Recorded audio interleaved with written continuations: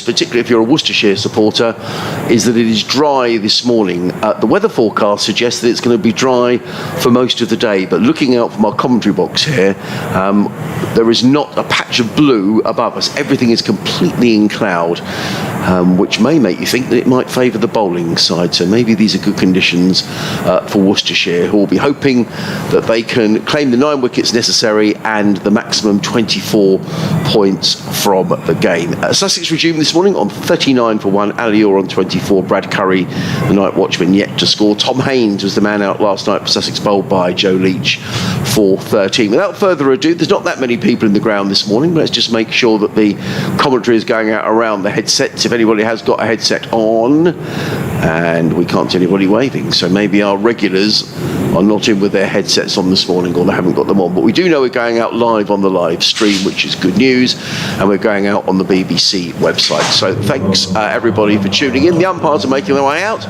the players are making their way out, and I'm going to leave you with your commentary team for the first hour this morning, who will be Arianna Dowse and Frank Watson. The first voice you'll hear will be Arianna's.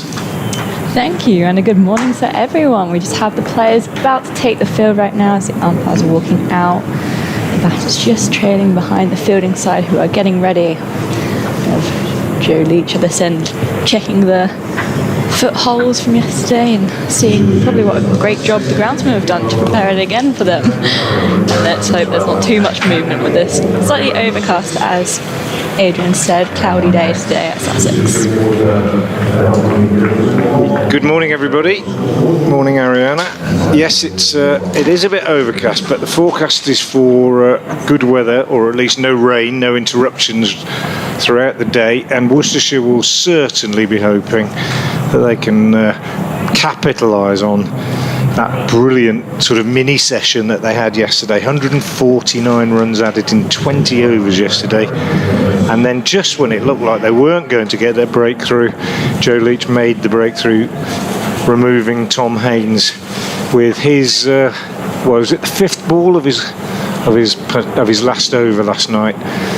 And then we saw that very, very hostile over from Josh Tongue, delivered from the Cromwell Road end, when he had Ali Orr jumping around. Be interesting to see who shares the attack with Leach this morning. It's going to be Leach to bowl from the C end, and he will be bowling to the night watchman, Brad Curry, who came in yesterday at the fall of that first wicket. Here comes Leach. 3 slips, he's in, he bowls, and Curry is forward to that one, right on target from Leach, pushing it back up the pitch. Well, he did his job in a way as night watchman last night, although in fact I think he only faced 1 ball, didn't he? But the longer he can hang around this morning, the better it will be as far as Sussex are concerned.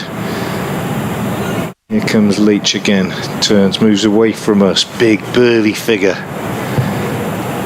bowls, and Curry is forward again to another very easy pace delivery, to be fair, pushes it back up the pitch. I had a chat with Jake Libby again last night after the game, and I said to him, that looked like a pretty serious over from Josh Tongue at the end, and he said, I'm glad I wasn't facing it. He said it was much better watching it from in the field than it would have been from 22 yards away.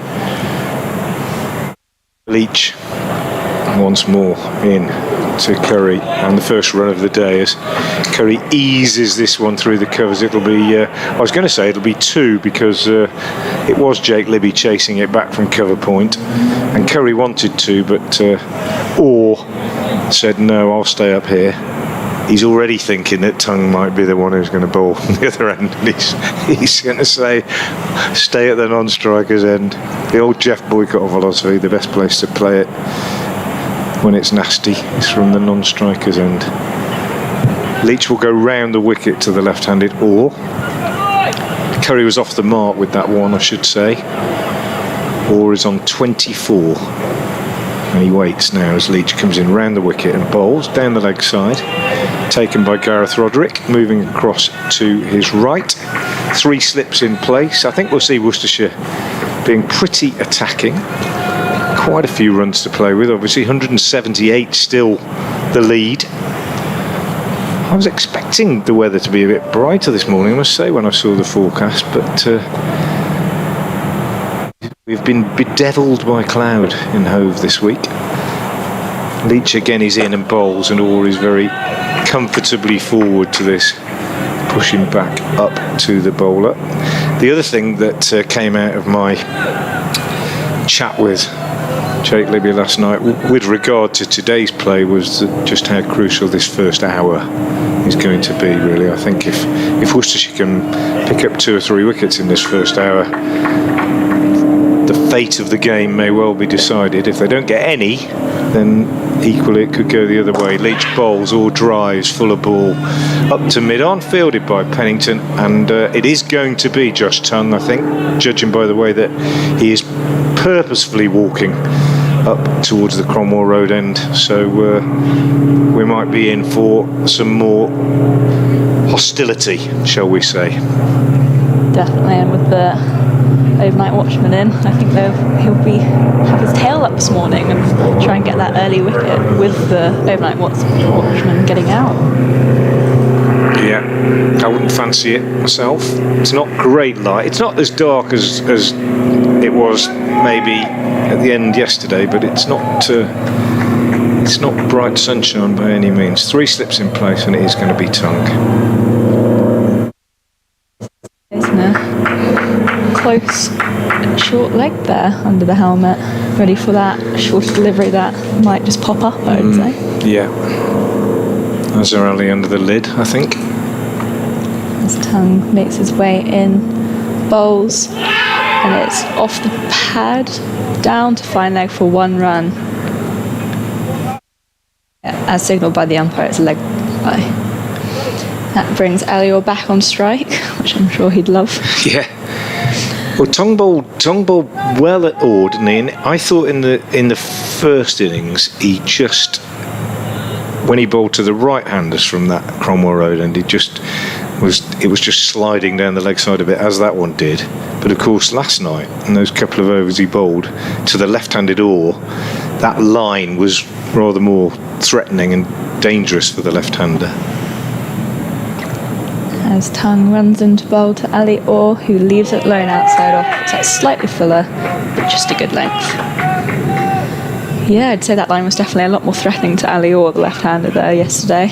It was very entertaining to watch from the back of the commentary box. And lots of left-handers in this Surrey lineup, of course, as we commented in the first innings. Ali Orr just setting up now. As Tongue turns around and is running into ball from the Conroy Road end, and it's a shorter delivery left alone in the end by Ali Orr. And he does well to not get anything near that. That was a nasty one again, wasn't it? He's sort of pulled his bat out of the way at the very last minute. I just have to see if we can get some replays of these. Did he drop his hands? If he did, it was really well played. The slips will be very interested this morning here. Yeah, absolutely, and it's going to fly. As Tongue comes into bowl, and it's punched off the back foot, just a backward point, no run scored. Yeah, it's very tricky having an express bowler. I feel like Sussex was missing out on that, just a little bit more threatening bowlers yesterday in their bowling lineup. Well, yeah, it's interesting you say that, because Worcestershire supporters and observers have been saying all year, because Tongue obviously hasn't been playing, that they've had a very samey attack. You know, it's all been of similar pace, so it's good to have somebody a little bit quicker. As Tongue bowls and it's defended. And you thought of a run there, but no, as mid-on comes quickly around to stop that single. And they did bring in Mohammed Hasnain with a view to him playing the last few games, but played a couple and then got called up by Pakistan. So, well, off to the 100 first and then Pakistan, so that didn't come to fruition. So it's been a real bonus to get Tongue back, albeit feeling his way back a little bit at the moment. As Tongue runs into bowl from the Conroy Road end, it's flicked off his legs for 1 as it runs out to the square leg boundary fielder. That's the end of the over. Only 2 scored from it. Sussex moved 42 for 1 now. And he's kept the strike, Alior, so he'll be on strike against Joe Leach, who it's noticeable how quickly Leach peeled off his sweater and chucked it over the boundary at long leg and strode up. Really up for it this morning. No great signs of encouragement in those first 2 overs, but Leach so keen that he's ready to bowl even before Alior has set up. He comes in now. Past umpire Long, bowls to Orr, who pushes out off the front foot on the offside. Tongue is the fielder at mid-off. Yeah, Joe Leach has looked very eager to bowl this morning. Absolutely. Even in the first one, the umpire just sticking his arm out, and he didn't quite see that as he was running into bowl there. Yeah, that's right. He got his 400th wicket, of course, in the first innings. Comes in now, round the wicket, bowls again to Orr, who drives, or looks to drive, and then gets a sort of thick inside edge, and it squirts away behind square on the leg side, cueing cries of dismay from the slip cordon. Pollock at first slip, Haynes at second, Barnard at third. Watch them going through their routines this morning, practicing their slip catching, as they always do. Barnard has already crept up, hasn't he, at third slip, as he did last night. Very close. As Leach is in and Orr punches this off the back foot. Good shot, actually. Pierces the gap between D'Oliveira at cover and Tongue at mid-off. And he picks up 2. As D'Oliveira jogs after that down towards the short boundary on the offside. And the total goes up to 44 for 1. Shots just prompted a field change there. Yeah, man gone in at short extra from third slip.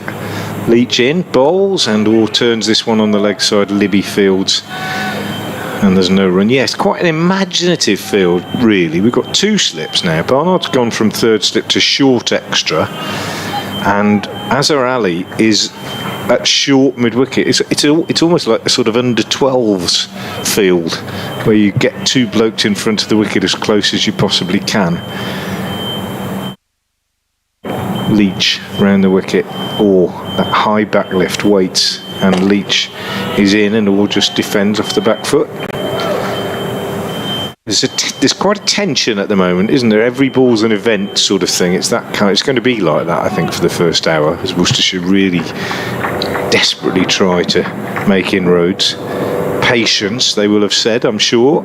If it doesn't happen in the first half hour, doesn't matter. Just stick at it. Keep bowling in the right areas.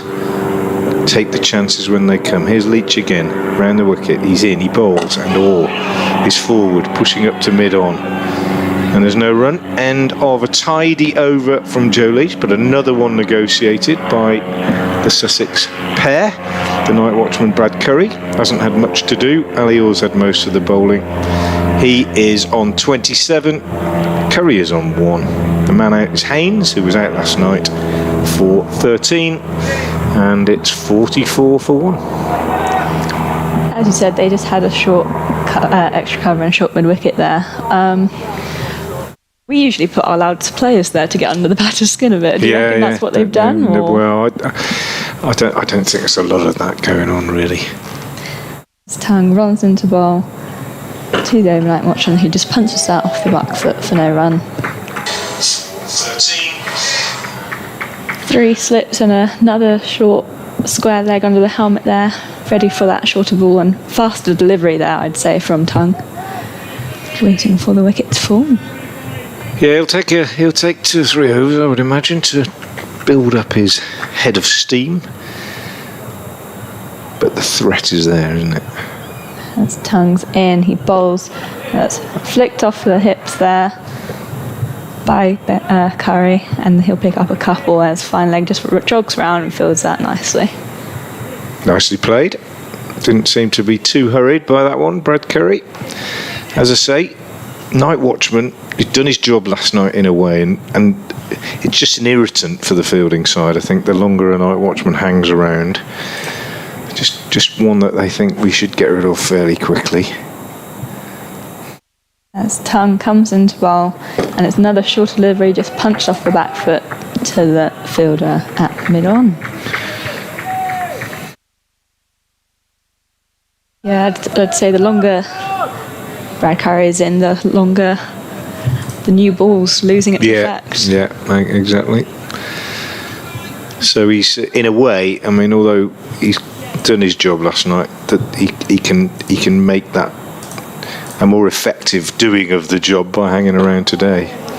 That's another shorter delivery there, just defended by Brad Curry as Tongue drops it a bit shorter, a bit more faster, I'd say, than the previous deliveries, as I got up a bit more, I'd say. A bit extra bounce. Yeah, just hit the deck quite hard with that one, Josh Tongue.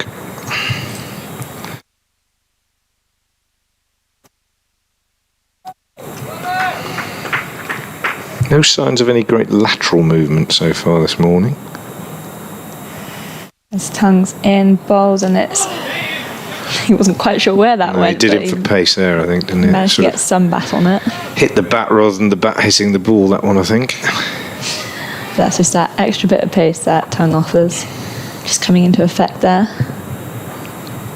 And changing the field as the left-handed. Ali Orr is back on strike. There's no leg slip today for Ali Orr.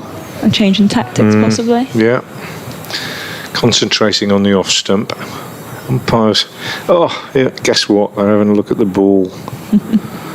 Goodness me, it's been nonsensical this year, hasn't it? This stuff with the balls. It's going through the ring. So Hassan Adnan says, no, you'll have to carry on. It's perfectly spherical. Worth a try. Teams just try it on, don't they? It seems all the time this year. But Tongue is looking quizzically at the ball in his hand. Well, as you said, there hasn't been that much lateral movement, so that could be a reason for it. As Tongue's in, bowls, and it's left lone outside the offside by Ali Orr. And that's the end of Tongue's over. Another good over for Worcestershire. Sussex moved to 47 for 1. Good leave by Ali Orr. It's quite a nice combination, I think, when you get somebody like Leach who makes the batsman play more often than not and nags away, and then somebody at the other end who's got a little bit more devil about them. And as a batter, I think you always, you know, at the one end you're on edge and your adrenaline's pumping because you're thinking, I don't want to get physically hurt and I've got to be on my game. And then at the other end, when you've got a little bit more time, you don't always realise that, and you can be a bit eager and go a little bit hard at the ball. It's a good combination. Leach from the C end bowls, and actually loads of time for Curry to just push this up to mid-on. Leach apparently, so I'm told, got just one or two to just do a bit last night, but nowhere near as much assistance from the surface as on the first morning, when it was quite extravagant, some of the movement. 3 slips in place. Azhar Ali still in that short extra, done away with the short mid-wicket this time, and Curry is forward to this one and pushes out on the offside. There's no run. So a good solid start by Sussex this morning. Few alarms in the first 15 minutes. Not a great crowd scattered around the ground today. Pretty disappointed with the weather, actually. I was expecting sunshine this morning, and it's overcast as Leach moves away from us again and bowls. Oh, that's quite a good delivery, Leach. Doesn't often bang in the bouncer, but he did. It didn't get up that high, and Curry ducked it. Played it well, but in the end he had to almost squat down on his haunches to get underneath it and allow it to pass over his shoulders in that sort of squatting position through to the wicketkeeper Gareth Roderick, who stood up for a while last night to Leach. In fact, he was standing up to the stumps when Tom Haynes was out, and we think it was to stop Haynes from batting out of his crease. I was going to check that and I didn't. Leach bowls. Forward comes Curry and pushes to Azhar Ali at short mid-wicket. Lots of encouragement from the fielders out there. Lots of applause and shouts of encouragement for the bowler as they seek this breakthrough this morning. It could be a big day for Worcestershire if they can force home a victory. They've been frustrated on a few occasions this season, as we've said throughout the game, as they've attempted to force home their advantage. Curry is again forward and pushing this up to mid-off where Pennington fields. Saw Brett D'Oliveira bowling quite a lot of deliveries in practice this morning, which suggests, I think, that Worcestershire think they maybe won't have what they need necessarily in their five-man seam attack to tease out the wickets. They might need to turn to a little bit of spin. Haven't got a front line spinner in the side. Leach is in and bowls. Oh, and that finds the edge of Curry's bat and runs away down to third man. It went past Barnard's right hand at third slip, and I thought it was going to be four, but actually a good piece of team fielding as Jack Haynes raced from second slip, slid and flicked the ball back, and Ed Pollock, who'd gone with him from first slip, completed the fielding. So 3 runs taken. End of the over. First full shot of the day, really, in some respects. But Curry moves on to 7, and the 50 is up for Sussex. 50 for 1. And that's the end of the 5th over today. Still no breakthrough for Worcestershire. Tongue with ball in hand again from the cornerward end. 3 slips and that short square leg in again for Brad Curry as he bowls another short delivery and he just ducks under quite comfortably. I really liked that shorter ball there from Joe Leach, just reminding them that he is a threat as well, not just on the spot dotting up. If you're not express pace, then you've got to use it as a surprise, haven't you, really? We see Ed Barnard do it quite often. He just runs in and bowls his medium pace, and then just every now and again just let the batsman know that you have got that. As Tongue is in, it's a short delivery, just punched off the back foot straight back to him for no run. There's a bit more movement in the slips now. I'm sure that jog down to fine leg for 2 of them. Third man even. Really woke them up this morning. Yeah, absolutely. A few seagulls through the effects mic there as Tongue turned at the top of his mark, running in towards us. Bowls, and it's punched into the leg side, fielded by mid on for no run. I feel like that one might have stayed a bit lower than he expected to. Brad Curry there. Adrian was saying the other day that you've got all these flats at the far end of the ground with their balconies overlooking the ground and not many people watching. There's nobody who likes cricket who lives in those flats. Wasted. Amazing. As Tongue is in, bowls. Oh, wow. Clean bowled, 2 stumps flying out the ground there, and that's the end of the overnight watchman. Brad Curry departs the crease for 7 runs, and that's the breakthrough Worcestershire really needed this morning. An early wicket taken in the 6th over, I believe, of the day, and that's a big hug there from Joe Leach to Josh Tongue. Yeah, big breakthrough. Get the night watchman out of the way and get the proper batters out there, and spectacular stuff. There can't be many better sights, can there, for a fast bowler than 2 stumps out of the ground, and that was a really comprehensive clean-up from Josh Tongue. So they've had to wait 20 minutes for the breakthrough this morning, but Tongue makes that breakthrough, bowling the right-handed Curry. Didn't really move his feet. It was a bit fuller than he probably thought, I think, and he just kind of he didn't get anywhere, did he? Got caught on the crease a little bit, and it just beat him for pace, and it was a demolition job. Absolutely cleaned up. So big wicket. Tom Alsop is the new batsman coming out to bat, and he's on a pair. LBW to Joe Leach in the first innings, and that'll be the first thing in his mind. Get off the mark. Don't know if he's ever had a pair.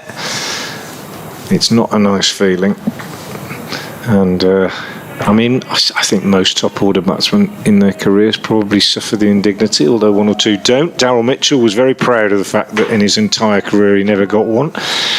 but it's not something you want on your record, really. Allsop waits. There's Tongue bowls, and it's a shorter delivery that just pops up. The short square leg isn't quite close enough there to make that a catch. Judging by the reaction of the fielders, there was a bit of glove or something on that. It's not a nice time to come in, I don't think. Cloudy, bit grey, Tongue down the hill. Just got a wicket. Tail up.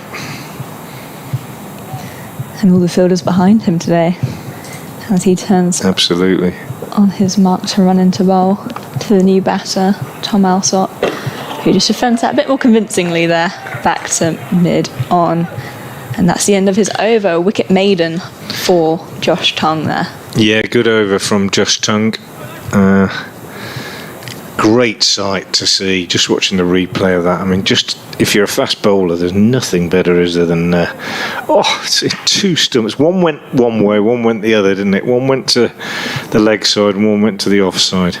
Absolutely smashing dismissal. And as I said about Gareth Roderick standing up, and he has decided to do that now after a bit of consultation with Joe Leach. So the left-handed Ali Orr on strike. We've got two slips. We've got those two men catching, close, one at extra, one at short mid-wicket. And it's Leach round the wicket to Orr, and he lets that go outside the off-stump. That wasn't far away. That was a good leave. Taken by Gareth Roderick, who actually took off a bail. That's how close it was. Just flicked his hands inside and flipped off the off bail. So a bit of pressure on now. Orr surrounded a little bit, two slips, short extra, short mid-wicket, leg gully really. Libby's crept up there just behind square.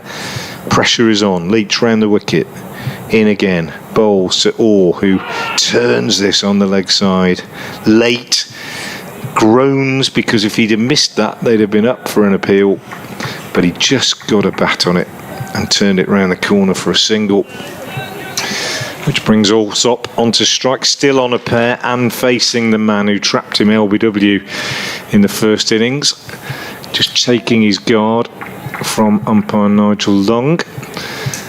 And the same field for Allsop, also a left-hander of course. And Leach moves in once more round the wicket, bowls, and Allsop is forward, pushing to that man at short extra cover, Ed Barnard.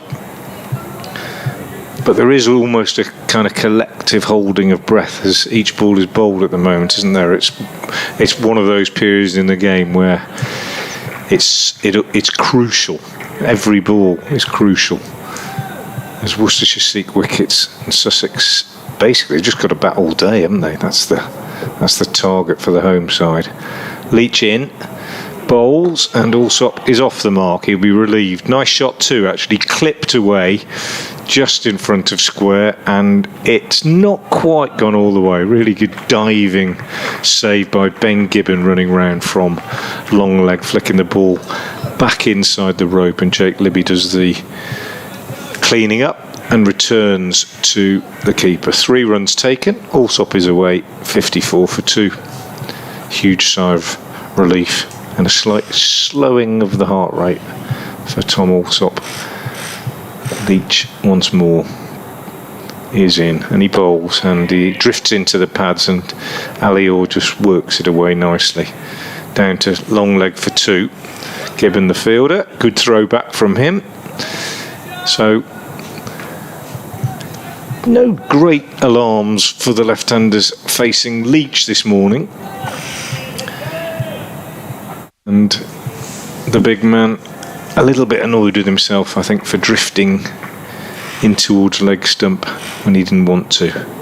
He's in again now, and he bowls, and Orr is forward, very correctly pushing out on the offside. It's the end of the over. 7th of the day. Worcestershire have made 1 breakthrough this morning. The man out, the night watchman, Brad Curry, bowled comprehensively by Josh Tongue for 7. It's 56 for 2. Yeah, there's one thing I really like about watching Worcestershire field is the teamwork in the field when it goes to the boundary. Every time there's 2 of them ready, one of them putting the dive, one of them throwing it in. It just looks very professional. Well, it's one of those things that I think every team aspires to, but at some times it just seems to be more noticeable than others, doesn't it? As Tong is in again, and it's flicked off the legs just past the short square leg fielder there, but for an easy single in the end. Played by the new batter, Tom. I think it's easy to say, and all teams, as I say, aspire to it. But despite it having been quite a rough season for the dressing room at Worcester in many ways, particularly the white ball campaign or campaigns, they constantly refer to this in interviews and when you chat to players informally. I'll just break off as Tongue bowls this ball. And Tongue bowls, and it's a short one that flies over Alior's head as he ducks beneath it. And they talk about the togetherness, you know, and the tight-knit nature of the group. And I'm sure every team aspires to it, as I say, and lots of teams talk about it, but I genuinely think this group, because of the way that things have gone this season and the way they've had to pull together and the injuries and so on, that it's a real factor, and it shows in that sort of fielding that you're talking about. As Tongue bowls, and that's a loose shot there from Alior as he swings and plays a cross-headed shot but misses, and it goes through to the keeper. That was not a good shot, was it? He'd be annoyed with himself, I think, at that. The previous ball was quick, he ducked underneath it, and that was quick too. It's short and wide. I think he probably thought, well, you know, if I get something on it, it'll go over the slips or something. But don't need to play a shot like that in these circumstances. And that, I'm sure, is what we'll be telling himself. His Tongue's in again, bowls another shorter one, but not as short, and he back foot punches that for a single through onto the offside. Yeah, much better, much more controlled. He knows also, I think, Alior and indeed to some extent Tom Alsop, that they've got to bat long today, haven't they? They need to be absolutely at it today, occupying the crease, determined, face a lot of deliveries, take the sting out of it. Crucial. As Tongue is in again, bowls, and it's left alone outside the off stump by Tom Alsop. That's a good leave. Speaking of leaving, I'm going to have to leave. Go and update BBC Hove and Worcester's FM listeners. I'll leave you with Ariana Dowes, and she'll shortly be joined by Adrian. And I'm sure the chat between these two batsmen will just be, as you said, just to stay in and chew up balls and take your time today. As Tongue is bowling in again, and it's just defended off the back foot for no run. That's the end of another good over there. 2 only runs from it, and it's now Sussex moved to 56, I believe, for 2. Might be wrong. Hello, Ariana. Hello, Adrian. How are you? Good, thank you. Good. Well, that was a terrific wicket, wasn't it? Taken by Josh Tongue, poor old Brad Curry, when you're coming in at number 11 at your night watchman. I don't fancy facing someone of Tongue's pace, and he's been certainly hurling it down the hill this morning. Good morning, everybody. If you're listening around the ground, not too many people in the ground, but if you are in the ground, you've got a headset on, give us a wave, because we just need to make sure that the commentary is indeed going out around the ground. I'm sure it is. So I think I saw somebody wave at the front of the Spencama, so thank you very much indeed, sir. Now it's going to be Dylan Pennington. I think, is it Dylan Pennington or is it Ed Gibbon? Let's just wait for him to turn round. It is indeed going to be Gibbon who's going to come in from the C end of the ground to Alior. Sussex have lost a wicket this morning, as we were saying, the night watchman Brad Curry back in the pavilion. It's a gloomy day here as in comes Curry racing in over the wicket, bowled to Alior, who's forward and plays into the gully region. And there is no run. If you'd like to drop us an email today, please do so, sussexcricket@bbc.co.uk, or you can find us on Twitter in various guises at Frank Watson 58 or at Ariana Dowse. Either of those will find our way through, and we'd love to hear from you. I spoke to James Kirtley last night after the close of play. As in comes Gibbon, bowls and or defends with a high right elbow, punches that one down the ground to Leach at mid-on, and there is no run. Leach then vigorously shines the ball on his shirt, Gibbon wanders back to his mark. And I think it's true to say that there was a lot of disappointment around the Sussex dressing room last night. I mean, I thought the bowling was, but I'm not going to mince my words, very poor in that period last night. It really was. In comes Gibbon over the wicket, bowls and or drives. Nice looking shot by Alior, and that's going to be 4 runs. Beautifully played. Lovely controlled shot. He just punched that away through wideish mid on for a boundary. And Alior goes to 35 and Sussex to 62 for 2.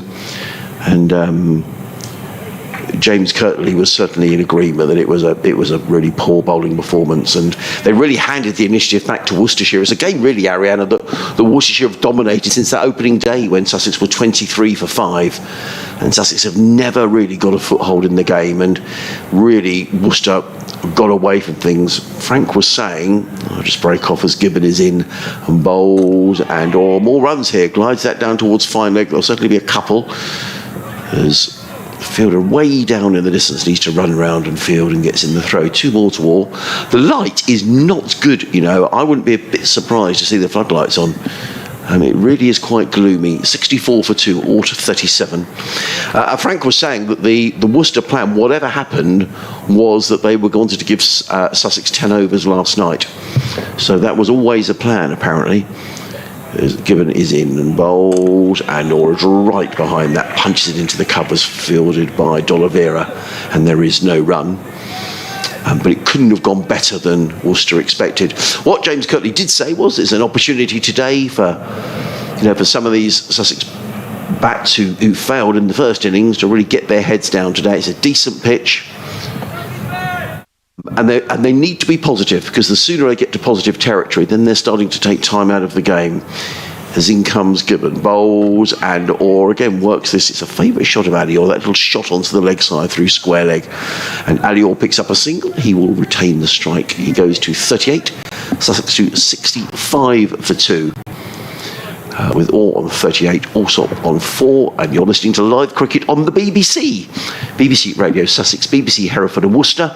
You may be watching via the live stream, and if you are, you'll see that it's very grey and overcast here on the south coast, but the forecast is for it to stay dry, and we hope it does. My name is Adrian Arms, and the next voice you'll hear is Ariana Dowse, who's been telling us all about her wicket-keeping duties during this week and opening the batting as well. So she knows a bit about the game, Ariana, and it's been good to have our company this week, changing the field for Alior. And they've positioned that field there almost specifically, haven't they, Ariana? They've got that short leg, and it's just a field just backward of square on the leg side for that little shot that Alior plays off the hip.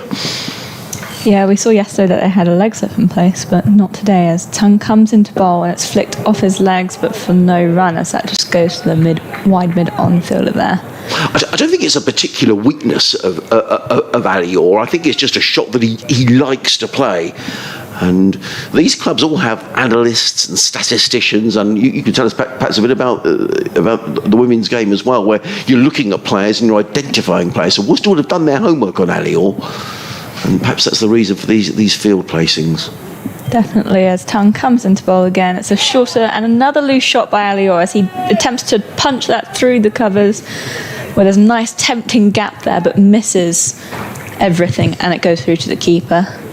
And I just wonder, Ariana, when you've got this field set for the leg side trap, when you see a ball wide of the off stump, you think, oh good, I haven't got to play a shot there, so this is wide of the off stump, so I'm going to have a dip at this one.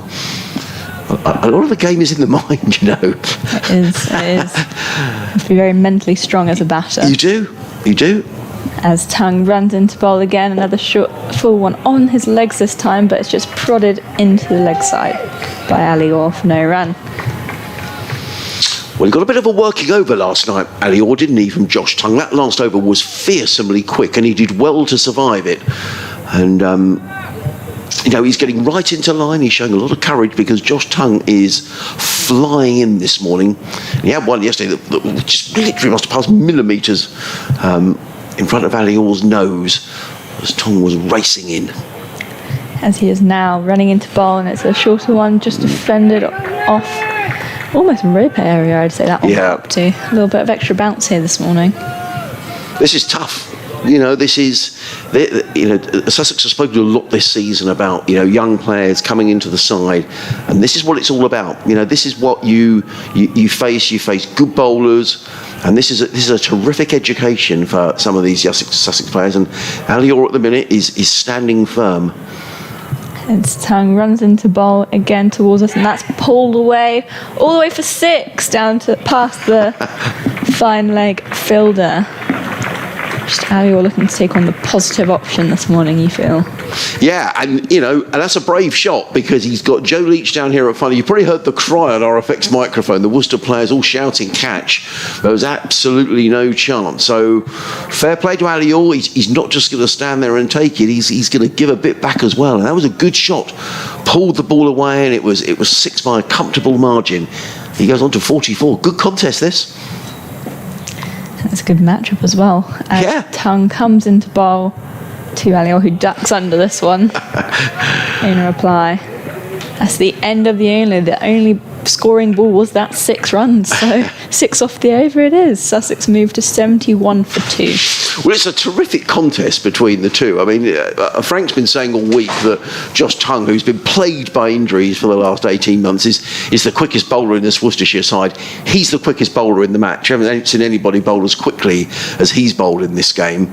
And they've got a plan for Ali Orr, and Ali Orr, survived last night. It was a real working over that he got, but he stood there, he didn't flinch, and he hasn't flinched this morning either. This is really, really good stuff. A quick bowler against a batsman who's absolutely determined not to give his wicket away. So it's going to be Ed Gibbon who's going to carry on. Left arm over the wicket, racing into bowl to Tom Alsop. He's in and bowls, and Alsop sits on the pad. There's a loud appeal. My feeling was that was going down the leg side. Tom Alsop was given out LBW in the first innings, and actually he was LBW to Joe Leach in the first innings. But for a moment his heart would have been in his mouth. I mean, it looked to me like that was clearly not out, and I think it was an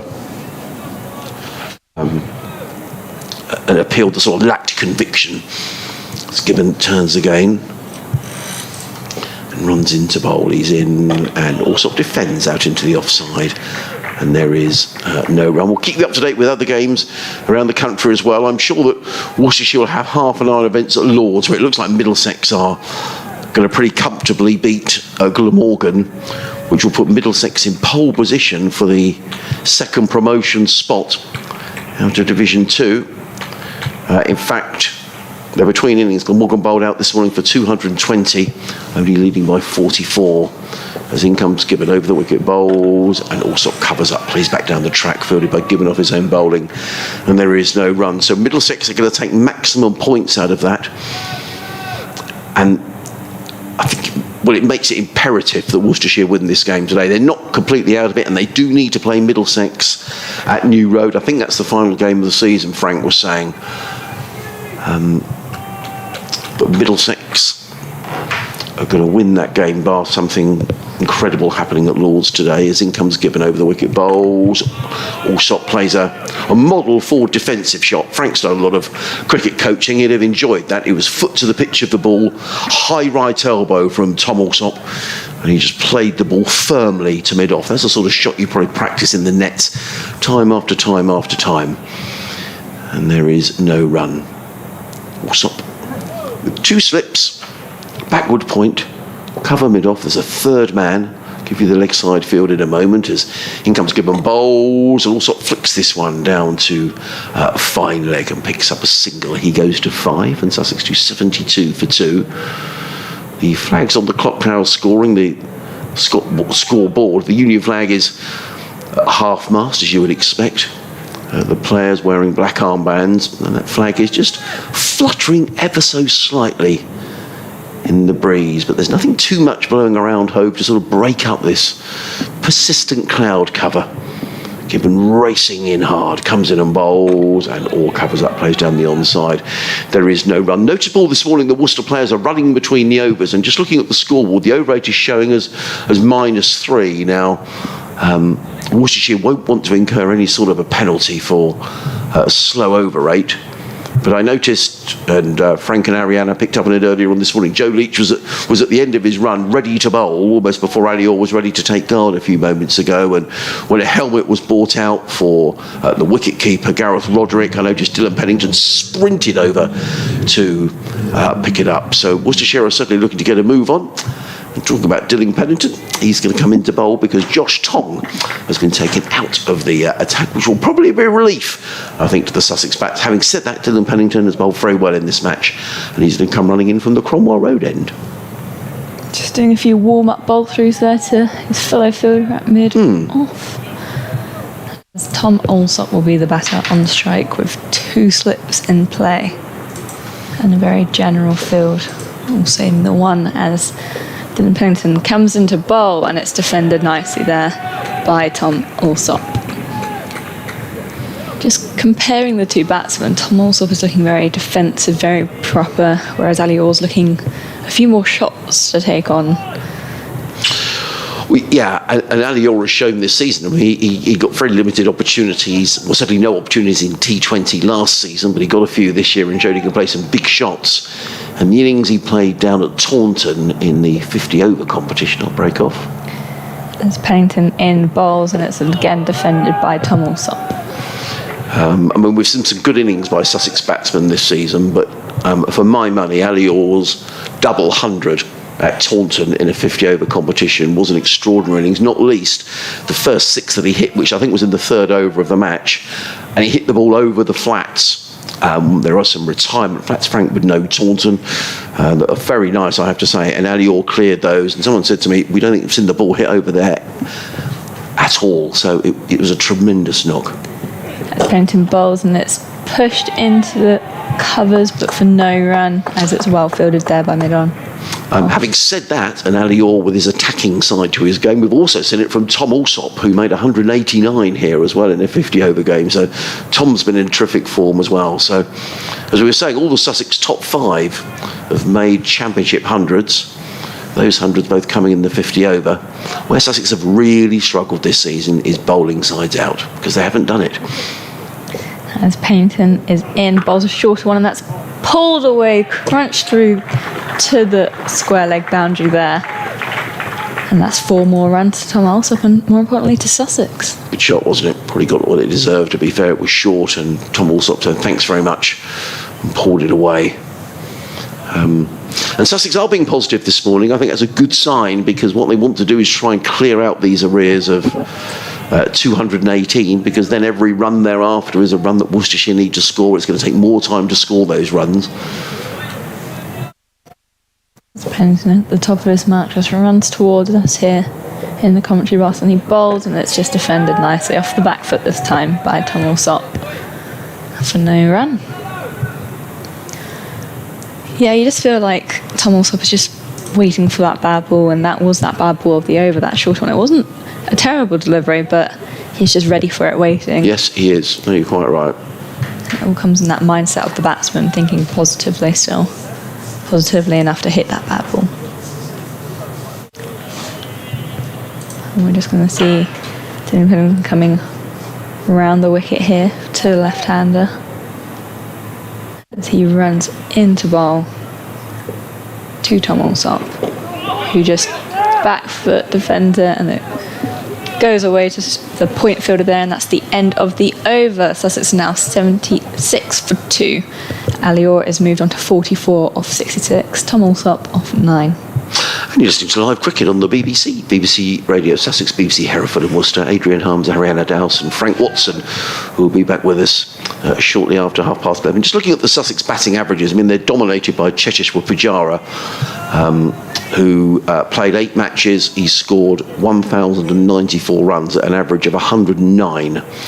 5 centuries Cheteshwar made during his time here in the Championship.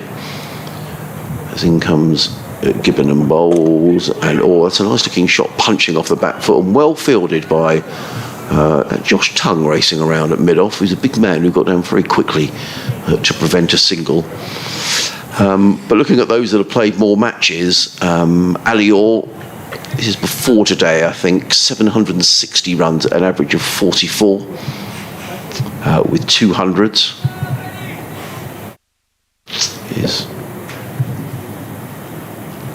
comes Gibbon again, bowls, and all works this through square leg. It's going to race away across the outfield. I don't think it's going to reach the boundary edge. No, it won't, because Pennington is very quickly round from fine leg, but not before they come back for a third run. So 3 more to Alior. He goes to 47, and Sussex to 79 for 2.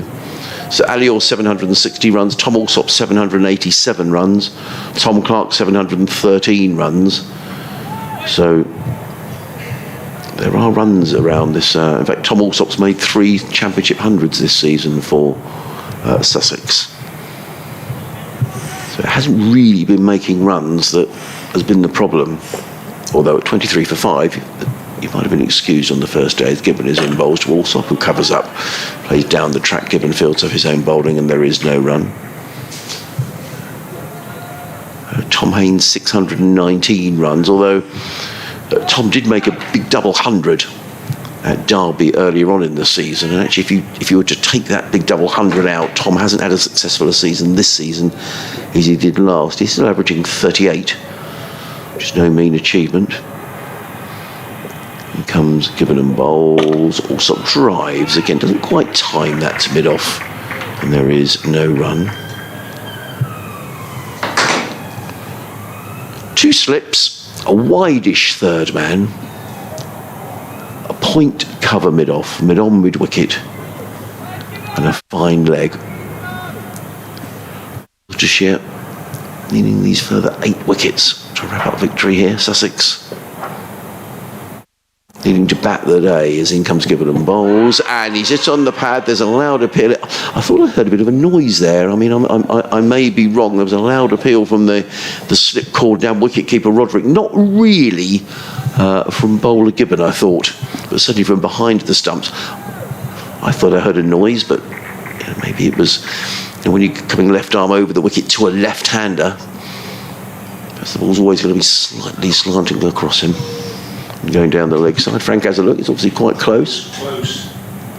Comes Gibbon again. Bowls. And driven by Alsop down the ground. And that's going to be 4 runs. Joe Leach trots after the ball. But when the ball gets past the infield here at Hove, it's always going to go for 4 runs. And Ed Gibbon's really annoyed with himself and kicks at the turf as he wanders away to his fielding position. Nice shot there by Tom Alsop. He goes to 13. End of the over. Sussex are 83 for 2. Or within 3 of a half century, it would be Alior's 4th half century of the season if he goes through to it. Tom Alsop on 13, and Sussex sneaking ever closer to the 218 they need to make Worcestershire bat again. As Pennington runs into ball to Alior, and it's edged down to third man for 1 run. We're just looking at the replay here, if it works with the timing wise. It did look a good shout from here in the initial ball. Yeah, Frank was on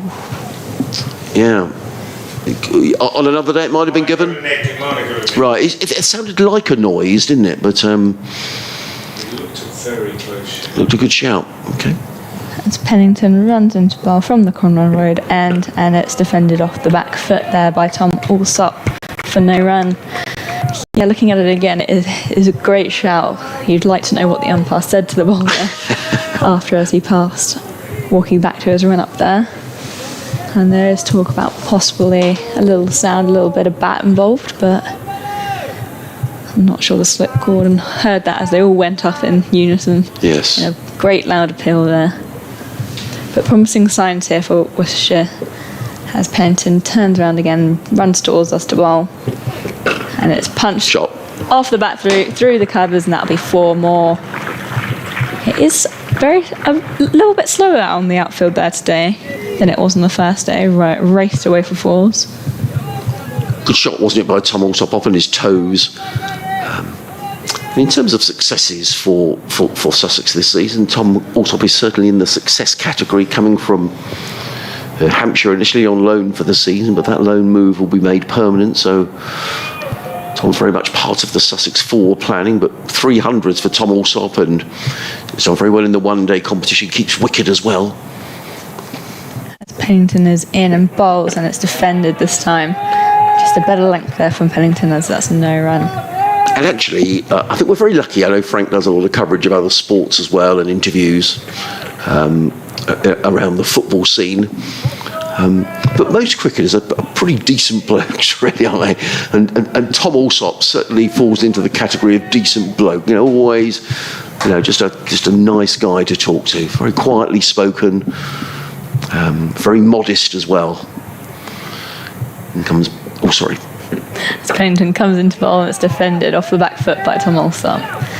It is the old saying, it's a gentleman's sport, cricket, isn't it? Yeah. And I find when you meet someone on the pitch, that isn't quite as friendly. It gets into the competition. Off the pitch, they're lovely. Yeah. So there's that thing around cricket there. Do you know what? Because you were reading, Frank and I had a little chuckle yesterday because you were reading a book about sledging.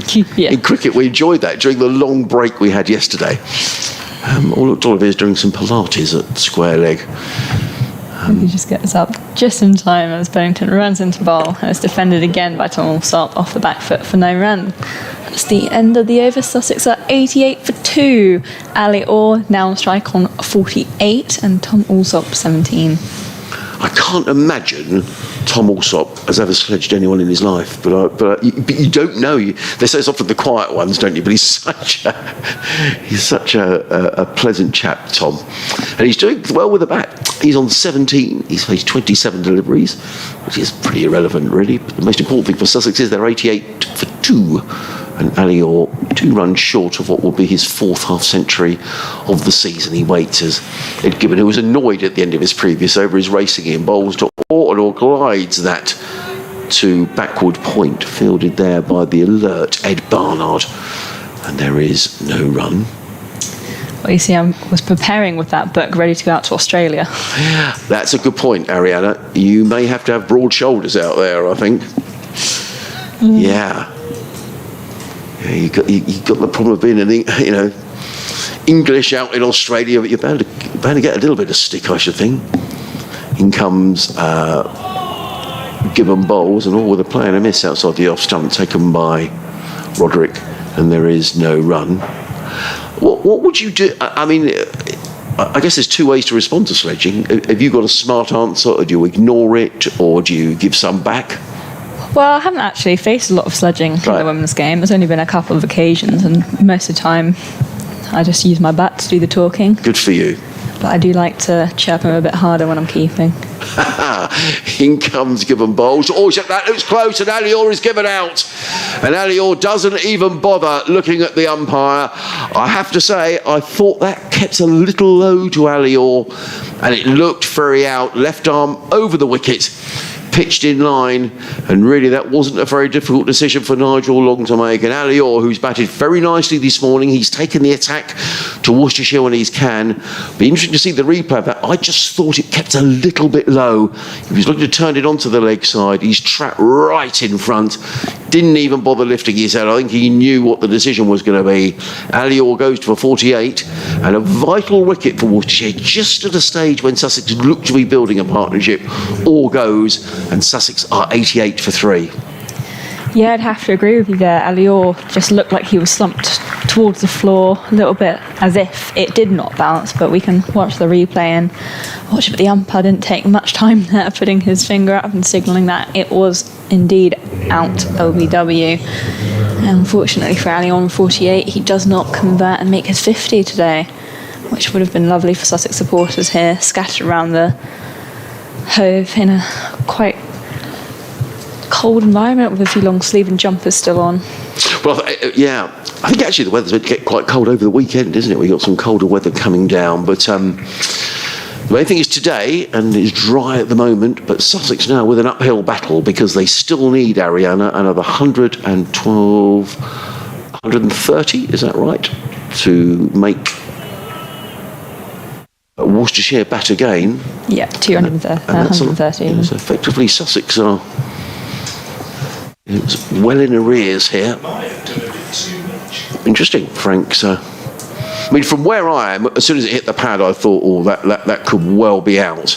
And Ali Orr was he was playing forward, wasn't he? And he sort of toppled over slightly. And he didn't lift his head, did he? But back for a long way. Yeah, he knew the decision by the roars of the Worcestershire fielders when the decision was given. Here comes Gibbon, racing into bowl. The new man who's Tom Clark. Clark is forward defensively, foot right to the pitch of the ball, plays it into the offside, and there is no run. Bit of extra wind around now. Look at the Union flag. It's fluttering away on the clock tower scoreboard away to our right-hand side. Gibbon, whose tail is up, having picked up that wicket.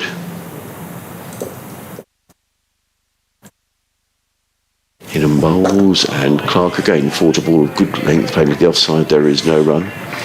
A couple of emails from yesterday which I didn't read out, and I apologise. John Malone has been in touch. He says, good morning team, I hope all is well with you. The stream is coming through loud and clear. Weather calm in Bexhill-on-Sea and good to see some play at Hove. Are there any plans to introduce women cricketers into the men's county game? Do you know? In comes Gibbon and bowl. Oh, that crept along the floor. Not taken cleanly and unsurprisingly by Gareth Roderick. End of the over. That did keep low. And in terms of the Worcestershire players, I'm sure they're thinking, well, that's not a bad sign. 88 for 3. Clark yet to score all top on 17. Don't quite know what you mean by that. I don't know whether you mean, is there like there's going to be any women's county cricket? I'm assuming that was what you mean, John. I mean, obviously at the minute we've got 50 over, 20 over, Rachel Hayhoe Flynn's and Charlotte Edwards Cup. I don't know. What we do know, and Ariana is far better versed to talk about this than I am, that there is a much, much higher profile to the game now. And yeah, definitely. As Pennington runs into ball from the corner road end, and it's defended there by Tom Alsop. Yes, the women do play county level, but their base is now at Backer, Brighton Aldridge Community Academy, and they have a centre there and a lovely pitch and lovely facilities being worked on by the groundsman staff over there. And they've been involved in the T20 tournament right at the start of the year. That was back in May, I believe. And they've been involved in the Royal London Cup, which is a 50 over competition they've been playing in. So Pennington bowls again, and it's flicked off the legs and past the diving stop there. And that'll go for 4 more runs for Tom Alsop. Lovely shot that, wasn't it, Ariana? Just clipped it off the legs. A good effort by Brett D'Oliveira at mid-wicket. I think he got a hand to it and took some of the pace off the ball, but not enough to prevent the ball running away from him to the boundary for 4. That was a lovely time shot there by Tom Alsop. Would have raced away if it wasn't for that diving hand by the captain. But yeah, just as we were saying in the previous over, that there might have been done too much there, a little bit too much movement from the bowler, as Pennington runs into bowl to Tom Alsop. And again, same outcome, flicked off his legs, a diving stop there, but nowhere near it this time, so that's 4 more runs for Tom Alsop. Pennington just losing his line a little bit here, going a bit fuller and a bit more on the pads, and it's getting punished for boundaries. Yeah, twice in the over. I mean, I'm sure the feeling is here with the Worcestershire bowlers to pitch the ball up, because there's a little bit in this pitch if you pitch the ball in the right areas, but he's bowling too full a length. And 2 lovely shots by Tom Alsop. As Pennington runs into bowl towards us, and it's defended nicely on the offside by Tom Alsop. And intriguing, Ariana, because we've heard a lot about the women's game. We've heard a lot about it's benefited in the 100. What about in grassroots? What you're seeing when you're going down to Backer in Brighton? When you're, are you seeing more girls coming through and wanting to play the game? Yeah, I'd say there's definitely a transition now at club and grassroots levels where a definite younger uptake of cricket is happening. But there's also those older, more experienced players that are being taken out, as I'll trail off as Pennington runs into bowl, and it's defended onto the leg side by Tom Alsop.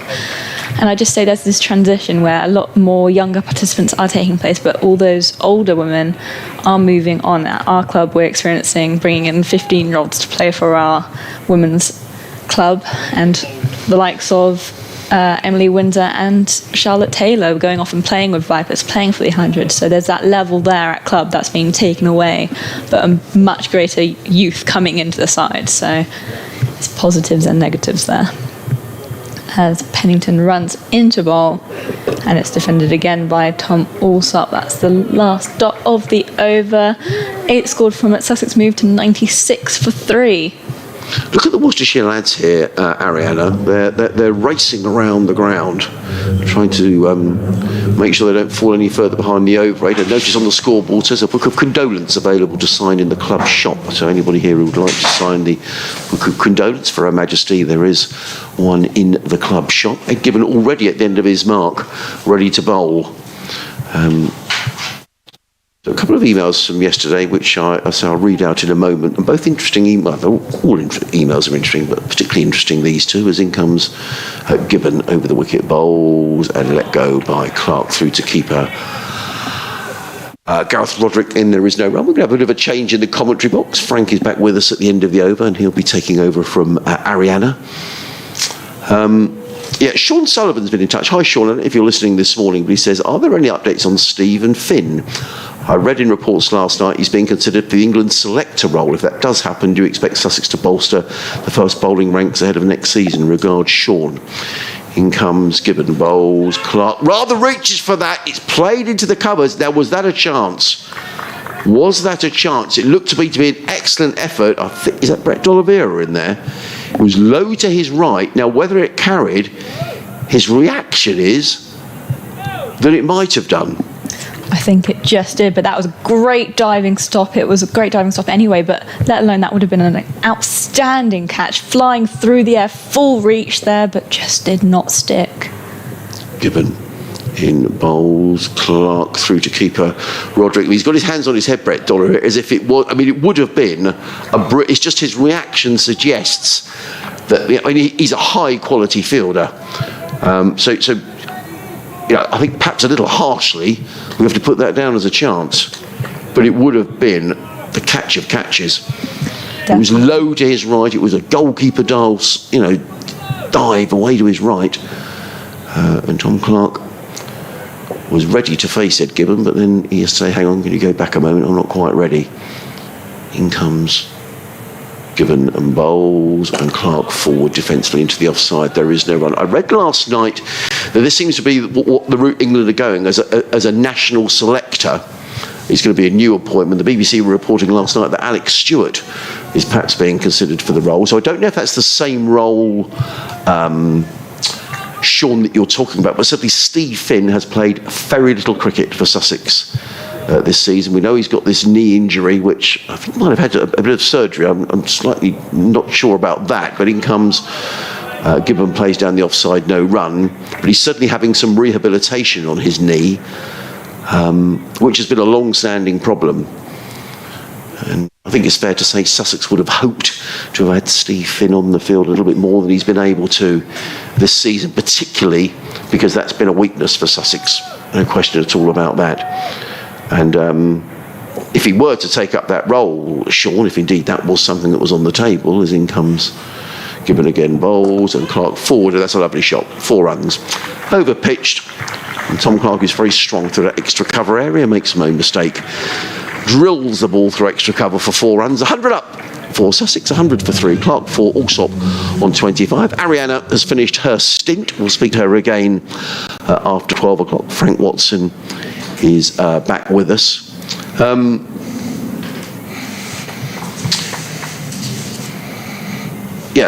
we'll wait to hear more on on Stephen Finn. But you'd have thought if you're going to be a national selector, you can't be a player as well. So that will ask some questions as well, and we'll have to see where that goes. But I think that there's no question. I'm sure Steve Finn is disappointed. I'm sure Sussex are disappointed at the lack of cricket that he's been able to play this season due to the knee injury. I'm just looking at his stats for this season. Steve Finn has bowled 141 overs in the county championship. He's taken 7 wickets at an average of 66. So that's not really what you're expecting when you're bringing in an England bowler into your side. The amount of overs he's bowled and the return as well, and he's clearly been struggling with this knee injury. So we'll have to wait and see what's going to happen with Steve. But here at Hove, Worcestershire are just picking up wickets here at sort of regular intervals, and I think they'll be pleased. They picked up a couple this morning, Frank, in the first hour's play. Yeah, I think they'll probably want another couple before lunch. Big partnership to break this one, isn't it? Last kind of the last two sort of specialised batsmen. Obviously got Hudson Prentice still to come. Here's Pennington from the Cromwell Road end bowls, and Allsop drives up to mid-on, where it's fielded by Azhar Ali. He's looked very fluent, Tom Allsop, since he's come to the crease. 25 off 34 balls. A couple of lovely shots through mid-wicket off Pennington. Pennington not quite at ease, I don't think, this morning. Bowled well in the first innings. Hasn't quite looked as comfortable coming down that hill from the Cromwell Road end in this spell. Stand by, Humphrey. Comes in now. Just going to go for an update. And that's driven up to Azhar Ali again. And there's no run. Do you mind if I just take over? No, of course. Frank, Absolutely. I think we've got an update to do to our I think I heard something. Yeah. listeners on BBC Radio Sussex. For the family, and I can always remember that song being out at the time. Pennington wanders away to the far end of the ground. Dog at the back. Was a little dog actually, and he lived to a grand old age. He was about 6. Middlesex have beaten Glamorgan by 10 wickets at Lords, reaching their target of 45 without losing a wicket. In comes Pennington, bowls, and Allsop nudges that down towards final give out. It's a bit more than a nudge. Joe Leach round the boundary, he can't cut it off, and there's a well-timed shot by Tom Allsop. He's just being a little expensive here, Dylan Pennington, Frank. Yeah, just drifting into Allsop's pads too frequently, isn't he? And runs coming along, fair old lick, 104 for 3 now. But I think we're in that sort of melancholic. Which means Worcestershire are only, 114 ahead. A little bit late on this, but Durham have beaten Leicestershire by 7 wickets at Grace Road. In comes Pennington, bowls, Allsop up on his toes, plays to mid-wicket, and there is no run. That's where Sussex go next week, a game that starts on Tuesday. Are there some lights on that van at the far end of the ground? And he needs to turn those. There's a white van at the far end of the ground by the side screen who's got his headlights on, and that's really distracting. I'm distracted by it. Now, Tom Allsop, that must be in his line of vision, you know. Well, he hasn't drawn attention to it. It belongs to the company that sponsors the county ground here at Hove. Right. In comes Pennington and bowls, and Allsop up on his toes, plays that to mid-off, and there is no run. But it is distracting, and he's just to the... As Tom Allsop is looking down the ground, it's about at mid-on, but the van is parked up, and whoever it is has left the headlights on. So number one, his battery's probably running down, but number two... probably needs to turn those off. He's in the cab, actually. Is he? So maybe the engine is still running. Yeah, it might be about to go off somewhere, I think. Oh, there he goes. He's moving now. Yeah, he's moving now. In comes Pennington. Oh dear, they've gone to a record. It's not. Oh, there's that shot. Lovely through there, isn't he? Tom Allsop off his pad, just clipped away through mid-wicket. It's the third time he's put Pennington away through there past the diving D'Oliveira. Yes, thanks very much indeed, Sean. A cloudy, overcast Hove, but we started on time at 10:30. Sussex have lost a couple of wickets. They're 108 for 3. They need to get to 218 if they're going to avoid an innings defeat. Tom Allsop batting very nicely. He's on 33. Tom Clark is on 4. The 2 men out. Brad Curry, the night watchman, was comprehensively bowled by Josh Tongue for 7. And then Alior, who played very nicely, was LBW to Ed Gibbon for 48. So Sussex 108 for 3, still needing 110 more runs if they're going to make Worcestershire bat again. Meanwhile, Surrey, all eyes are on Northampton, where Northamptonshire are 288 for 5 in their second innings. They haven't lost a wicket today. They lead Surrey by 206. It looks as if that game might be heading for a draw. That will be enough to take Surrey back to the top of the county championship with 2 games to go, but it's going to be nip and tuck between Surrey and Hampshire to win the title this season. Thank you very much indeed. So, thank you, Sean. Really nice text coming in about that. In comes Gibbon and bowls, and forward comes Allsop, plays to mid-on, fielded by Leach. There is no run. Sorry about that, Frank. No, that's fine. Oh, absolutely fine. Headlight man is now He's gone off behind the scoreboard. Thank you. Perhaps he was listening. They've just got Ed Barnard in there, short extra coverage, just for that drive that Tom Clark plays. It just might be in the air a little longer than he would like. So, interesting field placing here by D'Oliveira.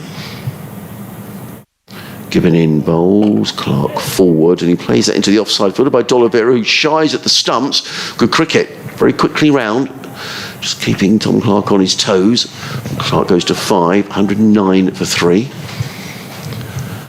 What do you think it'll do here, D'Oliveira? I mean, he's persisted pretty much with the seamers throughout the game, and they've been running between the overs. Frank, they don't want to incur a points deduction at all, but he seems to be he's using his bowlers in little spells. 4 and 5 overs. I think he'll keep doing what he's doing until lunch at least. Gibbon in bowls, good delivery, well pitched up, and also driving to mid-on, fielded by Leach. If they got another couple of wickets in the remaining 45 minutes, I think they'd feel it would have been a splendid morning. It's not exactly moving around a great deal. You just got to be patient, keep putting the ball in the right place. Gibbon's been very, very accurate. He has. He's made the batsman play regularly. Pennington, as you say, a bit looser. Covers Gibbon again. 2 slips go down. He's in and bowls, and also lets that go outside the off stump, taken by Roderick. But he's bowled well, Gibbon. Yeah. In fact, Leach before him as well. But from this end, running away from us, we've seen the bowlers make the batsman play consistently. And at the other end, we've seen Tongue and Pennington, the 2 quicker men, perhaps, not bowl with such accuracy. Yeah. Gibbon runs away from us, bowling to the left-handed Tom Alsop. He's in and bowls. Alsop is beaten. No, that was a beat. Beaten outside the off-stump, through to keeper Roderick. Good over by Gibbon, just the single coming off it. 109 for 3. Alsop 33.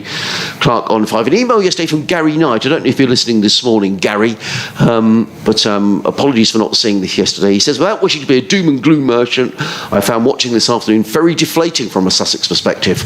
Whilst fully appreciating the match situation and Worcestershire's need for quick runs, our bowling and fielding has been extremely poor. Surely frontline bowlers should be capable of bowling a decent line and length. Our prospective overseas player is going nearly 7 and over at best.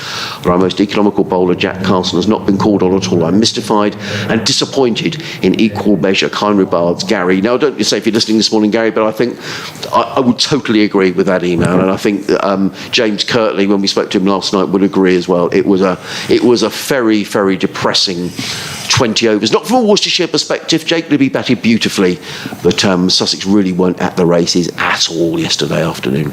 Ed Barnard into the attack at the Cromwell Road end. Comes round the wicket to the left-handed Clark, who is squared up a little bit as he pushes this one back to the bowler. Now, Barnard, I think he's not the most economical. He was quite expensive in the first innings, wasn't he? But he does have a box of tricks. He does have lots of different skills as a bowler, lots of variety, and he does tend to get the ball to do a bit. Quite an attacking bowler in that sense. He bowls here and Clark is forward, pushes out on the offside. 5th seam. I was just going to say about the over rate. I don't understand exactly how it's calculated, the whether, when they're -2, -3, etc. I fail to see how Worcestershire can be so far behind, given what we've seen in this innings. They weren't slow last night, as far as I can see. Barnard is in, bowls, pushed out on the offside. D'Oliveira, Libby fields, they take a single. In fact, how could you be -3 when you only bowled 10 overs last night? I don't see. I just do not understand how that figure was at -3 3/4 of an hour ago, wasn't it? Yeah, I think it was. How can it be? Yeah, I think so. I don't know whether they carry it over from the first innings. Maybe. Yeah. But I agree. Worcestershire have certainly been hastening through their overs today. Maybe it is carried over. Barnard to Clark, who pushes out defensively on the offside, and D'Oliveira fields. 109 for 3. If you're just joining us, 2 men out today. Brad Curry, the night watchman, saw 2 of his 3 stumps uprooted by 1 ball from Josh Tongue. He went for 7, but he'd hung around for half an hour this morning. And Ali or LBW to Ben Gibbon for 48. As Barnard bowls, and this one completely turns Clark around. He's looking to turn it on the leg side, and he gets an edge and it runs out on the offside. No more than medium pace, Barnard, but he nips the ball around. Although he was expensive in the first innings, wasn't he, compared to the other Worcestershire bowlers? No wicket for 51 off 10. D'Oliveira has turned to him, looking to break this partnership. This one pushed out on the onside end of the over. 1 run from it. Clark has 5 all, Sop 33, and it's 109 for 3. Yeah, I suppose it would make sense if the over 8 thing was carried over, because otherwise you could finish a first innings on -2 and not get any kind of penalty. Well, Sussex have been deducted points in their last 2 games in the Championship against against Nottinghamshire and Middlesex. So they'll be desperate not to happen again. But I think from the Worcestershire point of view, I mean, Sussex made 220, but there weren't that many overs. So, and there was a lot of coming and going, wasn't there? In comes Barnard not Barnard at all. Gibbon comes in and bowls, and not taken cleanly by Roderick.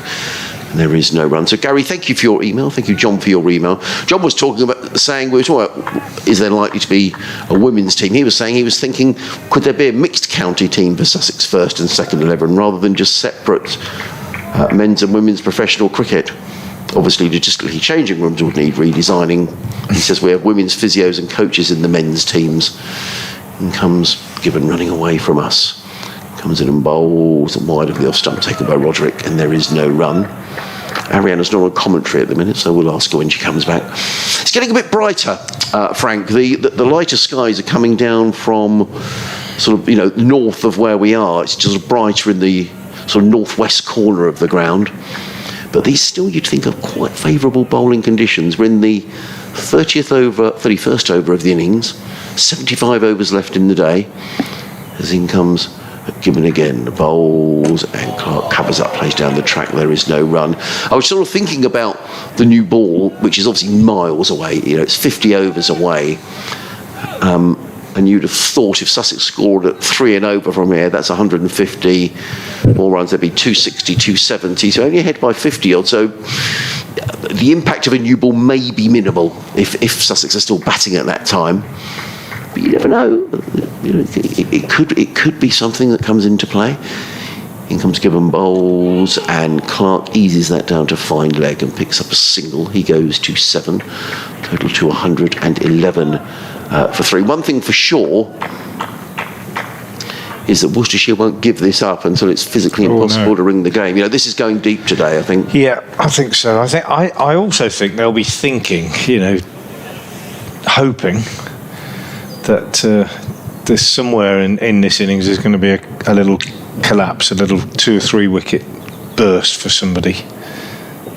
In comes Gibbon bowls. Clark plays down the offside. Allsop plays down the offside. You've got Hudson Prentice next, haven't you? And then I know Carson and Carter and Fahim, who's got a test average of 30.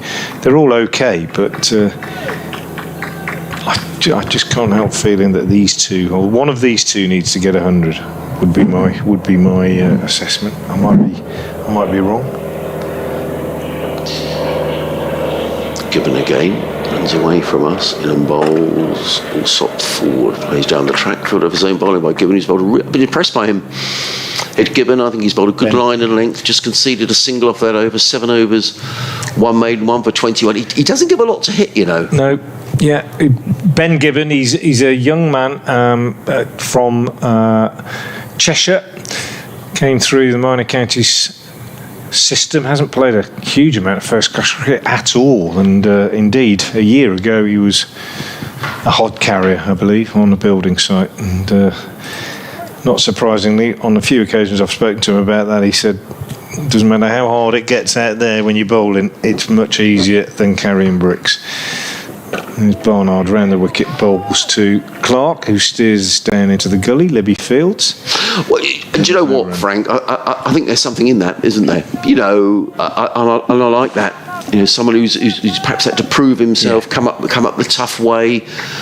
Really wants it. Yeah, absolutely. Good for him. Barnard again. Bowls Clark on the back foot. Punches out square on the offside, fielded by that man Ben Gibbon. And that's not to say there's anything wrong with being a hod carrier. Absolutely. People work blooming hard as hod carriers. But I spoke to Ben after he bowled on a really, really flat one at Durham. It was a really hard day, and I said that was a real. For you, that must have been one of the hardest days you've ever had in cricket. Barnard in, bowls. That surprise bouncer, watched well by Clark, allowed through to the keeper. And he said it was tough, it was hot and it was a pitch that didn't help and opposition piled up a score. But he said, honestly, I'm just so grateful to be playing cricket. It doesn't really matter how hard it is out there. It's easier than what I was doing before. Here's Barnard again round the wicket. Past umpire Adnan. He bowls down the leg side and flicked out by Clark, but didn't get a bat on it, and it died on the way through to Gareth Roderick. Bounced in front of him, took it neatly. 111 for 3. Score remains. Men out today: Curry 7 or 48 a wicket each for Josh Tongue and Ben Gibbon. Barnard again is in, and Clark pushes out to mid-on. He gets through his overs very quickly for a seamer, doesn't he, Barnard? He sort of almost runs back to his mark sometimes. He does. And actually, I completely concur with you, actually, Frank, because I generally speaking, I've watched Sussex on a number of occasions this year. I thought, oh, come on, get through these overs. But Worcestershire, certainly today, I can see Roderick standing up to the stumps. Going up to the stumps, last ball of the over. Yeah. Here's Barnard in. Bowls, and Clark is defending that back to the bowler. End of the over, a maiden. 111 for 3. Also has 33. Clark has 7. And Worcestershire just continuing to be patient. D'Oliveira going through some warm-up exercises now, which suggests we might see him soon. Did see him bowl quite extensively in practice this morning, and just that little bit of variety that his leg spin might bring. He's not a front-line spinner, but he's pretty decent. Probably, like a lot of captains, he's underbowled himself since he's been in charge. Well, it's going to be a Gibbon who's running away from us. 2 slips go down. He's in and bowls to Tom Alsop, and Alsop forces this onto the onside. Fielded at mid-wicket, there is no run. Just what that win for Middlesex has done today. So in terms of the second division table, with 2 games to go, Nottinghamshire top 12 games, 215 points. Middlesex played 12, 188. Glamorgan third, played 12, 176. Worcestershire played 11, they've got 144. So if they were to take 24 out of this, they would go to 168. As in comes Gibbon and bowls. Good shot by Tyle, brilliant fielding by D'Oliveira at backward point. Low to his left and prevents a certain boundary. So Worcestershire, if they were to win this with maximum points, will go to 168. Now that would still take them, they're 20 points behind Middlesex, but Middlesex do have to play Worcestershire at New Road. But you kind of feel that Worcestershire's season might hang on this, In comes Gibbon, bowls, and also plays into the offside, fielded by Barnard, no run. They've got to win this, Worcestershire, to keep alive. Yeah, they have. Hope. Middlesex's 2 last fixtures, they go to Leicester next week. Now, I only say because Leicester haven't had a great season, have they, in the County Championship? At their bottom of the Championship. Glamorgan with 2 to play. They come here. The last game of the season. In comes Gibbon and bowls. And also, that's a nice shot. Didn't quite time it, but I think he's going to have enough to make it to the boundary. In hot pursuit is Joe Leach, running for all he's worth. And he literally drags the ball back a yard inside the boundary. So Alsop picks up 3 runs. He goes to 36, the total to 114 for 3. Yeah, Worcestershire have got to win, and they've got to beat Notts, and then set up that last game against Middlesex. I think that's probably the ideal scenario, and it would be great if that last game against Middlesex was a playoff for second place. It'd be fantastic. Yes, it would be. No, it would be. But there's a lot to do before then. There is. Gibbon runs away from us. Comes into to Clark, who's up on his toes, plays that down on the onside. There is no run. Yeah, so there we are. So Glamorgan play Derbyshire next. Derbyshire also themselves not out of it, but no, they're not. But and Glamorgan not out of it either. Middlesex going to Leicestershire, and with all due respect to Leicestershire, they are bottom of the table, haven't had a great season. Worcestershire at home to Notts, which is hard going. Sussex against Durham. Sussex, as they stand, second bottom of the Championship. But Leicester haven't won all season. In comes Gibbon, bowls, forward comes Clark played onto the onside. There is no run. So end of the over. Sussex are 114 for 3. Clark on 7, Allsop on 36. But either way, Worcestershire against Middlesex at the end of the season could be a really exciting game, or it could be that Middlesex will need points at New Road to wrap up the title. And I'm sure that Worcestershire won't make it easy for the visitors as we go into the 2 last rounds of matches. In terms of who's going to come down from the First Division, I'll have a look at those in a moment's time.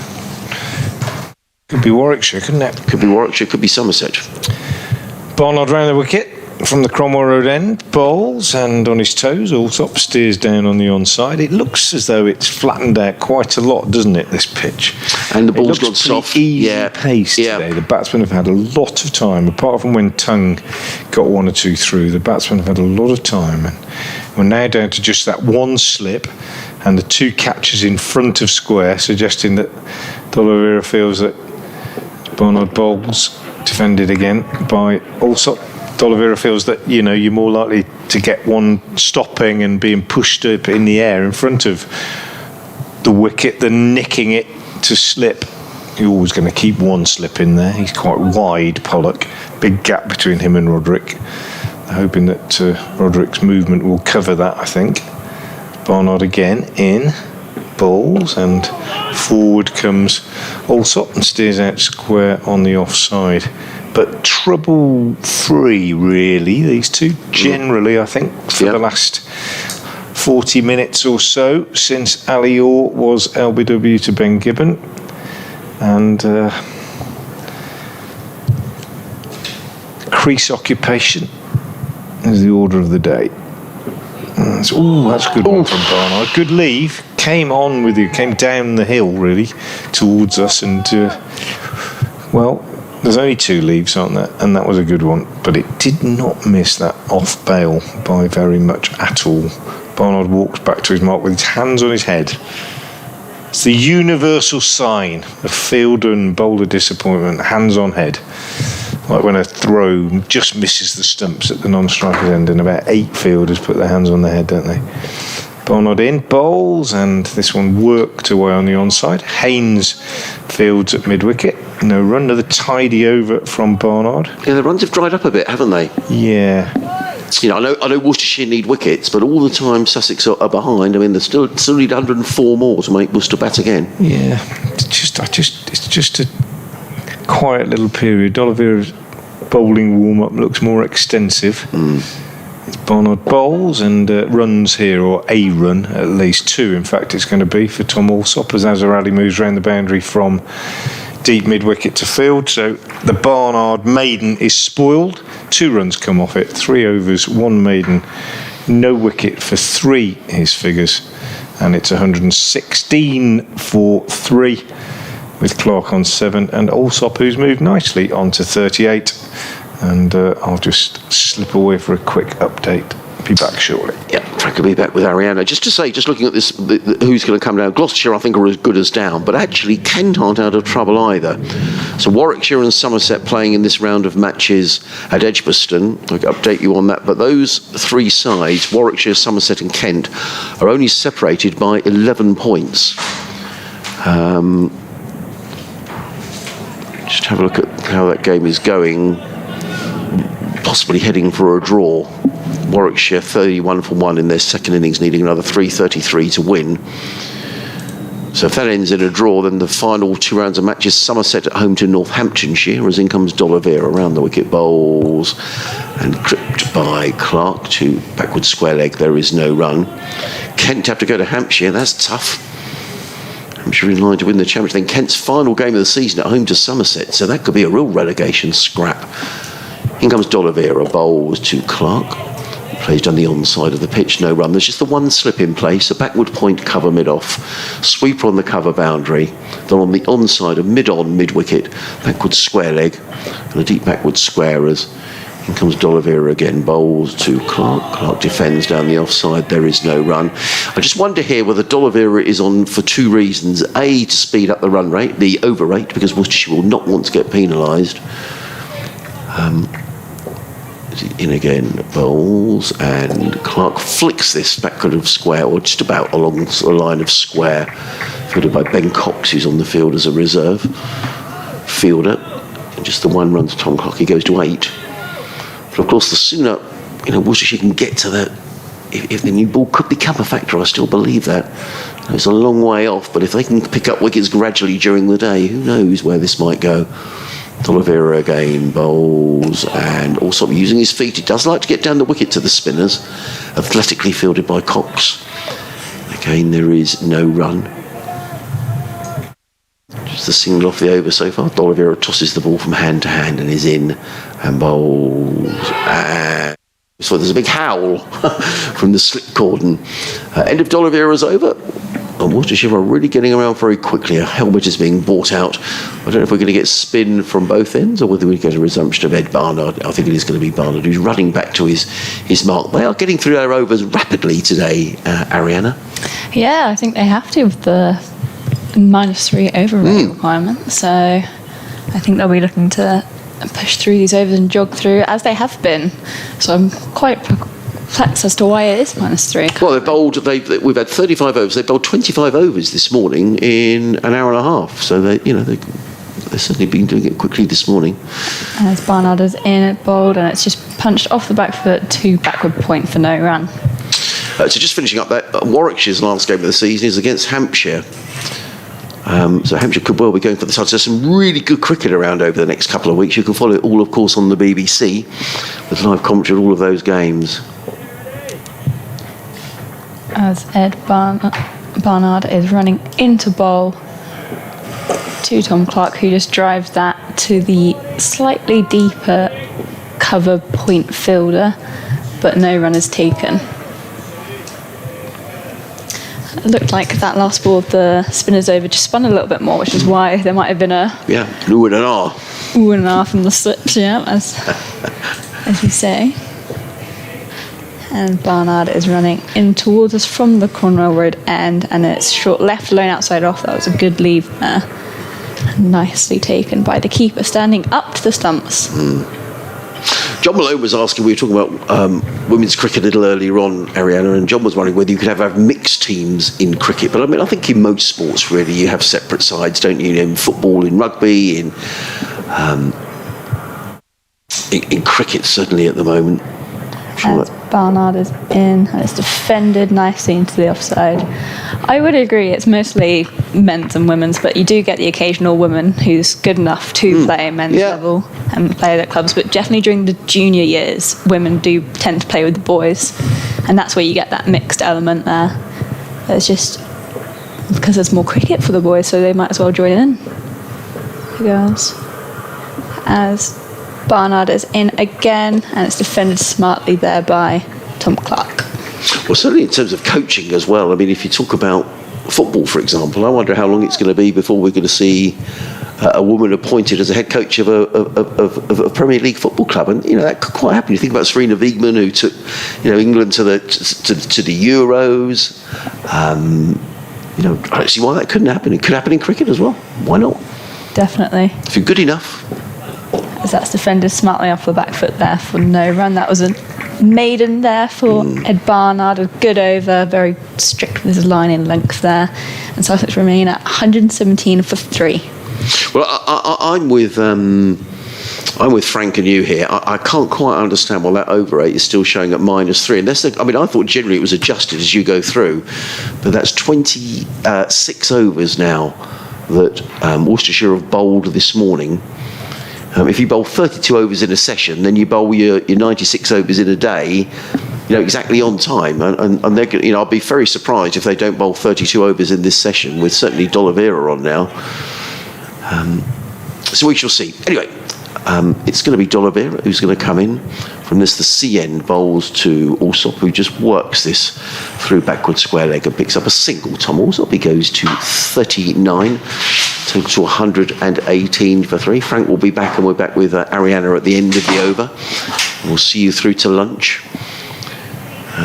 We've got more changes to the field here.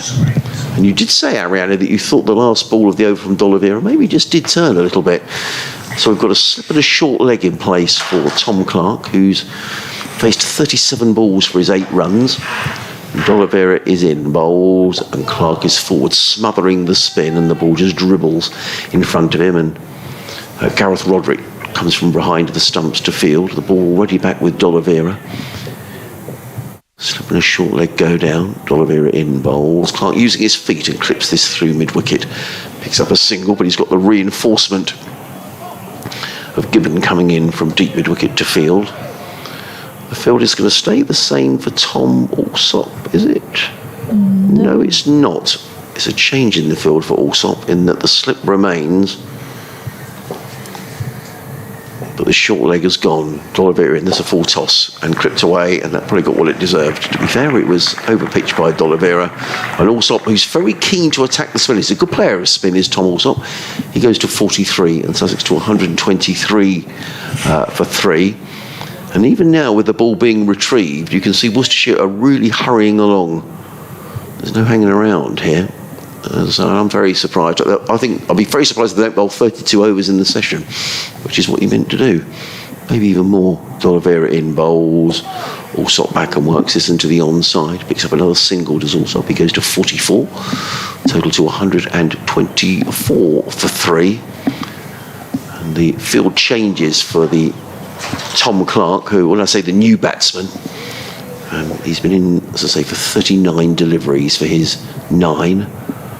He waits for D'Oliveira, but the short leg is back in place. The ball bounces. Oh, well, had there been a backward square leg, he might have been in business. D'Oliveira, the ball ballooned in the air. It was out of the reach of short leg. It's the end of the over. D'Oliveira takes his cap frustrated and puts it on. End of the over, 124 for 3. Clark 9, Alsop on 44. I'm going to leave you with Ariana and with Frank Watson. Yeah, very different field set there for the 2 batsmen that are in. I think for Tom Alsop, they set the field, spread them. I think they had 3 on the boundary and only 1 slip, whereas for Tom Clark, they went on the aggression. As now Ed Barnard comes into bowl and is defended off the back foot there by Tom Alsop.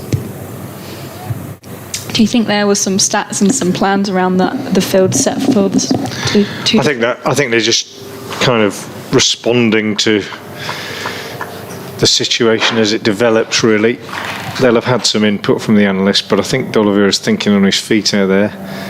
Very frustrated not to have got a wicket with the last ball of that over. Popped up in the air, bit of bat involved. As Barnard bowls, and that's punched to the cover fielder for no run. But it's just patience, isn't it, for Worcestershire? There's not a lot happening. There's not a lot of help from the pitch. But just stick at it. Make sure you take your chances when they come along. If they get another one out before lunch, they'll be fairly happy with their morning's work, I think. If they don't, then I think Sussex will be fairly happy to have got through the session only losing 2. Definitely, as Barnard bowls that, and that's flicked off his legs there just for the 1 run as it goes out to the deep square leg fielder. These 2 crucial, as I've said earlier, I think, to holding things together, but I think we've all seen lots of county cricket where 1 brings 2, as they say, and that'll be certainly what Worcestershire are feeling out there. Just stick at it, make it happen. As Barnard is in, bowls and it's left alone outside the off stump, smartly taken by the keeper, standing up, and Gareth Roderick. Yeah, Roderick going up for that ball. Clearly feeling that Clark is more likely to try and leave his ground, perhaps bat out of his ground than Alsop. Barnard's in. Oh, that's a good one, isn't it? And now that did a bit off the pitch. I think that's the left-hander, isn't it? Yeah, that definitely squared up the batsman there. Beat the outside edge taken by Roderick. Good delivery, encouragement, and that's it, isn't it? Every now and again, just a little bit of encouragement.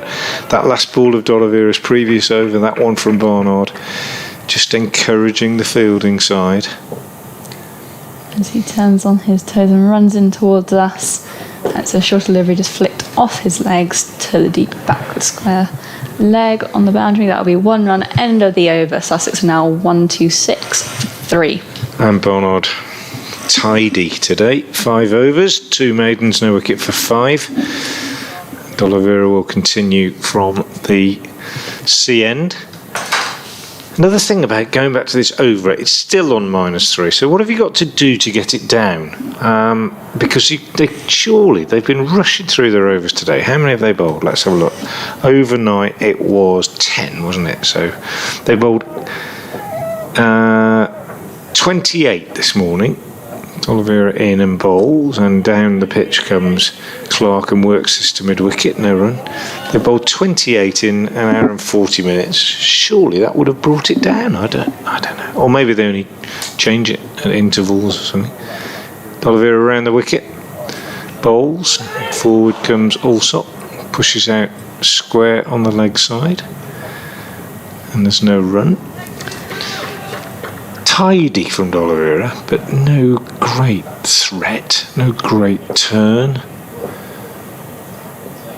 He's in again now. He bowls, and that one's a little bit wide and a little bit short, and it's cut away for a single to Azhar Ali, who's patrolling the offside boundary underneath the clock tower scoreboard.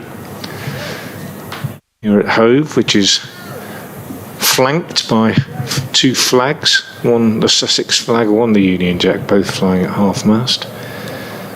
D'Oliveira in again, bowls, and that's a lovely shot from Allsop, bit shorter, and he got inside it and hit it through extra cover with a perfectly straight bat, high right elbow, technically outstanding back foot cover drive.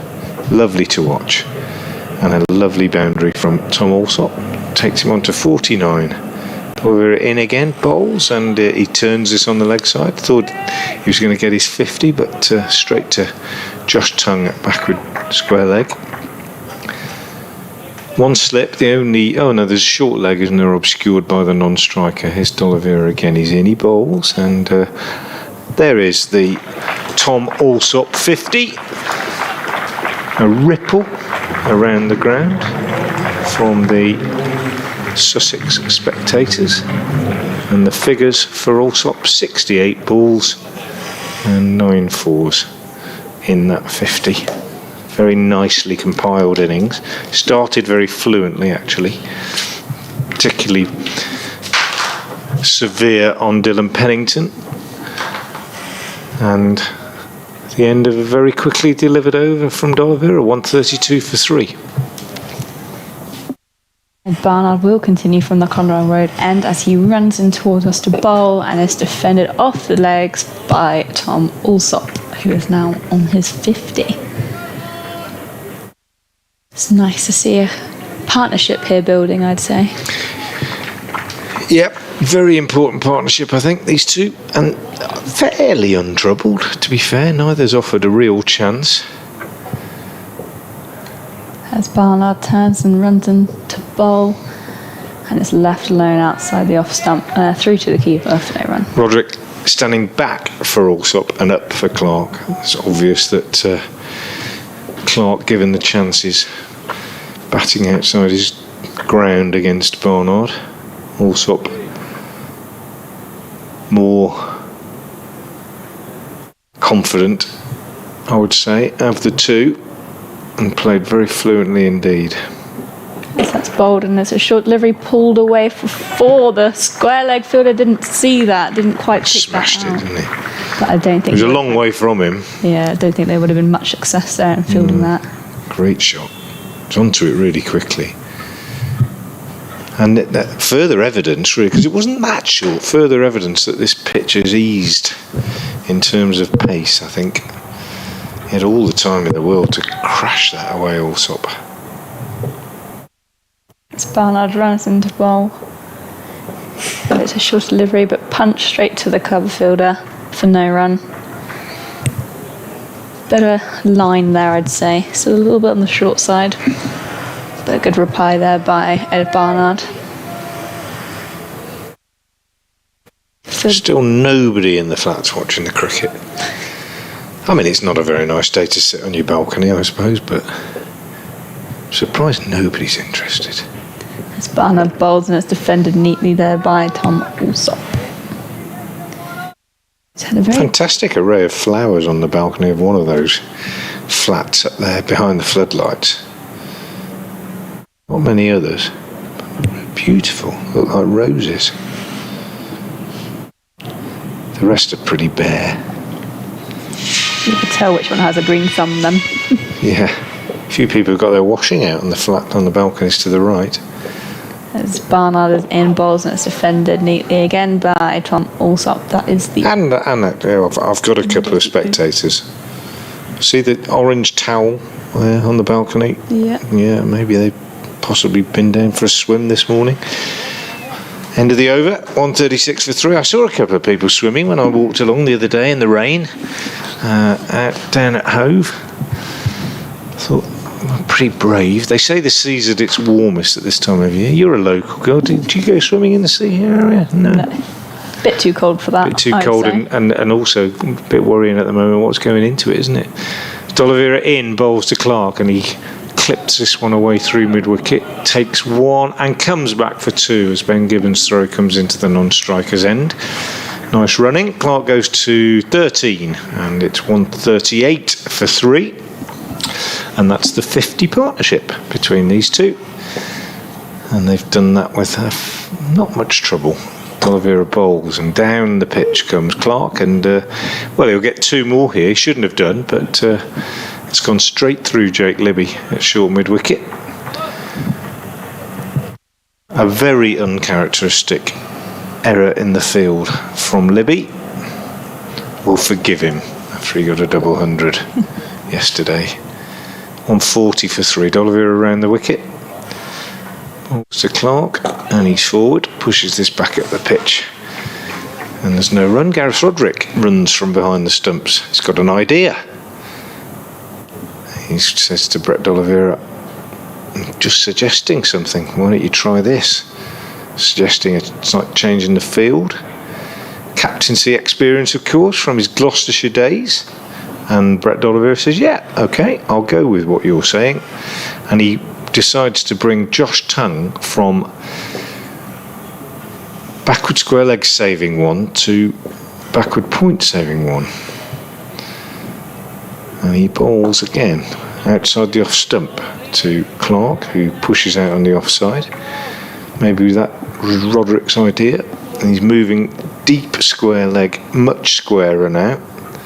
And D'Oliveira is in again and bowls, and down the pitch comes Clark and drives up to Joe Leach, who's deep enough at mid-off for them to take a comfortable single. If you imagine a fielding circle, Joe Leach would be right on the edge of it, wouldn't he, there at mid-off? Maybe even just outside it. So 1 more to Clark, 16 to him. D'Oliveira around the wicket, bowls to Alsop, who goes back and steers this one to that man Tongue, who's gone into backward point. Another over very quickly delivered from D'Oliveira. 141 for 3. Sussex. Clark has 16. Alsop has 54. The 2 men out today. Brad Curry, the night watchman, bowled by Josh Tongue for 7, and then Ali Orr, LBW, to Ben Gibbon for 48. Those wickets falling on 50 and 88. So a 50 partnership for this 4th wicket from the 2 left-handers, and 10 minutes for them to stick together till lunch. It's Barnard in bowls and it's just punched into the offside for no run. It's interesting how they have a plan, have a discussion, and then move the field. Does that get under the batter's skin a little bit? You saw. Well, it depends, doesn't it? I mean, I've played against a few captains who've done it, and they do it very volubly, so you know. And they say, "Oh, he can't play through there. Let's put a man in there. We don't need one there. He can't hit the ball through there." It's Barnard bowls, and that's left alone there outside the off stump. And that's obviously designed to make the batsman think, well, I'll show you that I can play through there. But Roderick did it quite subtly, didn't he? I think the main thing, what he was suggesting to D'Oliveira was just that he bowled a line a little bit more outside off stump and therefore didn't need the man round the corner. As Barnard turns and runs in towards us to bowl, and it's left alone quite nicely outside the off stump.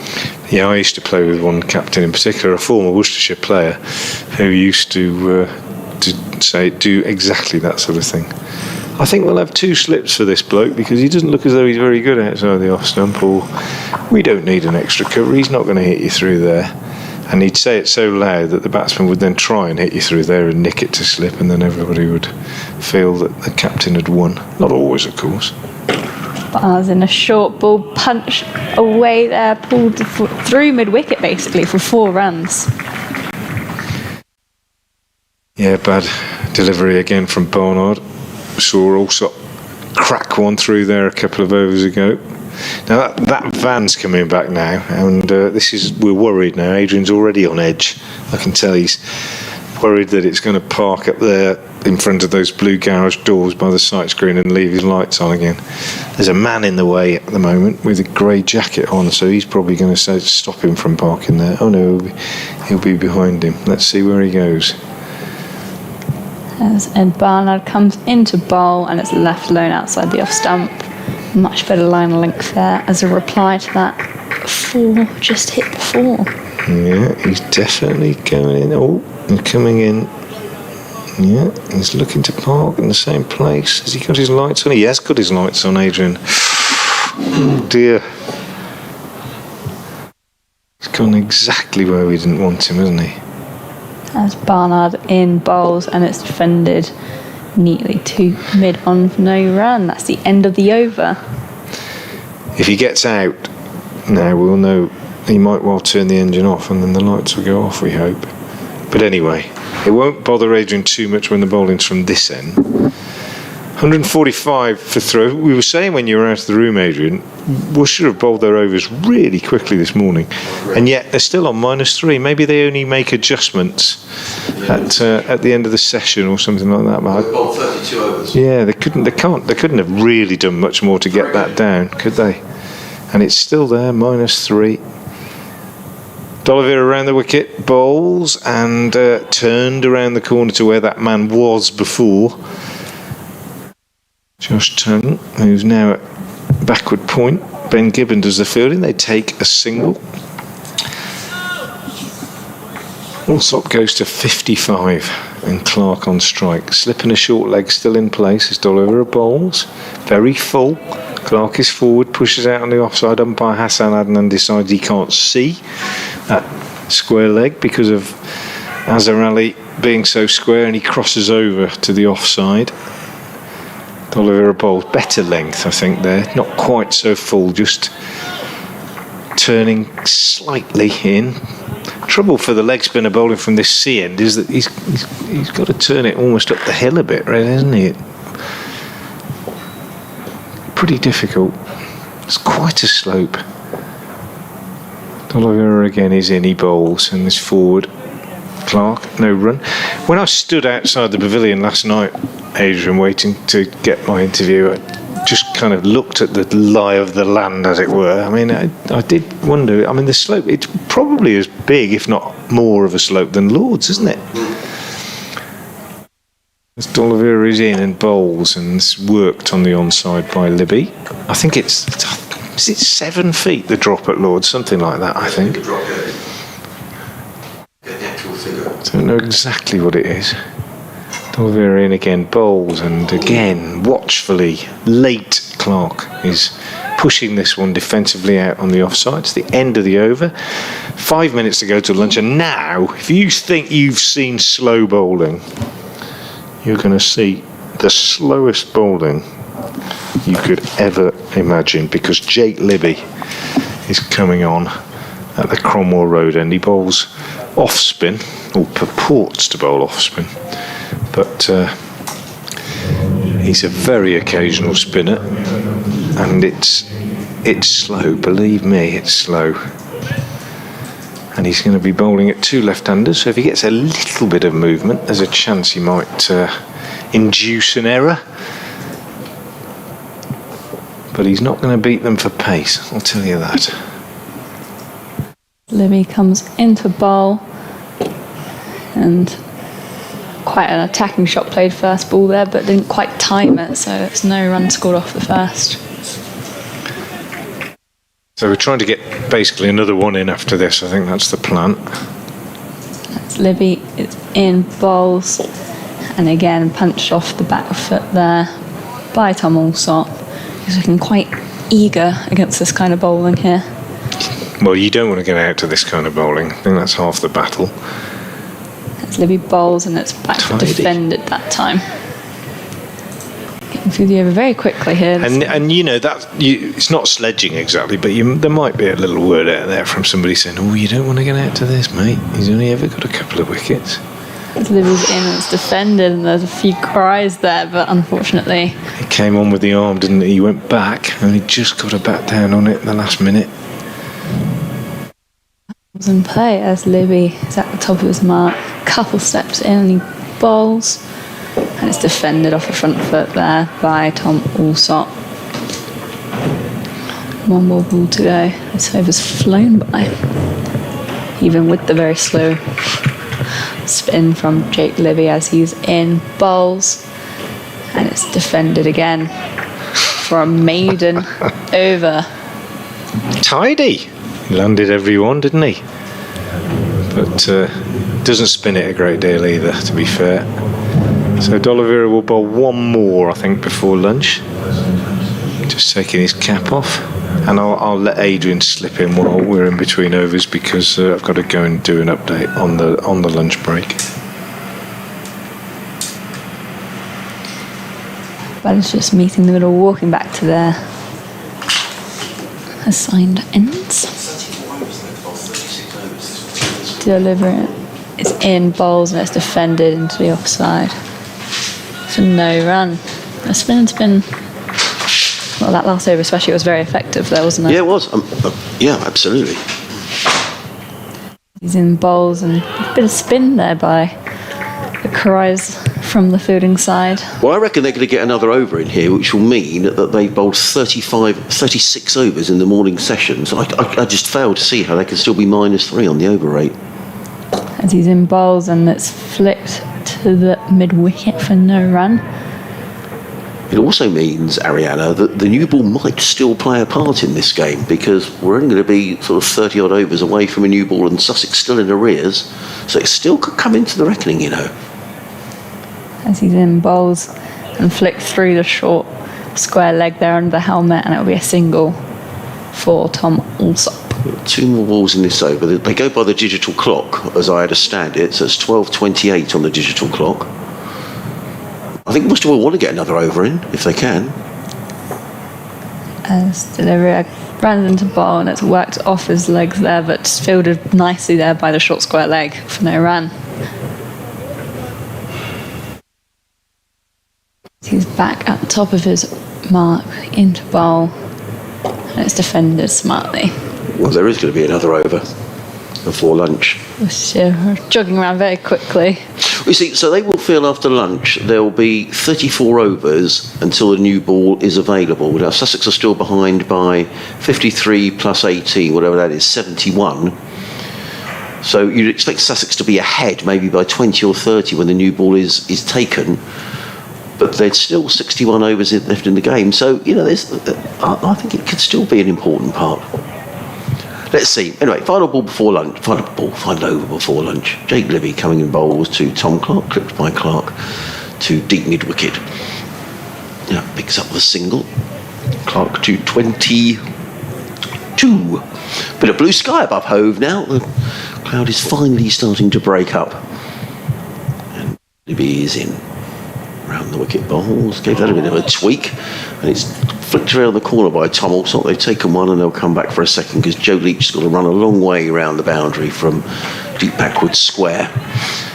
2 more to Tom Alsop. He goes to 57. The applause up for the 150 for Sussex. So Sussex now in arrears by 68. Libby again. In and bowls. And Alsop is back. Cuts firmly through the covers. Picks up another single, does Tom Alsop. He goes to 58, total to 151 for 3. 3 balls left in the morning session here at Hove. I'm not sure I've seen 30 6 overs bowled in a session this season. In comes Libby bowls wide of the off stump, cut away by Clark. He picks up another single. He goes to 23. The total to 152 for 3. Sort waits. Libby, 2 more balls to go until lunch. He's in and round the wicket, bowls also forward, plays it onto the onside. There is no run. For those of you joining us today, Sussex losing a couple of wickets this morning. Brad Curry comprehensively bowled by Josh Tong for 7 when the score was on 50, and Ali or LBW to Ben Gibbon for 48 when the score was on 88. And that's wide of the off stump. He's rather lucky to get away with that. So also lets it go into the gloves of Gareth Roderick. It is the end of the morning's play in morning in which we've had 36 overs bowled by Worcestershire. And Sussex 152 for 3, and this partnership has added 74 for Sussex. So the players leaving the field just as the sun literally breaks through the cloud. I think Sussex will be the happier of the two sides going to lunch. Ariana, would you agree? Just because they've sort of, it looked a bit of a crisis when they were 80 odd for 3, but now they only trail by 48 and 18, or so 76.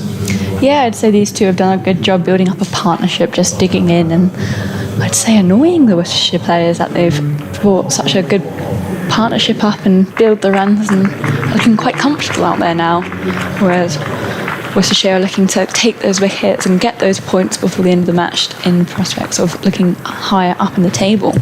Yes, they are. So very much looked as if we could get a full day's play as the sun comes out here at Hove. The ground staff are out in the middle, busily sweeping away. So we're going to have some lunch. We'll leave the effects microphone bubbling away, and Ariana, Frank and I will speak to you after the lunch break. But thank you for listening.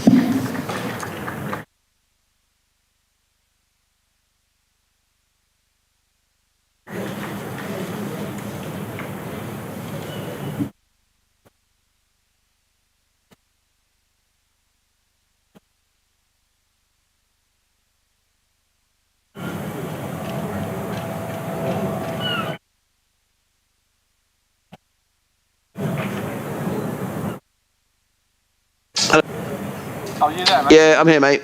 Yep. Rain or lunch? It is lunch, and it's the sun. The sun's out. Oh, wonderful. I must admit, it was lovely yesterday, later on in the afternoon. It was. For a lovely little run. Yeah, no, it was lovely. It just came out just as we'd sort of lost so much time, really. Yeah. But no. Okay, mate. I'll put you through now. Cheers, Paul. 33 now on the BBC. So, rest of this afternoon, the cloud's going to break up for a while to lead some sunny spells. Not quite looking that way where I'm sat at the moment, but we are led to believe they are coming. But a few scattered showers may also drift in for some of us, depending on where we are. Highs today, anywhere between 17 and 19, 63 to 66 degrees Fahrenheit. Then this evening, any showers clearing for a time. Dry for much of the night with variable amounts of cloud cover at clear intervals. Around dawn, the odd shower may redevelop.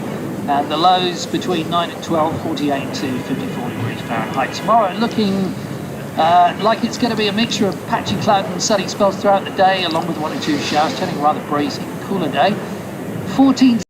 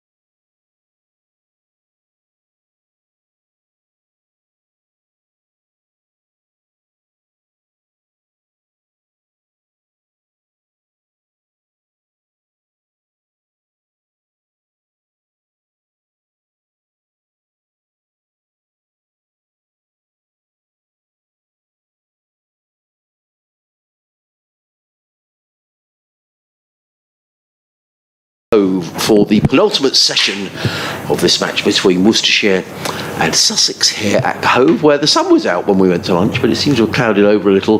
But lots of blue sky around, and despite the cloud, pockets of blue is a better description. The forecast is for it to stay dry for the rest of the day. Sussex going to lunch on 152 for 3. Tom Alsop on 58. Tom Clark is on 23. So the arrears for Sussex are 66 runs. We've got 60 overs left in the day. Another 34 overs until a new ball might be available for Worcestershire. They'll need wickets before that. I still think this looks a decent wicket, Ariana. Yeah, definitely. We just saw before lunch a little bit of turn. There wasn't too much movement in the pitch, but it was very true to itself, and that's what we like about a good old Sussex pitch down here in Hove. Well, it certainly has played well. That opening morning, I guess, when Sussex lost 5 for 23, but a combination of good bowling and some perhaps indifferent shots. But Sussex will... I mean, I've sort of said in my lunchtime report, I see no reason why Sussex shouldn't save this game, Ariana. Yeah, agreed. They're definitely in a good position now after lunch for 152 for 3. They're looking just to back the day, really. So. Yeah, they are. Get themselves ahead. Worcestershire, after results elsewhere, need to win this game. Brett D'Oliveira is going to open up after lunch. This is the end of the ground. 6 overs, 0 for 20 as he comes in and bowls. And forward comes Clark, plays to mid-on. There is no run. I noticed that the overs are now, they're now showing us, is that +2 or -2? +2. +2, so it's gone from -3 to +2 in a session. So there we are. And we thought that did seem a little unfair on Worcester. As in comes D'Oliveira bowls. Clark using his feet, clips out. That was a very good bit of fielding at mid-on by Dylan Pennington, throwing himself to his left and preventing what would have been a certain 4. But Clark picks up a single. He goes to 24. Sussex to 153 for 3. The magic number as far as Sussex are concerned is 218, after which Worcestershire will need to bat again. You'd have thought that Worcestershire can't rely on getting to that new ball. There's just not going to be enough time left in the match. As in comes D'Oliveira bowls and played crisply by Alsop onto the leg side, fielded at mid-wicket, and there is no run. There's a slip and a short leg in place. D'Oliveira is in again, bowls, and Alsop, with a flick of the wrists, plays it onto the onside again, fielded at mid-wicket, and again there is no run. D'Oliveira in his 7th over, figures of 0 for 22. I can see Joe Leach warming up, bouncing up and down, just down below us. As in comes D'Oliveira again, bowls, are also forward, a little uncertainly. Danger of getting a leading edge there, coming and looking to clip it on the leg side. Dylan Pennington warming up as well, so I wonder if we're going to get a little bit of spin and then some more pace. D'Oliveira in, bowls wide over the off stump. Alsop plays that firmly into the covers. There is no run, fielded by Jack Keynes. End of the over. 153 for 3, an over that just cost the 1 run. So 59 overs remaining in the day. It's not going to be Joe Leach, who's in his fielding position down to our right at fine leg. It is going to be Dylan Pennington, who is going to bowl from the Cromwell Road end of the ground. If you'd like to send us a message, keep us company throughout the afternoon, sussexcricket@bbc.co. sussexcricket@bbc.co.uk. I hope to be able to say that properly. Or you can tweet at Ariana Dowse, DOWSE, or at Frank Watson 58. If you're watching on the live stream, good afternoon. If you're listening around the ground, good afternoon to you, or indeed via the BBC website. It is going to be Dylan Pennington to bowl to Tom Clark. And Dylan Pennington comes into bowl, and it's just punched off the back foot into the covers for no run. He was just a little bit wayward this morning, wasn't he? Dylan Pennington, he just got picked off a couple of times by Tom Alsop. Looking at his figures, I mean, his figures aren't bad at all. 7 overs, 2 maidens, 0 for 31. It's just that not. I think all the other fast bowlers this morning had pick up those 3 wickets today, or 1 yesterday in the late evening by Joe Leach. As Pennington runs towards us from the Conrail Road end, and he is bowling, and it's defended nicely there by Tom Clark.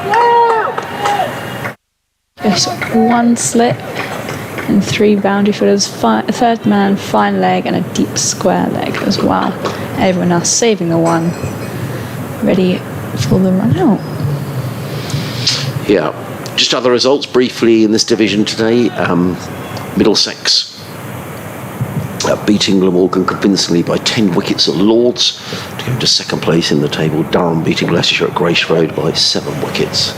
It's Pennington's in, and that's driven nicely there off the front foot through mid-off, but it will only pick up 1 for the shot as the captain there speedily goes to field it.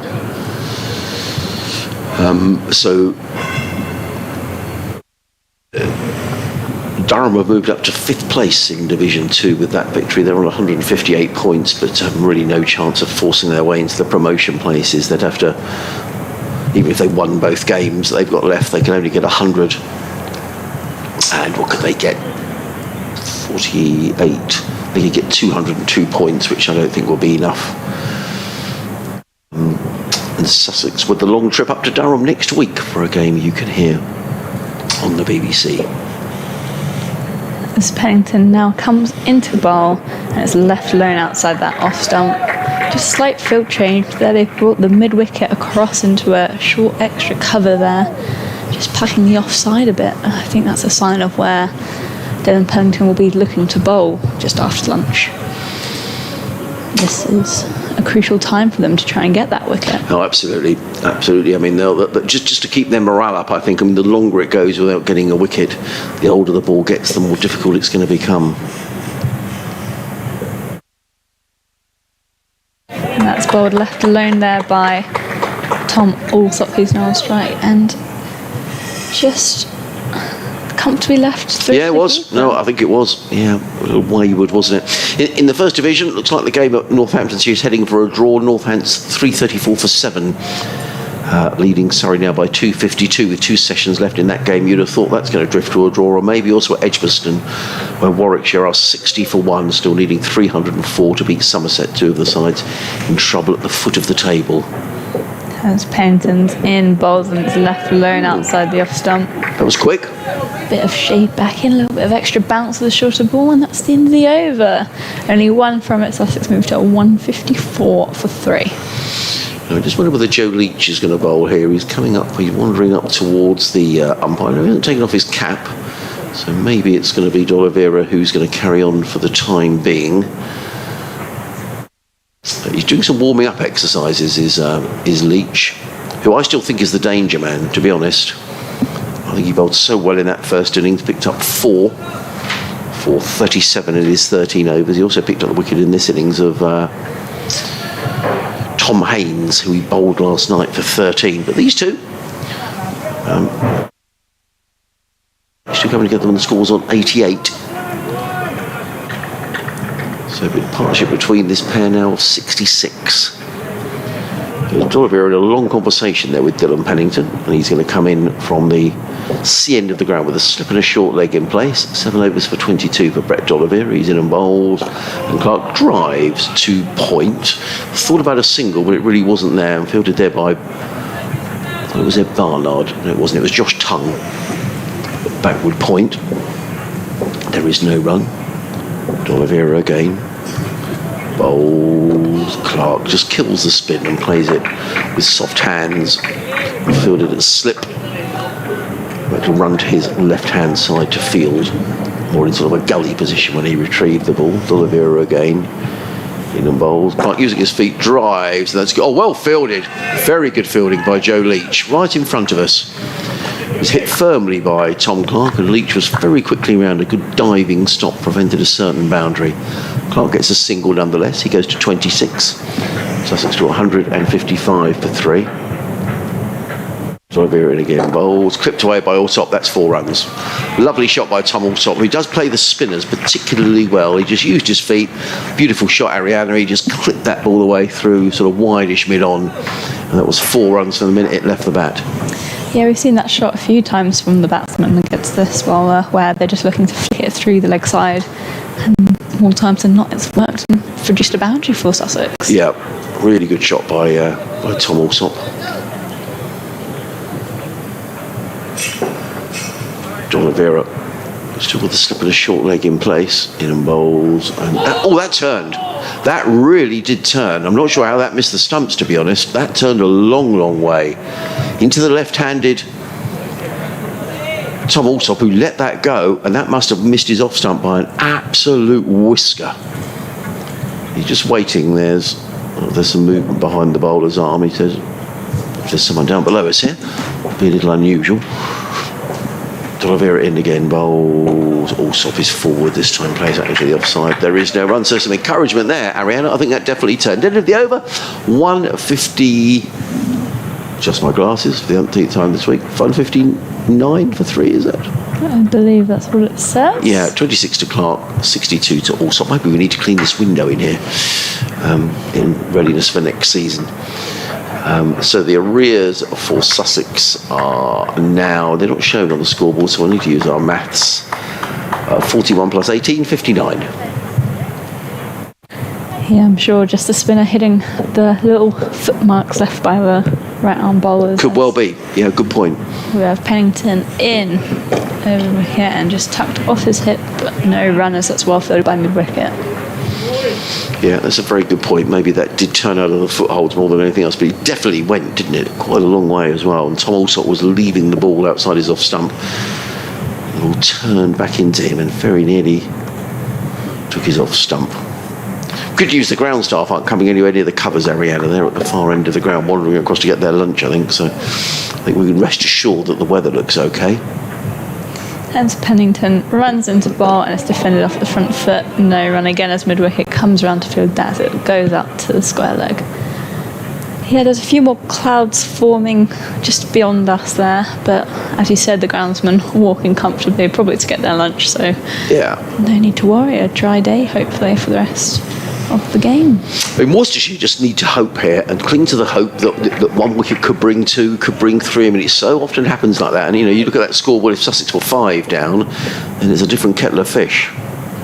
As Pennington runs into bowl and it's driven to mid-on for no run.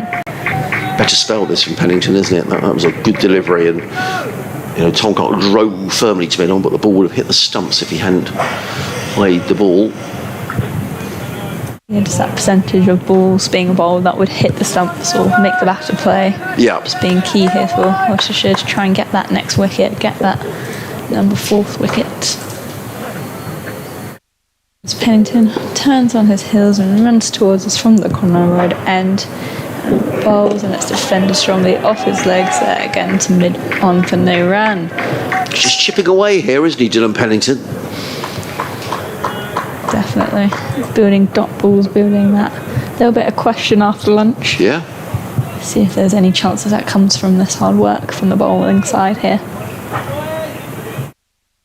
As Pennington gets the ball quite relaxed at the top of his run-up. As he starts running in towards us from the Conroy Road end and bowls, and it's defended strongly there by Tom Clark. Good contest, this. He's making Clark by absolutely everything. It's a great matchup, and it's good having spin from one end, seam from another end. Yeah. The change-up might just keep batters on their toes a bit, might produce something being a wicket. So we'll see if the plan comes into action here down at Hove as Pennington turns at the top of his run-up and sets off bowling to Tom Clark, and it's defended strongly to the offside as it's a 1 bounce to the extra cover fielder, and that's the end of the over. Sussex are 159 for 3 still, so that's a maiden over for Dylan Pennington. Good over as well, well played. Good contest between the pair. Dylan Pennington's give it absolutely everything. Tom Clark, he looks very composed at the crease, Tom Clark, doesn't he? He looks like he's completely unruffled. But it is going to be D'Oliveira who's going to carry on from the C end of the ground. Updates coming fairly shortly, but 5 minutes or so as in comes D'Oliveira bowls. Alsop uses his fleet, plays that to mid-wicket, picks up a single as Jake Libby needs to trot back and field the ball. One more to Alsop. He goes to 63.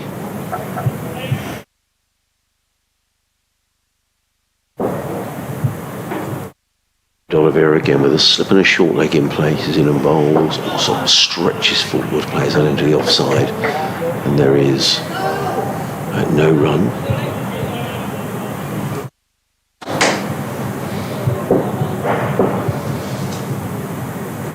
D'Oliveira again in shorter and pulled away by Clark, and that's going to be 4 runs. The fielder actually didn't see the ball, but everyone was looking as if to say, where's that gone? It was too short from Brett D'Oliveira, and Tom Clark wasn't going to miss out with that. It was a long hop, and Tom Clark just pulled the ball away through mid-wicket. And Ed Gibbon, who's fielding on that leg side boundary, you can see he was holding his hands out, saying, where's that gone? And he completely lost the ball in the background. 4 more to Clark, he goes to 30. D'Oliveira in again, bowls. Clark uses his feet, hammers the ball, that's coming all the way towards us. There we are, bang. That was the sound of the ball hitting the wall all the way to our left-hand side. Lovely shot by Tom Clark. Just danced down the wicket, and that's a super shot. Straight 6. I think it's Ed Pollock who's got to come and retrieve the ball. He's gone somewhere down here to our left-hand side. We might be able to help him, actually.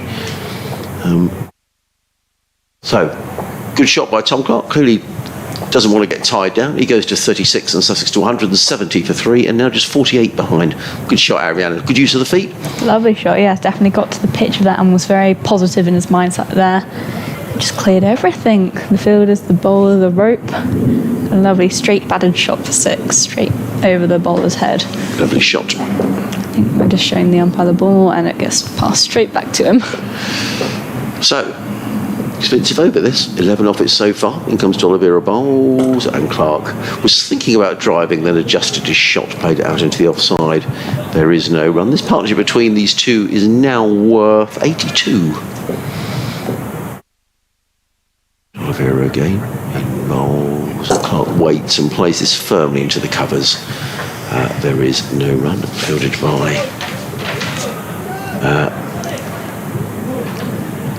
Azraeli. There is no run. End of the over.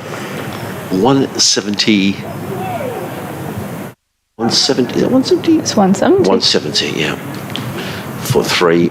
Also 163. Clark is on 36. I wonder if we might see the end of D'Oliveira now. That was an expensive over. I wonder if he might give Joe Leach a run up the hill here. I was wondering if he just built some new boats for Dylan Pennington. But it is going to be Pennington who's going to carry on from the Cromwell Road end of the ground. The sun is desperately trying to come out here. There's some heavier cloud around, but it's relatively high and still pockets of blue above the ground. If you've just tuned in, a very good afternoon and welcome to live cricket on the BBC. BBC Radio Sussex, BBC Radio Hereford and Worcester. Adrian Harms and Ariana Dowse guiding you through this penultimate session of the final day's play. Dylan Pennington now has got his boots sorted out, so he'll be coming into bowl from the Cromwell Road end. Yep, just a quick change of spikes there. Not sure what was wrong with his old pair, but obviously we're about to see another over from Pennington as he runs into bowl and it's left alone outside the off stump. I'd say that was a little bit quicker with the new boots on. Yeah, yeah, maybe he's running a bit quicker, I don't know.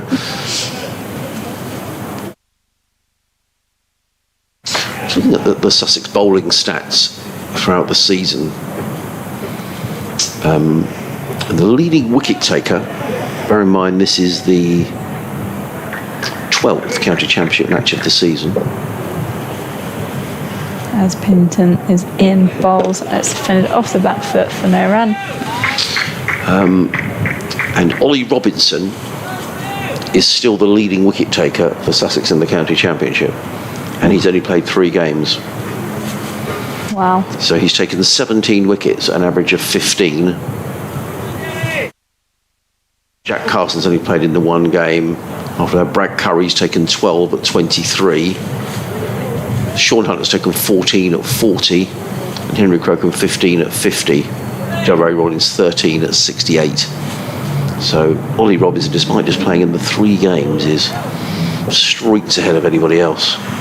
As Pennington comes around the wicket now to the left-hander, and it's just worked off the hip there by Tom Alsop for 1 run. Change of angle, change of field there, I believe. Yeah. They've now got point, cover, mid-on, mid-off, mid-wicket, and then deep square leg, deep fine leg, and And a third down with one slip still in play. Well, that is very good bowling then from. Yeah, absolutely, and he's he's what we all know. He's a quality bowler.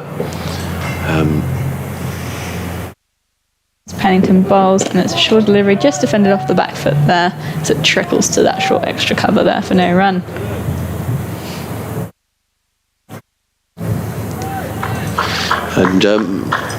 And just consistently take so that just we were talking about where Sussex have struggled in the Championship this year. They've won one game against Derbyshire. I think the general feeling is that the batting has improved throughout the season. Grant Flower here as the batting coach doing a fine job, but it's really been the inability to bowl sides out that has cost Sussex. So that's bowled by Pennington, just defended off the back foot there by Tom Clark for no run again, as he's just pushed that to the short extra cover, who's there waiting for a little chance, maybe a catch coming his way, with Dylan Pennington just now bowling around the wicket here at Hove. Well, it should be an exciting end to the county championship. The championship's going to be between Surrey and Hampshire. It looks like Surrey are going to draw their game at Northamptonshire, but that will be enough to take them back to the top of the county championship. But only just. As Pennington runs in, bowls. Oh, what a catch. That's out. What a catch. Caught, diving That's catch down leg side. A bit of bat involved, and that's the breakthrough they have. Tom Clark out, caught behind. Diving stop there by Gareth Roderick. Really great take, and he's gone. Wow, what a catch. What a catch. That was brilliant, Ariana. He was diving away to his right hand side. He definitely caught it. It was inches above the ground. Tom Clark looked disappointed. I don't know whether he thought he didn't get a little nick on that, but there certainly seemed to be a noise. I don't know what you made of it. I think there was a little bit of bat and pad, possibly even. There was a few noises, but there was definitely a dismissal there. And that was an amazing diving take there by Gareth Roderick. One of those that, as a keeper, full-length dive. It's very satisfying when they stick and you get that wicket. You'd have enjoyed that. I did a lot. It was a great take, wasn't it? Yeah. Just tidy from the keeper here for Worcestershire. Well, that ends a partnership of 71 plus 12. What's that? 83 between Alsop and Clark. And Worcestershire just may feel the door is slightly open here now. Ollie Carter, the new man coming in. As you said, they just wanted that one after lunch, didn't they? And now they've got it. What a catch that was, though. You're going to tell me you've taken some catches like that, Ariana? Oh, yeah. 100%. Yeah. Has to be done. Great catch. It's very, very satisfying down leg as well. He went a long way as well, didn't he? Yeah, that was literally a very full-length dive there. No time to roll. It was just a straight one-hand pluck. Well,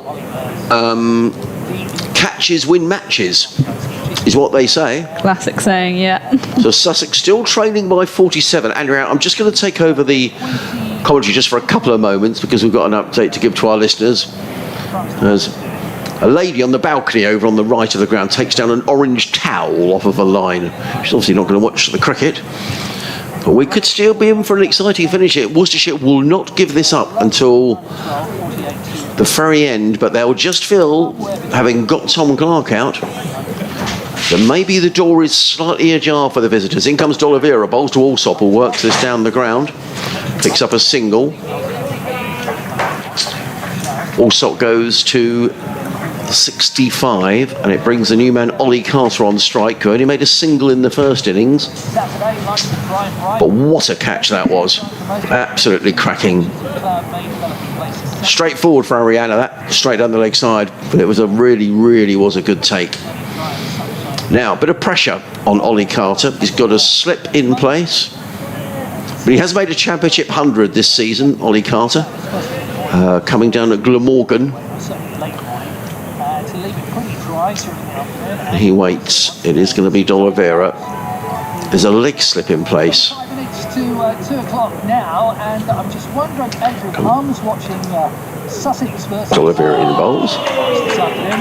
Any sunshine in Hove at the moment, Adrian? Well, Jim, the funny thing was, Sean, as we left the field at lunchtime, the sun did come out, and I thought to myself, oh, we're going to get a lovely afternoon. It's now gone behind some rather thicker cloud, but what I would say is there is pockets of blue around and about Brighton and Hove, so, it's a dry enough afternoon and quite pleasant outside if you are out and about this afternoon. In terms of the cricket, Sussex have lost another wicket since lunch. It's the wicket of Tom Clark, who was brilliantly caught by Gareth Roderick, the Worcestershire wicketkeeper, diving down the leg side. Clark out for 36. It means Sussex now are 172 for 4, so they still need another 46 runs to make Worcestershire bat again. Worcestershire need to win this game to have any chance of promotion, so we could be in for an exciting 53 more overs here at the county ground. Tom Alsop is batting beautifully for Sussex. He's 65 not out. Meanwhile, up at Northampton, looks as if the game between Surrey and Northamptonshire heading for a draw. Northamptonshire are 350 for 7, leading Surrey by 268, but the draw will be enough to take Surrey back to the top of the county championship with 2 rounds of matches to go. Very much. We'll keep the updates going. Comes D'Oliveira bowls to Carter, who plays that into the offside, fielded at extra cover. There is no run by Jake Libby. It is the end of the over. 172 for 4. Carter will not score. Alsop on 65. I'm going to leave you with Ariana and with Frank. And the over rate, we're pleased to say, is now +2. So whatever adjustment was made, that was absolutely right. So well done to Worcestershire. Next voice you'll hear will be Ariana. Thank you, and we'll have Pennington still bowling from the Cromwell Road end here, just setting up the field as the end batter Tom Alsop on 65 is facing, so just the one slip, a few on the one as Pennington comes into bowl, and it's just defended off the back foot here. And now we have a left-hand, right-hand combo for the fielding team to deal with, so I'm sure they'll be setting their fields in. They might not be too bothered about that, having had so many left-handers in. Because some bowlers definitely prefer bowling at right-handers, don't they? And, well, it was a strangle, the dismissal of Clark, but it was a heck of a good catch by Gareth Roderick. Low, one-handed, held on to it when he hit the ground. As Pennington bowls, and it's defended nicely there by Tom Alsop for no run. And Clark couldn't believe it, could he? It wasn't hanging around because he was dismayed by the decision. He was hanging around because he just couldn't believe that he'd been so unlucky. Such a horrible way to get out. Yeah, as a batter, you feel bad. Just feel when that cheated, happens. don't you, almost, really? It's not as if he'd do anything much different again. He'd just get a bit more bat on it. He would have got 4, wouldn't he? Yeah, it would have run away for 4 here as well. As Pennington runs into ball towards us here in the country box, and it's just worked onto the leg side for no run. Well, I said one of these two's got to get 100 when Alsop was in with Ali Orr, I think, and I'm sticking to that. Alsop's the man now. He's on 65. He needs to keep batting. Gareth Roderick just run up to Brett D'Oliveira again with another idea. Former captain of Gloucestershire, of course. Jake Libby is the official vice-captain, but it's good to see Roderick sharing his ideas with D'Oliveira. As Pennington bowls, and it's driven slightly there, but not quite middle, does it? It's just fielded nicely by middle. And I agree with Adrian, who was saying yesterday that there are times where you look and you think they're almost, you only need one captain. You don't want too many people putting ideas in. But when you're looking for breakthroughs, I think as a captain, the counsel of a senior colleague and somebody who's got captaincy experience must be welcome. Definitely. As Pennington runs into bowl there, and it's just driven there but fitted in the covers for no run. It's quite interesting how you say also senior, as there's not many senior players for the Sussex lot here. Well, no, it's an interesting one with Gareth Roderick because he came from Gloucestershire having been a captain, but it's taken a couple of years to even get a regular place in the side at Worcester, so we haven't really seen tapped into the potential benefit of his experience, but it's beginning to happen now, I think. As Pennington runs into bowl and is just defended again by Tom Allsop. And if you're a player who's moved and you're establishing yourself, I suppose it goes without saying that as your confidence grows and you justify your place in the side more, you're more likely to feel able to express your opinion and pass on your views and so on. And maybe when you've just picked up a catch like that, you're even more likely to feel confident about it. But got a big 100 last week as well, Roderick. He's played his part and he's standing up to the stumps now. We're going to see a change in the bowling. Joe Leach is coming back into the attack at the C end. I'm still not getting my wish of seeing Josh Tang bowl from this end. D'Oliveira deciding that it's time for seam at both ends, and Leach, bit of a talisman to be fair for Worcestershire, and he's going to come in and have a bowl at Ollie Carter. Leach is a sort of bowler, as Worcestershire listeners and viewers will no doubt attest. I'll just break off as he comes in now, over the wicket, bowls to Carter, who drives up to mid-off. Leach is the sort of bowler who is capable and frequently does this. He doesn't just take one wicket, he'll take a little clutch of wickets, 2 or 3 in a spell. Not always, obviously, but as he did at the beginning of the first innings, it's the sort of thing that Joe Leach does. And as Brett D'Oliveira tosses him the ball here, that's exactly what he would most desire. Not just one, but maybe just a couple in a little spell. Push the game on. Leach is in, bowls. Carter is very, very solidly forward, pushing up to D'Oliveira at mid-on. So we've got a slip, Pollock, and then a man at backward point, extra cover. A sort of straightish extra cover on the drive as well. Barnard, mid-off, mid-on. Haynes is on the drive at short mid-wicket. And we've got a man just in front of square on the leg side and a long leg. As Leach is in again and bowls, and this is right on the money again, and Carter is forward, pushing out on the onside.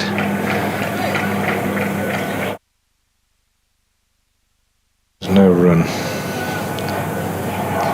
Ball being shown there from the fielder at mid-off. Pennington just chucking him the ball. 172 for 4, 1 man out since lunch then. Carter, brilliantly caught down the leg side by Roderick off Pennington. Here's Leach in again to Carter, and he bowls. Clark, I should say, not Carter was out. So Carter. Tom Clark out for 36 after a very good partnership. What did they add? 75, 85, was it? 85 for that, 83 for that 4th wicket. They looked immovable, didn't they? It was quite a shock when he was out, actually. And it was going to be something like that, a leg side strangle. Some peculiarity to end that partnership, you sensed. Here's Leach again. He's in, he bowls, and Carter is again solidly forward. That's 10 balls now, he's not yet off the mark.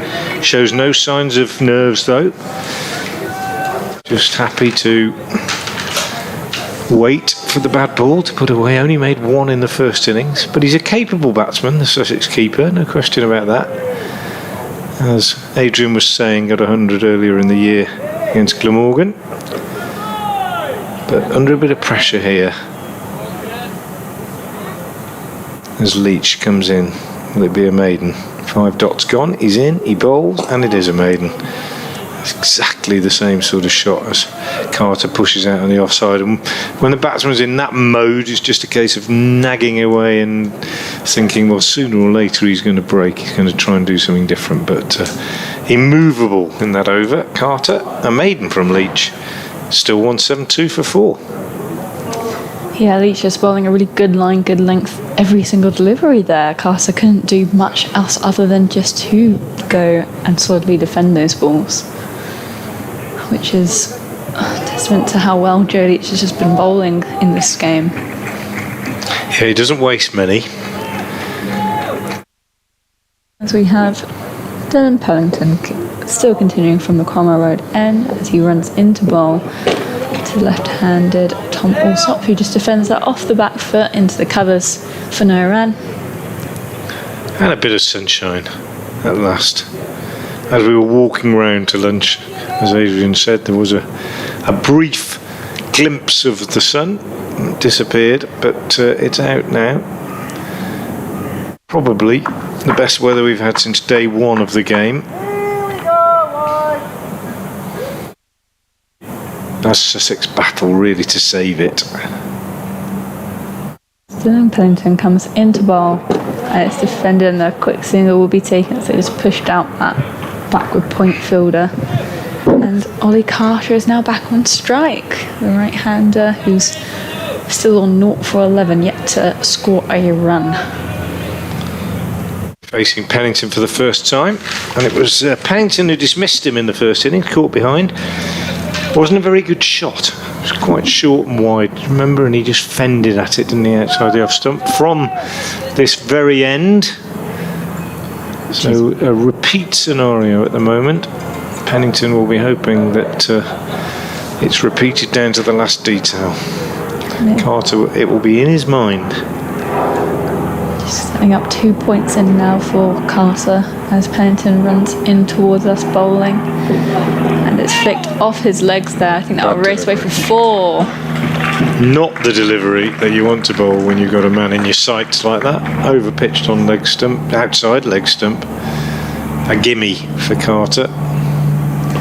Nice easy way to get off the mark there, unfortunately, for Pennington. Just not on his line there. But I'm sure Carter will breathe a sigh of relief there as he's finally off the mark. And then that's with the boundary. So Pennington runs into bowl again to the right hand Ollie Carter, and it's just worked off his legs there to the fielder at mid wicket for no run. It's got a very offside dominant field here, but not quite bowling to his field just yet. Yeah, absolutely. 6-3 offside field, and but it's difficult, I think, from that end. If you're not used to it coming down that slope, it doesn't just fall down the ground, it kind of falls away that way as well, doesn't it? So quite tough for the bowlers who don't play here that often. Pennington's in, and it's just worked into the leg side for no run. Just slowly getting straighter there, Pennington, just slowly finding his area. Well, the dot ball has been taken, so not the end of the world. How many overs have we had now? 50 overs, so we've got 30 left till the new ball, 51 left in the day. I'm wondering if we could see a little scenario where we'll just have to come out and crash about 80 off 10 overs or something like that to win the game. It's possible, isn't it? So Pennington's in, and Ollie Carter leaves that one as it's a slightly shorter one. And that's a dot end of the over. Sussex are now 177 for 4, with Ollie Carter off the mark for 4 runs, and Tom Alsop, they're very much inbound on 66 of his 111 balls faced. And still predominantly cloudy here at Hove, but no threat of rain. Had enough of that over the last couple of days. Bits of blue sky, quite bright, but the pitch definitely seems to have flattened out to me. Joe Leach going round the wicket to the left-handed Alsop, and it sounds daft to say it, but well, what I was going to say he's almost bowling for LBWs, and that does sound a bit daft, but what he's going to do is he's going to nag away around about middle and off. He'll bowl at the stumps. He's got 2 men on the drive on the offside instead of slips, basically, so he's not expecting to nip it away. He's got 2 men close on the offside in front of the wicket, and he bowls, and Alsop pushes that back up the pitch. So he's got Pollock at a straightish short extra, and then he's got Haynes at a wideish short extra, and Azza's going in on the drive on the onside, and Barnard's going to backward point. No slips, no gully, and then a long leg, deep mid wicket, and a conventional mid on, and a mid off, and a man out on the cover bend. It's a weird field for Leach. They're complaining about the ball again. The umpires are having a look and see if it'll go through the rings. And they're taking their time about this one. Azhar Ali's helping. Got his hands in his pockets, just chatting to the umpires. I've had this 3 or 4 times in this game, and in virtually every game that I've seen. And Nigel Long says, get on with it. Chucks it back to Joe Leach. They're not changing it. So there we go. Those men on the drive, crouching down, keeper standing up, no slips. Azhar Ali in close at mid-wicket. Joe Leach round the wicket into the left-handed Allsop, bowls, and Allsop works him away on the onside for a single out to deep mid-wicket where Libby is the fielder. And that's what I mean, almost bowling for LBWs. That was dead straight. If he'd have missed it, it would have crashed into the pads and they would have been all going up. As it was, he got a bat on it, and it is quite easy paced. Slip's gone in now for the right-handed Carter. Just one man on the drive on the offside and one on the onside. Leach wants a change, and he's moving Libby in. He wants 2 on the drive on the offside, so we've got 2 again catching in front of the wicket on the offside, plus the slip, and Leach is going to go over the wicket to the right-handed Carter. 178 for 4 as he bustles in and bowls, and Carter, as he was 6 times in Leach's previous over, is forward and blocking it defensively back up the pitch. The Bison, they call Joe Leach in the Worcestershire dressing room. You can see why, can't you? Definitely. If there's a word for it, isn't there, for finding the animal that suits a person. I'm trying to remember what it is. Is it spirit animal?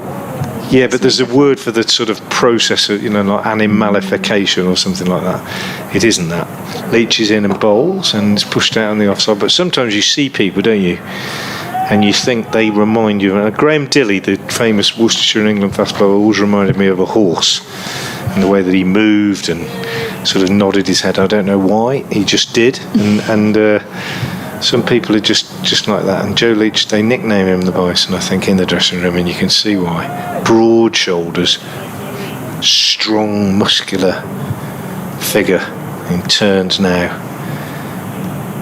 23 on his back. He makes his way away from us, past umpire Long, and he bowls. And Robinson drives nicely up to D'Oliveira, who goes down in a nice long barrier position at mid-on, picks the ball up and immediately wraps it in the folds of his sleeveless top. I hesitate to call them sweaters because they're not really like that anymore, although they are creeping back in, aren't they? Proper old-fashioned cable knit sweaters. And D'Oliveira gives it a good polish before returning it to Leach, who prepares to come in once again to the right-handed Ollie Carter. Leach is in and bowls, and Carter again studiously, watchfully forward, pushes out on the offside, and there's no run. Another very tidy over from Joe Leach. I'll give you the bowling figures, we haven't done that for a while. Joe Leach now 11 overs, 2 maidens, 1 for 38. Dylan Pennington 12 overs, 4 maidens, 1 for 38. Josh Tongue 7 overs, 1 maiden, 1 for 20. Ben Gibbon 8 overs, 1 maiden, 1 for 24. Ed Barnard 7 overs, 2 maidens, no wicket for 13. Brett D'Oliveira 10 overs, no maidens, no wicket for 39. And Jake Libby, just those 2 devastating overs of off spin that we saw before lunch. 1 maiden, no wicket for 5 from Libby. And it's going to be Pennington to continue down the hill from the Cromwell Road end. As he comes into bowl, and it's just defended by the left-handed Tom Allsop. Into covers for no run.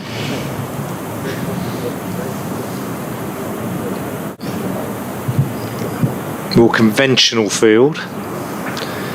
Just the one slip. for Pennington bowling to Allsop. Just that one man on the drive. On the onside, Haynes in that shortish mid-wicket position. Otherwise the field's fairly well spread. I think they fancy bowling at Carter rather than Allsop. As Pennington runs into bowl, it's left alone outside the off stump. That's a good delivery. That's where he wants to bowl, isn't it? Just outside off stump, just top of off as a target. That's what he wants to do. It's really where you should be looking to go as a bowler. I think when there's not a great deal happening, is just go back to basics. Bowl. There's a reason that bowling at the top of off stump has become the go-to method, and that's because it's mostly successful. As Pennington runs into bowl there, and it's punched off the back foot. Running hard here, they've definitely got the single, but they will be denied the two by the fine leg fielder coming in very quickly there. Gibbon, good throw as well, wasn't it, on the run? Right over the bails. Perfect arm on the move, that's impressive. Now the field is just being set for the right-handed Ollie Carter. 4 off 19 deliveries now. The only runs he's got has been that 1-4 that was flicked off his legs for 4 runs down to the fine leg boundary. We'll see a slip, a leg slip, and then a ring of fielders set for fine leg and third man being out on the boundary. As Pennington runs into bowl here from the corner road end. That's flicked aerial through just between mid-wicket and mid-on. And he'll pick up a couple for that aerial shot there. Just a little skip back into his crease there, as he knows he didn't quite get a hold of that, and it was that catching height there. Yeah, he was. His heart would have been in his mouth. He fell over it, didn't he? He got his head too far across. He fell over it, and he chipped it up in the air. And if there'd have been if Libby had been a bit straighter at mid-wicket, it would have been straight into his hands, wouldn't it? That would be a soft way to go. As Pennington runs into bowl again, Ali Carter, and that's just flicked past the leg slip fielder there and flies away for 4 more. I'm not sure how close that was from the shouts of living catches. dangerously, isn't he? Going aerial past all these fielders for the last few. But he moves on to double figures now, Ali Carter, at 10 off 21. Just a flourish there of some aerial shots. And a change of field.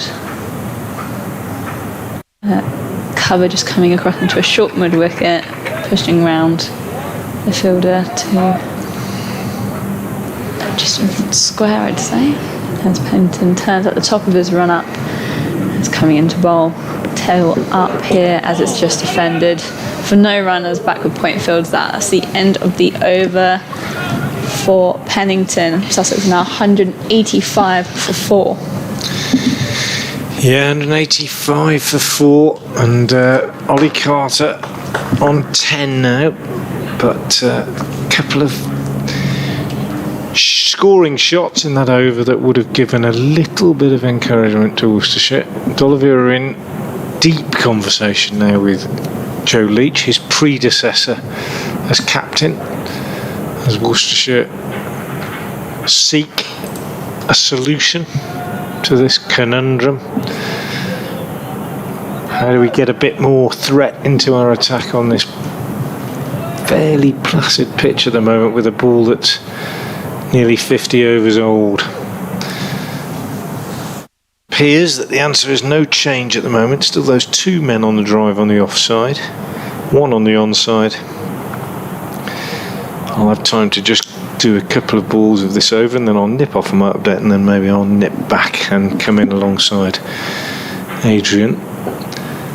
Leach is in and bowls, and that's whipped by Allsop off his toes down to long leg. And again, the sign of frustration, hands on heads from 2 or 3 fielders and the bowler, suggesting that if he'd missed that, there would have been a big appeal. But there have been a lot of those, and he hasn't missed any of them. He's played very, very well, Tom Allsop, for his 69. Easily the pick of the batters. Ali always played some good shots, but he was discomforted from time to time. Tom Clark played well, but I suggest that Allsop's been the calmer and more measured of the batsmen throughout this innings. And He needs to stick around. Leach in again. Bowls to Carter, short, and Carter swivels round and pulls it down to long leg for a single fielded by Azza, who returns to the keeper. They take one more. Carter goes to 11. It's 187 for 4, and after some more words from Ariana, it will be Adrian. It's a slightly shorter delivery there, not quite what I'm sure Joe Leach was planning to bowl there, with 4 catching in front of the bat for Ollie Carter, but just easily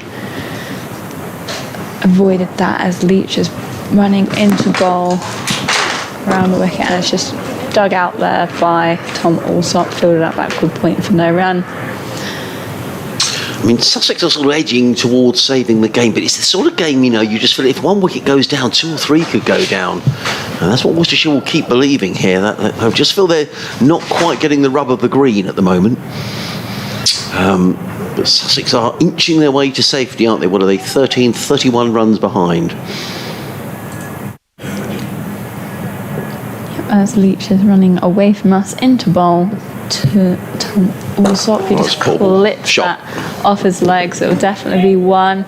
They're running hard for 2 here and quite comfortably in the end, as that's took a while to be fielded by the fine leg, but also good running there by the 2 Sussex players.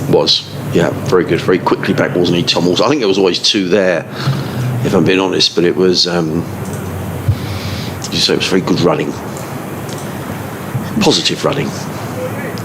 Still, even for the in-batter, they have 2 catching on the offside and 1 in front of the bat on the leg side.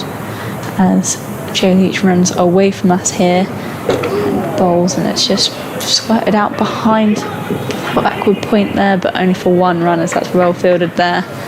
A diving slide to prevent any more runs being taken. Ollie Carson now back on strike. Just a little time as the field changes for the right-handed bat, right-hand, left-hand combo at the crease currently. Yes, there's 4 very close fielders there, almost I'd say catchers. As Joe Leach runs away from us into bowl, and it's just defended and called no run there by the Tom Alsop at the non-strikers end of the over. Sussex 190 now for 4, with Ollie Carter on 11 off his 24 balls and Tom Alsop 72 off 120. Still very keen on the outfield, aren't they? Worcestershire, they're running around, they're encouraging each other. You know, they're not going to give this up anytime soon, Ariana. There's still 47 overs to go in the day. And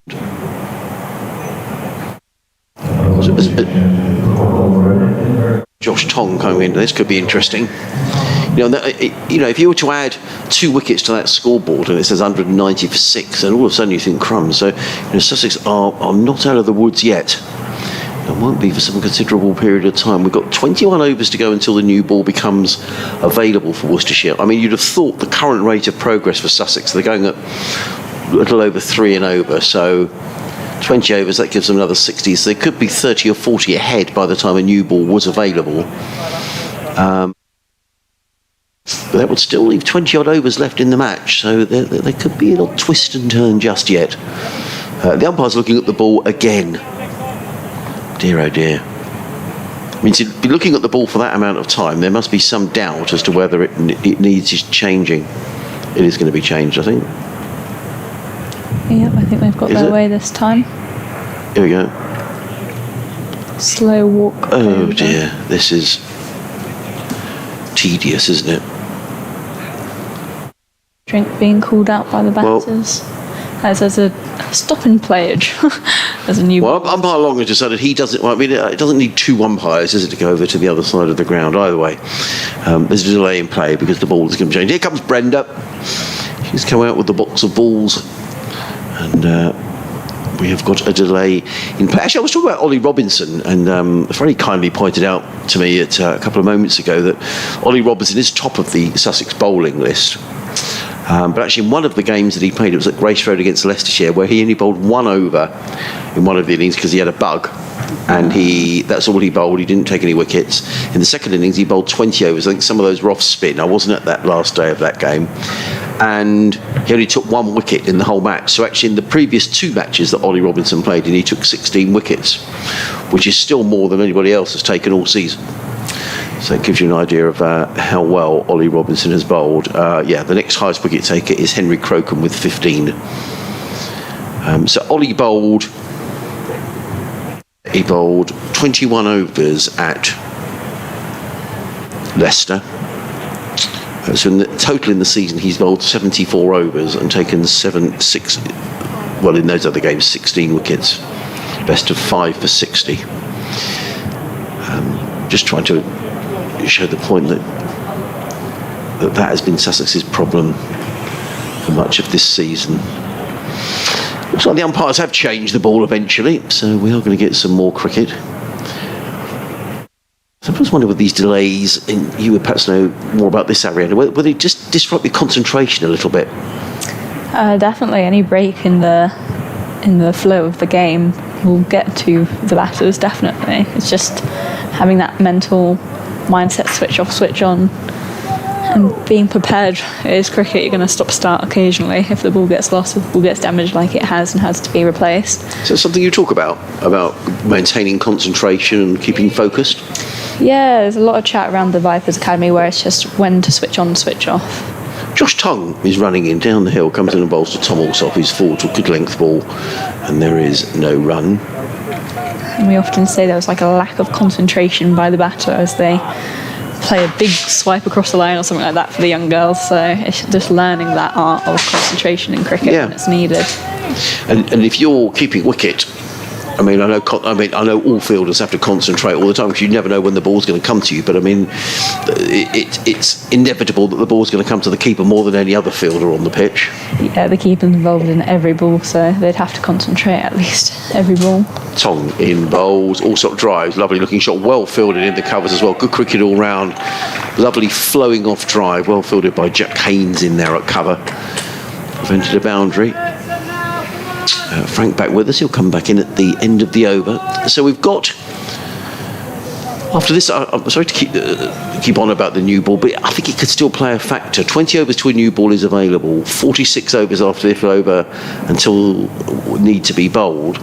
So Worcester that could be the final throw of the dice, and it could be a bad thrash then to try and reach the runs. We shall see. In comes Tong, bowls, Alsop plays on the bounce to backward point, fielded there by Ed Barnard, and there is no run. The field, there's a slip, a third man, backward point, sweeper on the cover boundary, extra cover mid-off, mid-on the leg side, a deep backward square, and a fine leg.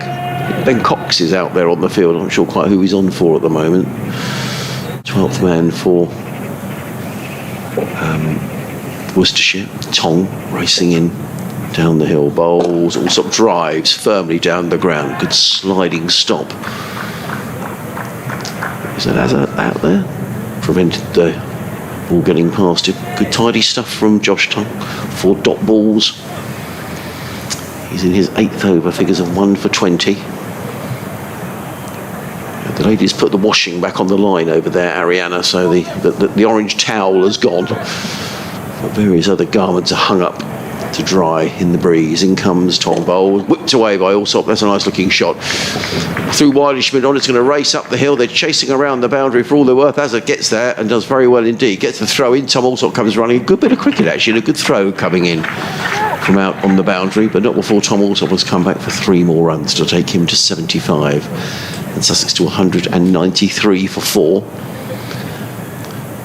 So the arrears now 25.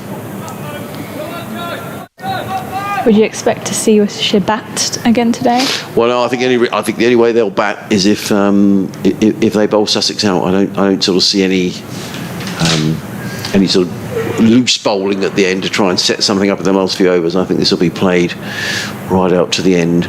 In comes Tong, bowls and played by Carter into the offside, and there is no run. So yeah, I think that Sussex will. Surely Sussex will reach the 218 that they need. It's just a case of whether they get bowled out thereafter. and whether we could see Worcestershire having to chase, I don't know, 70 or 80 in sort of 8 overs or something like that, which is a possibility. We never know. Ariana's going to have a break, a cup of tea, and maybe some cake, although I'm not sure the cake has arrived. Maybe a bit early for the cake to arrive. Frank is back with us. I just sort of have the feeling in this game, Frank, that it is one of these sort of games where, well, a couple of wickets could go down. You know, you had a couple of wickets to that total, and Sussex are not out of the mire. We're going to see Ed Gibbon's going to come back into the attack, and he's consistently picked up wickets at important times in this game. Ben Gibbon, I'm sorry. Yeah. Yeah, he has, hasn't he? And I thought he bowled really well this morning, did you? Yeah, I did. He bowled very straight, didn't he? Made the batsman play. Yeah, he gave very little away. Yeah, he's, as we were saying, he was a hod carrier not that long ago, and he's learning quickly, but he's still pretty inexperienced. But he did bowl really straight. Well, he's running away from us up the hill from the sea end. He's in on bowls to Allsop, and Allsop leans into that cover drive, plays it out to the sweeper on the cover boundary. I don't think Worcester will be too upset about that. A single off the first ball, a chance to bowl at Ollie Carter, who's looked less secure than Tom Allsop. Yeah. Takes guard from umpire Long at this end of the ground, and I'd imagine the field is going to be more attacking. Just the one slip in place, but there's that. Now, where's D'Oliveira going to go? He's got a backward point, a cover, and a mid-off. So 3 men saving one on the offside. They're going to have 2 on that catch on the other side, aren't they? Yeah, he's got a very straight, short mid-on, and a straightish mid-wicket as well. In comes Gibbon, bowls. Carter drives nicely to mid-off, fielded by Leach, who was backpedaling furiously to make sure he stopped the ball. 2 men on that slightly lofted onside drive. He's quite close, isn't he? Yeah, and they've now taken the slip out as well, so they can have 3 men in front. They reckon they're more likely to get a catch in front with the ball stopping. Yeah. And by getting a bit of a sideways movement for a nick, I think. So there's a short extra cover, very close in. Comes Gibbon, bowls, and Carter. Now, he knew there wasn't a slip in place, and he looked to run that one down to third man, but in so doing he missed it completely, and he was lucky not to get a little nick on that. Didn't need to play it, did he? No, he didn't need to play it. He didn't need to play the one that got him out in the first innings, and we were talking about it before, that one from Pennington that he chased and nicked through to Roderick. That's right. Yeah, it was a poor shot. Didn't move his feet, did he? He's played very solidly today, with the exception of that chip in the air on the onside. Gibbon in again, bowls. Carter defends solidly. Straight to D'Oliveira. He's in that very short, silly mid-on position, but he's very straight. He's just standing a couple of paces away from the cut strip. You can get a bit stuck as a batsman. This is where I think Tom Allsop's played well. If your only job is to stay there, you know, you can get a little bit kind of becalmed in terms of shot making, and then you miss out, or you perhaps don't move your feet as much as you might. Gibbon in short, and Carter thought for just a fraction of the second that he might pull it, then just decided there was no need to play the ball, and it loops through to keeper Roderick. And Tom Allsop's been, he scored at a steady rate, hasn't he? Nothing drastic. 76 off 126, a decent measured innings, but he hasn't at any point got bogged down. We were talking earlier on about selections of sort of Sussex players of the season, which will be after the game against Glamorgan. In comes Gibbon, bowls. Carter plays into the offside. There is no run. It is the end of Gibbon's over, just the one single coming off it. He has bowled 9 overs, 1 maiden, 1 for 25. Sussex are 194 for 4, Allsop 76, Carter on 11. So the arrears are now 24. But Tom Allsop would be right up there for my player of the season. 3 championship hundreds, wonderful 100 in the Royal London One Day Cup. He's kept wicket, he's made runs in the T20. All round, I think he would be my... Yeah. It's an interesting one, because he was capped by Hampshire at the end of last season, wasn't he? And then they allowed him to go, which is an odd one. He's been an excellent acquisition. Yeah, really good player. I would think had other counties been alerted to the fact that he was ready to move, then I think there might have been others that were interested. I agree. Yeah, I don't know. I don't know what his domestic situation is. He might have wanted to stay in the south. I don't know. But he's a good cricketer, I think. Tongue round the wicket to him, and he's very nicely forward to this, steering it behind square on the offside. And they pick up 1, and that brings Carter onto strike. Again, I don't think they'll be upset about that, Worcester. Tongue from the Cromwell Road end. He's yet to produce anything like that second over he bowled last night, which was really quick. Did uproot 2 stumps out of the 3 this morning when he dismissed the night watchman Brad Curry. But since then, wicketless. And he's currently in his 9th over, 2 of which he bowled last night. We've still to see him operate from the C end. He waits now. 1 slip in place. Libby being sent out on the hook, just in case he bangs one in. I expect he will bang 1 in. 5 left in the over. In he comes and he bowls, and that one is short of a length, but not a proper bouncer, and Carter just turns it on the leg side for a single. Goes to 12, 196 for 4, and ever closer Sussex creep to the Worcestershire total. Just 23 runs in arrears now. Worcestershire were hoping they might only have to bat once, will almost certainly have to bat twice, and that's if they can bowl Sussex out in this second innings. Tongue bowls also bottom-handed clip up to mid-on Pennington Fields, and there's no run. The breeze is getting up, isn't it, quite significantly. If you look at those 2 flags on the clock scorebox, the clock tower scorebox, they're blowing more vigorously than they have at any time during the game, I would suggest. It's like changing the field.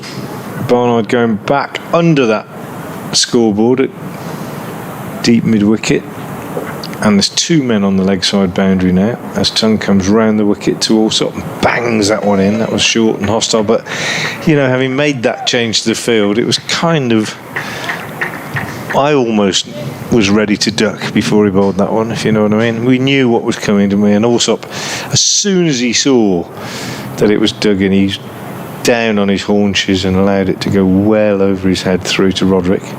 Pollock's gone from slip now into square leg in front of the wicket in case there's one fended off on the leg side. Tongue again is in. Again, it's short of a length and it's pretty quick, but Allsop is comfortable now. He's got used to the pace of the pitch. He's been out there for 130 balls. He's in control. It looks as though he could bat all day here, Tom Allsop, and that will exactly be his objective, of course. And Sussex, to their credit, making Worcestershire work very, very hard today. Tongue again is in and bowls, and Allsop is turning it on the leg side. Not entirely in control, gets a single and keeps the strike.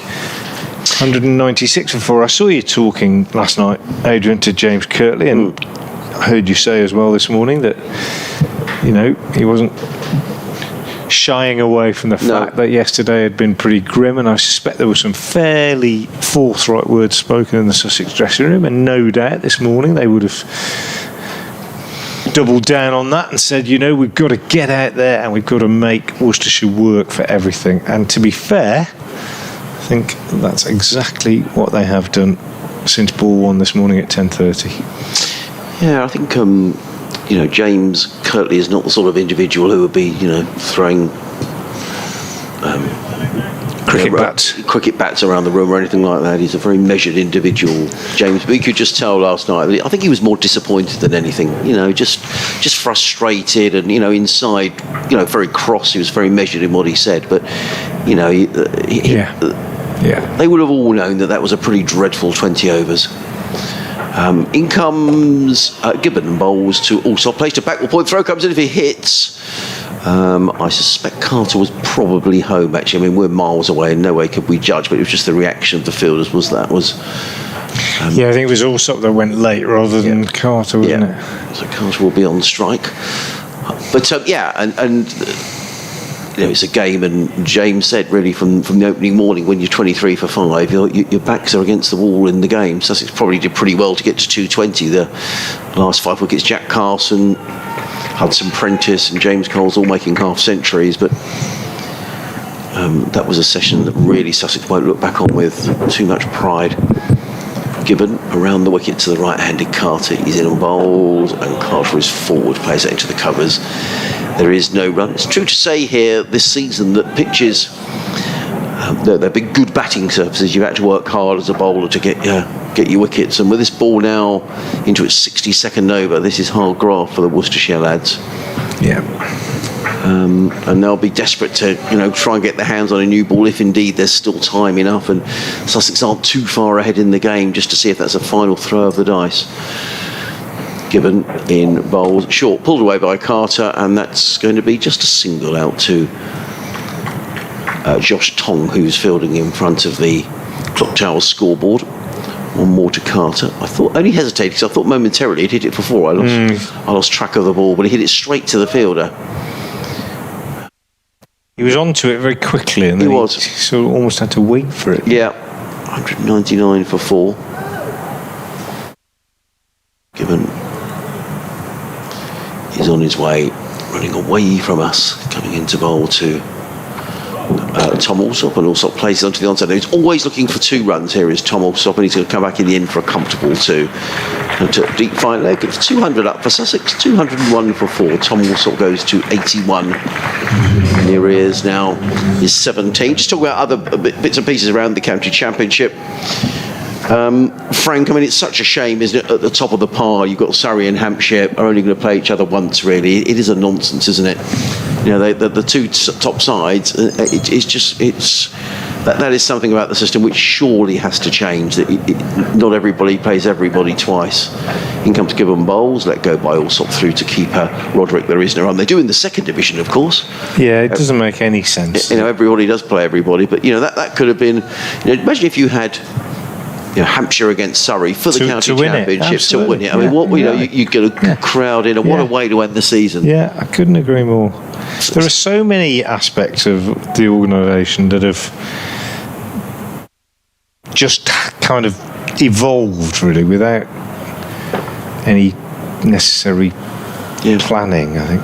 Here comes Gibbon bowls, and Allsop, there's a 4 shot. He manages to work the ball down to fine leg. He's going to pick up a single. Tom Allsop, one of his least convincing shots. He goes to 82, and Sussex to 202 for 4 at the end of the over. But in a sense, Frank, it's a little bit like in the Premier League. If you have Manchester City and Liverpool only played each other once. And one of them played the bottom, didn't play the bottom. It's absolutely crazy, really. But along with the fact that at the same time, I think I read yesterday there's one county ground, I can't remember which one it was, where there were 4 days of cricket in August at the ground, and they were all white ball cricket. Well, that was the case here. So at Hove, 4 days of cricket in August. I think Rob on King a had county said ground. that. Yeah, bonkers. Yeah, absolutely bonkers. We had 4 days of cricket here in 60 days. Yeah, just bonkers. And the fact that exists alongside the situation that you've just described with regard to Surrey and Hampshire, it's the whole thing needs ripping up, doesn't it? They need to just start again. It's just bonkers. His tongue round the wicket, bowls to Allsop, who pushes up to mid-on, and Pennington fields. There's no run, and I'm not a great fan of the 100 for various reasons, but I'm not even getting into that. I just think in terms of structure and organisation and the schedule, and I know they've looked at it, there are many, many aspects of it that how they've come about, I just do not know. Tongue in bowls, Allsop pushes for a single on the offside, and I suspect just to labour the point that the current situation would never have come about as a result of a plan. But you know, when you add something and you take a bit away and then you add a bit more on and you twist something and you tweak and you end up with a bit of a mess that you eventually need to sort out. I think that's the sort of point that we've reached. You know, adding a new competition particularly and then tweaking it to try and fit it in, and a couple of test matches here and a couple of test matches there, and some players are going to be available for this and then they're going off to that. It's just become like a tangled ball of string, I think, and somebody needs the patience and the time and the energy to unravel it. Well, it's not going to happen for next season, is it? In fact, I've got an email in from Martin Weiss, which I'll read at the end of the over, but the understanding is that nothing is going to change for next season in terms of the schedule, so we're still going to have 10 and 8. I think they might change when things are played at various times, but that remains to be seen. Changes in the field, you're not missing any cricket while we ramble and moan. Yeah. Tongue from the Cromwell Road end down the hill. He's got one slip in now, a kind of third slip, and a leg gully. And he bowls to the right-handed Carter, who's forward and pushing out on the offside. So just to describe this field, Barnard is about, well, second slip, 2.5, shall we say. There's a big gap between him and Gareth Roderick. Ben Cox, the sub, is in at leg gully, leg slip, too wide for leg slip. Wide leg slip, shall we say, and we've got Azhar Ali under the helmet at short leg in front of square. Those are the three catchers as Tongue bowls, and the diminutive Carter gets up on his toes and plays a good backward defensive shot from in front of his nose and drops it down in front of him. So those are the three close fielders. We've also got, it's actually Ed Pollock under the helm. We've also got Azhar Ali kind of fairly close at extra cover. Brett D'Oliveira's deepish in the gully. Almost too deep to be called a gully. Tongue in once more, bowls, and Robinson gets in a bit of a pickle with that because he looks as though he's going to try and leave it, and before he could, it hit his bat, didn't it, and ran away on the offside. So it was sharpish. It wasn't express pace, but it was sharpish, and he just steered it away on the offside. On ball left in the over. 13 off 36, Carter. Showing some resolve. Tongue bowls short, and that's swung away on the onside. He didn't get hold of it. High up on the bat. And Libby at mid-wicket, diving to his right, just couldn't reach it. But it was a loose one from Carter. Again, I think he's beaten for pace. It was on him quicker than he expected, no question about that. And it kind of hit the bat as he went to play the pull shot, high up on the splice. Could easily have gone to hand, but dropped agonisingly wide of Libby. Did you see at mid-wicket? End of the over, 205 for 4. They got 2, Carter's 15. Brett D'Oliveira sort of rolled on the floor. He couldn't believe it. He couldn't. Martin's been in touch. Martin Viage, he says, are you hearing anything about bringing some sanity back to the county championship schedule? I know Somerset sent a strongly worded statement, but is there a realistic chance we get a little more respect for the oldest format? Or should we expect sponsorship from the AA as it's become such a stop-start tournament? Very good, Martin. I've just got to nip off and do a very quick update. Should I come straight back in, or are we going to... in comes... It doesn't matter. Gibbon comes in and bowls. I'm trying to think who's been on and who hasn't been on. Played into the offside. There is no run. I think Ariana probably deserves a bit more of a break, actually. So shall I just nip off and come back in? And come back to about quarter 2, and then we'll bring. Then I'll go off, and then you be with Ariana. Well, at least we have the summer extended to 9 October, so maybe I shouldn't moan, says Martin. Well, in comes Gibbon. Runs away from us, comes into bowl to Allsop, he's in and bowls, and Allsop drives firmly through the covers, picks up a single, just Tom Allsop. We'll have an update due to this on BBC Radio Sussex in a moment as well. Allsop goes to 84 within sight of his 4th championship 100 of the season. My understanding is, Martin, that there's going to be no change to next season in terms of the format. So I think we're still going to get 10 and 8. Tomorrow, a mix of patchy cloud and sunny spells, non-planting showers, breezy and cooler, highs of 17, and our 3-day outlook Saturday Comes dry and bright with plenty of sunshine. Gibbon Sunday, around the wicket, bowls to Carter, who's beaten outside the off stumper, playing a miss. And Monday, And Ollie Carter is riding his luck here. He's on 15, 204 for 4. County Championship matches. Sussex playing at Hove, Surrey in Northampton, Adrian Harms is at our county ground. How's Sussex doing it? Well, they're not doing too badly, and it looks as if they should save this match, Danny. They're 204 for 4. The magic figure Sussex need to get to make Worcestershire bat again is 218, and indebted really to Tom Alsop, who's batted beautifully. Is his first season at Sussex, having come from Hampshire during the winter months. He's 84 not out and within sight of his 4th county championship century of the season. Ollie Carter is with him on 15. Earlier on, Tom Clark made 36 and Ali Orr 48. There are just another 41 overs to be bowled in this match, and really Sussex ought to see this game out for a draw. And it looks very much like it's going to be a draw at Northampton as well. Northamptonshire are 397 for 8 against Surrey. That's a lead of 315, and even if Surrey take those 2 remaining wickets, there's virtually no chance and not enough time for them to chase down those runs. However, the draw will be enough points to take Surrey back to the top of the county championship. Okay, so that's good for Surrey. But when you said that Sussex are doing well to save this match, so they're sort of playing for a draw. They are, absolutely they are. I mean, they've been outplayed in this game from the start. I mean, they were 23 for 5 in their first innings, and ever since then, and then that really ragged bowling performance we were talking about yesterday afternoon, Danny, when they really lost any chance of winning this game. A brave declaration by Worcestershire. I think they knew that this was a good batting wicket, and they might struggle to bowl Sussex out on a second occasion, and that's so far proven the case. So, Sussex hoping to save some face here today, after which been a pretty disappointing 3 days. Thank you for the update. We'll come back to you later on. Ball by ball commentary continues and those matches on the BBC Sport website and app. Gibbon turns and runs away from us. Coming around the wicket to bowl to Ollie Carter. He's in and bowls, and Carter drives down the ground, fitted by Gibbon, who throws the ball at the stumps. He's really frustrated. Here's Ed Gibbon, and I'm not surprised. And I don't know if you noticed that there. Frank was doing his update. We'll bring Ariana back in 10 minutes or so alongside Frank. But there was an edge. Yeah, saw the edge.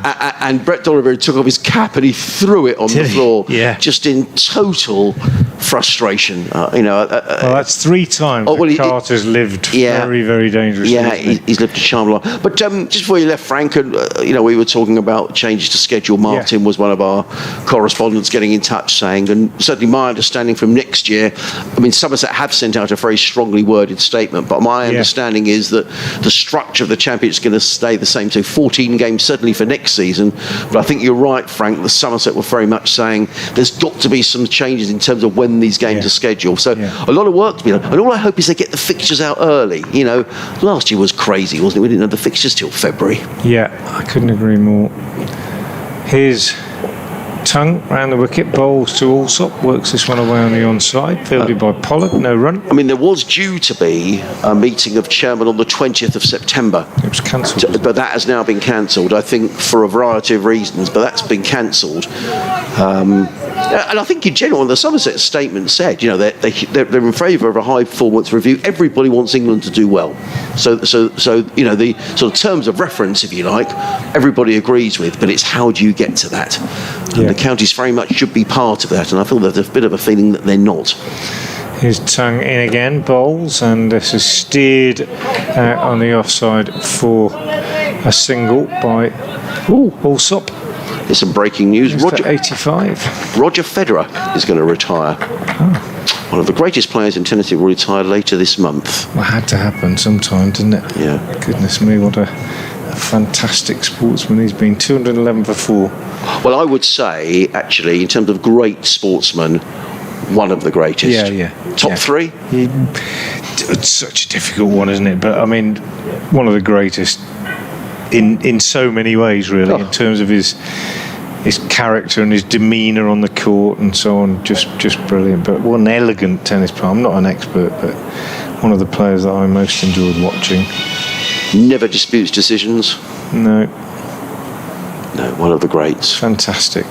Tongue from the Cromwell Road end, bowls. Carter pushes out on the offside and there's no run. Just going back to the cricket thing, the high performance review and everything else, you almost, I certainly, as somebody who's to some extent involved in the game as you are, Adrian, and we all are as spectators and fans, but also working and watching quite a lot of county cricket, you inevitably get involved in quite a lot of conversations about it, and people ask you what your thoughts are about it.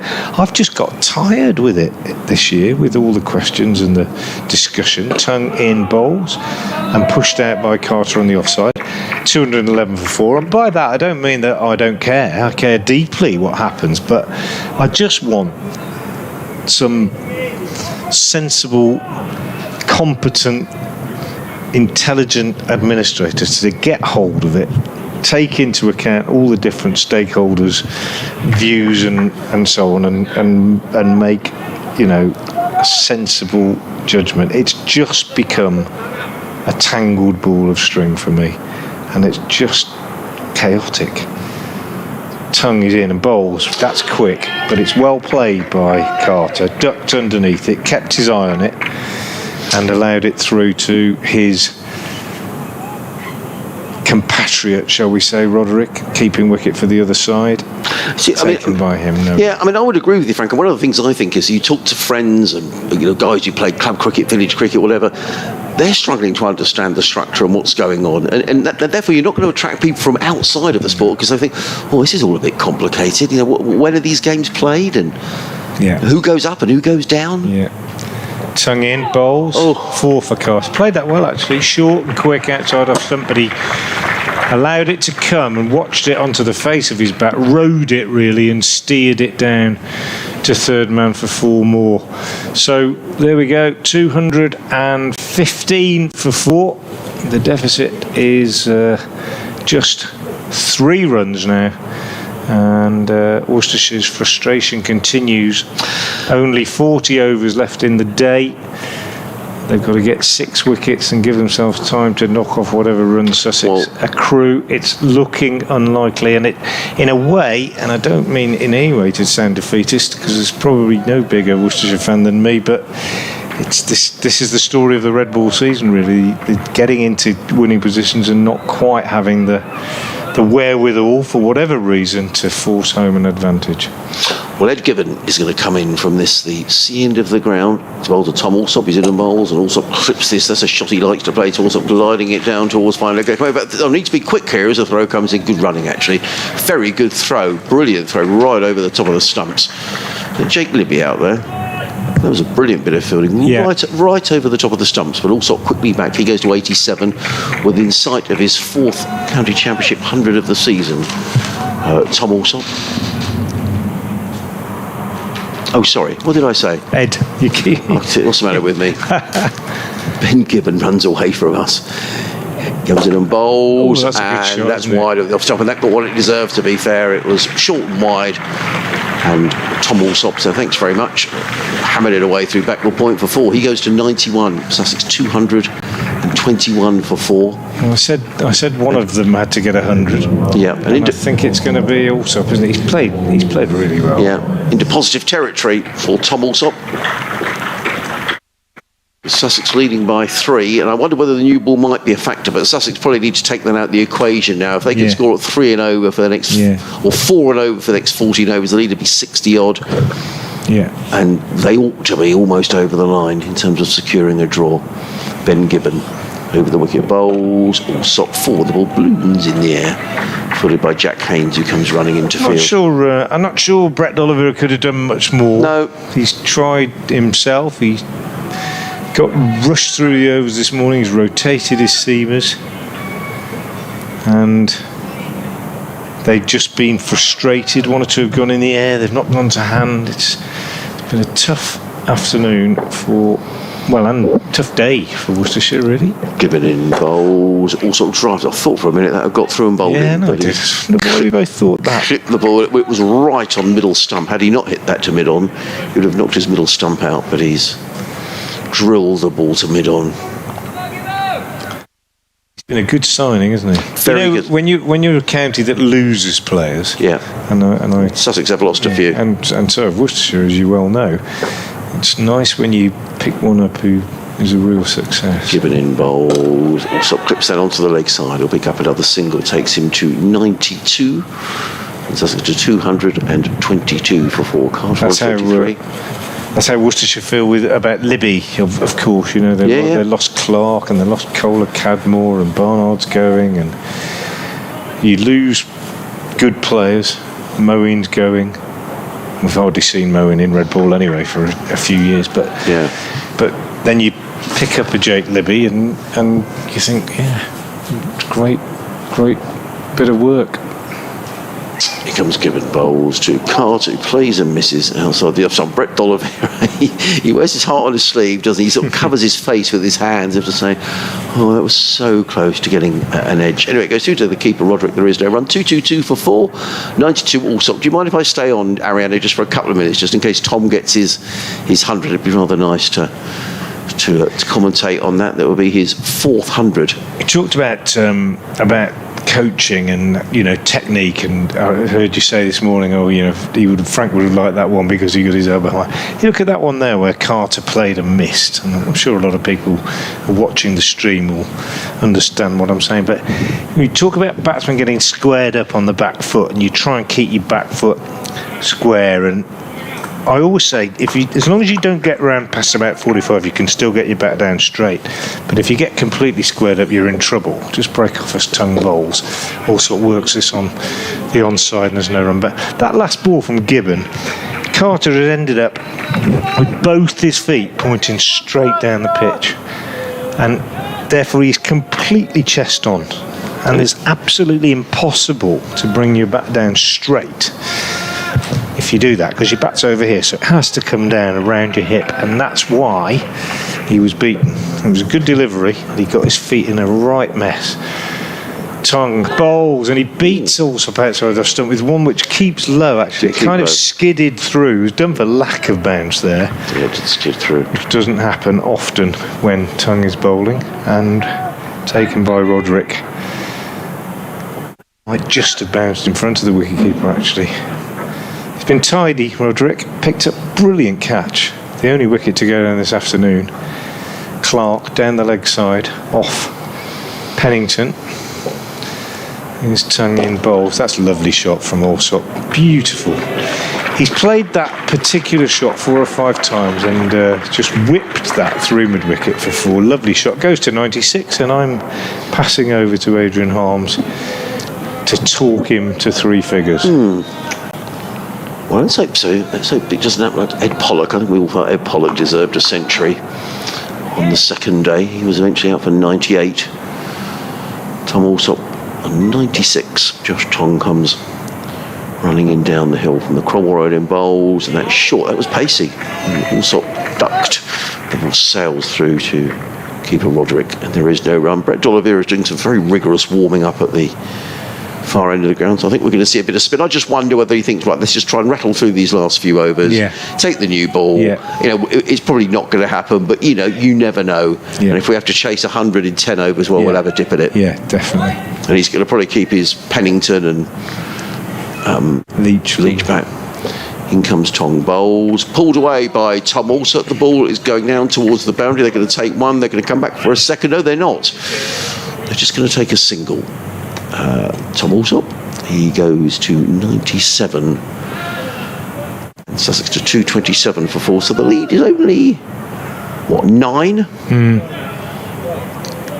There are still, after this over, 12 overs to go to the new ball. 6 wickets to get. 6. You just think sometimes with a new ball, you just don't know, dear. But D'Oliveira will be. They won't give up. We're still there. Oh no. They'll feel until there's absolutely no chance. As in comes Tong down the hill, bowls, and Carter drives, and that's a nice looking shot from Ollie Carter. He's going to get one. They ought to come back for a second run. Yes, they will. It's filled out there by Azarali, but it's 2 more to Ollie Carter. He goes to 25, and Sussex to 29 for 4, leading by 11. It is going to be Brett D'Oliveira who's going to come on. But yeah, it's good time for someone to get a hat trick. Well, it's the sort of absolutely, Stranger things have happened. What time is tea today? 10 past 3. I was going to say 3. Well, it'll be. We'll be Just sort of half an hour before it normally is. I think it's a set time on the final day. Yeah, I think it is too. So I think it's probably 3:10 because it should normally be 3:40. Yeah, I think you're probably right. I get very confused over when is tea, Yeah, so when do isn't I. tea. So do I. You can usually find out from somewhere, can't you? So Tom Alsop is on 97. I'll send a little note to the scorer. See if we can find out. Brett D'Oliveira then will bowl from the C end to the left-handed Alsop, who's on 97. I'll let Adrian do the ball by ball because he could bring up that 100 with one shot. Yeah, let's see what happens. One slip and a short leg. Yeah, getting the pressure on. D'Oliveira is in. Round the wicket bowls, and Alsop is punching this into the covers field by Ali and there is no one. He does like to get down the track to the spinners, Tom Alsop. He's a good player of spin. Who's that warming up at first slip? Ed Barnard? Yeah, Barnard, yeah. And comes D'Oliveira, bowls, pulled by Tom Alsop, and he's going to get his 4 runs to go through to his century, is he? Yes, he does. Terrific shot by Tom Alsop, and what a way to go through to your 4th 100 in the county championship this season, the 8th first-class century of Tom Alsop's career. It's been a tremendous innings, coming in 153 balls, and not for the first time this season. Tom Alsop has dug Sussex out of trouble. It's been a wonderful season, having signed from Hampshire. Well batted, Tom Alsop, 101 not out. Good knock. Yeah, very good. The glue that has held the thing together had good support, particularly from Clark. D'Oliveira in, bowls to He's played well. He's just got to keep going now. Yeah, plays into the offside. I'm going to disappear for a moment, and I'm going to leave you with Ariana and with Frank. He doesn't want to give it away now, having played so well. You might hear a moment's silence, so I just...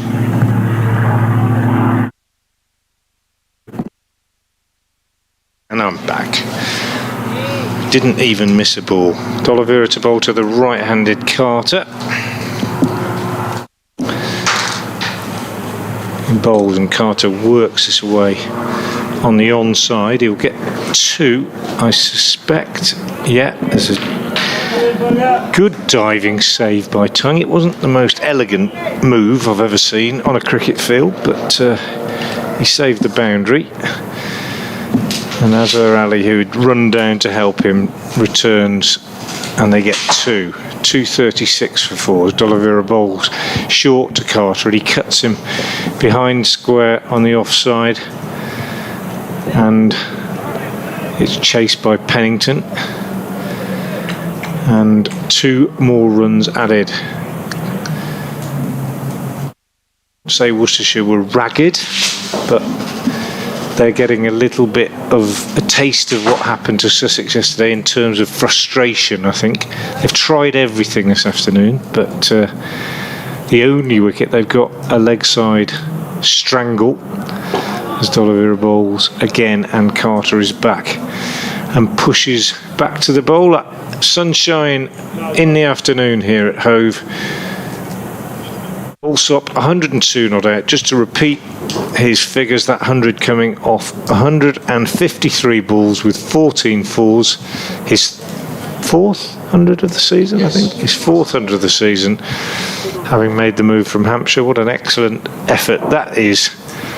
In a, you know, let's be fair, in a struggling side as well. It's not easy, and he has played very, very well. Carter, after an uncertain start, has settled down and has played okay. He's on 29 off 50, 238 for 4, 20 runs ahead, and Sussex well on the way to saving this game and to frustrating Worcestershire, who, not for the 1st, 2nd, 3rd or 4th time this season, have found themselves unable to press home what looks as though it might have been a winning advantage. It is not over yet. Barnard comes in bowls, and it's defended off his legs there to the mid-wicket for no run by Tom Alsop. Yeah, just a bit of sunshine creeping out, almost in celebration there for Sussex. Yeah. For that 100 being made. So Tom Allsop's on 102 now. Still quite an aggressive field set though by Worcestershire. Well, got to get wickets, haven't they? Exactly, as Ed Barnard is in, and it's defended again by Tom Allsop, this time to the offside. Got to get wickets. Wickets in mind, but also 2 sweepers out in front of square. Both the leg and offside boundary, as well as a fine leg. But yeah, 3 catches there, circling the batter, as Ed Barnard comes into bowl. And it's worked off the hip, but straight to that short catching mid wicket almost. I think if you're in the Worcestershire camp, and whilst there will be people who aren't here, or perhaps are not watching the stream, or perhaps are just looking at the figures and the stats, they'll say, "Oh, they've done it again. They've not managed to win when they were in a good position." So that's driven, but it goes out to the deep square leg boundary for one. That's not quite where you meant to play that. But if you've been here and you've watched it all, I wouldn't say that Worcestershire have bowled particularly badly today. Not at all. They haven't been sloppy. They haven't dropped many chances. They've just been frustrated by some dogged batting on a pitch that has got increasingly flat, I would say. And I don't think there's a lot more they could have done, really. I really don't. No, they've done all they could. They've bowled their good bowlers. They've done well. But alas, only for 4 down Sussex, as Ed Barnard is in, and it's defended there by Ali Carter to a very straight catching mid-on, I'd say there. Basically sitting on the mid-on. wicket. Yeah. It's nice to see some different positions. I think it's what you've got to do, isn't it? If you're not getting, if you're not going to pick up wickets in the conventional way, if it's not nipping around. It's not. How many have passed the bat? How many have found the edge? Very few. Barnard's in from the Connor Road end, and that's just worked past backward point there. It's running away to the boundary, but it's going to be well fielded, and only a couple added to Ollie Carter's score. When you see a player do what Jake Libby just did there, just jog down, not jog, sprint down to the boundary and slide and flick the ball back and not keep hold of it so he doesn't touch the rope, you just accept it and you take it for granted. You just think, there you go, that's what everybody does. But 20 years ago, that would have been pretty startling fielding. There's Barnard's in, and it's just defended to the offside there. Wouldn't it? It really would. It would have been. It's just the convention now. I think so many runs are saved. They talk about whether batting's improved and bowling's improved, and there's always arguments about it, but there's no question. Just the standard, everyday, individual efforts that we see in the field have improved incredibly, I think, in the last 20 years. It's almost exceptional now not to be a very good fielder when it used to be the other way around. I think most sides had a couple of good fielders, but there you go. We've come to accept it. Familiarity breeds contempt, doesn't it, sometimes? 2:43 for 4 at the end of that over. D'Oliveira will continue. 11 overs, no maidens, no wicket for 48 so far. He's bowling round the wicket to Tom Allsop. He bowls, and Allsop is forward, pushing out on the offside. And it's fielded by Pennington, coming in from backward point.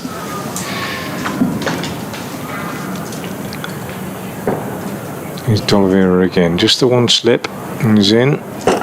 Allsop with the spin, down the pitch, works this up to Haynes at deep mid-on. And they take another single. Allsop goes to 105. And it's 244 for 4.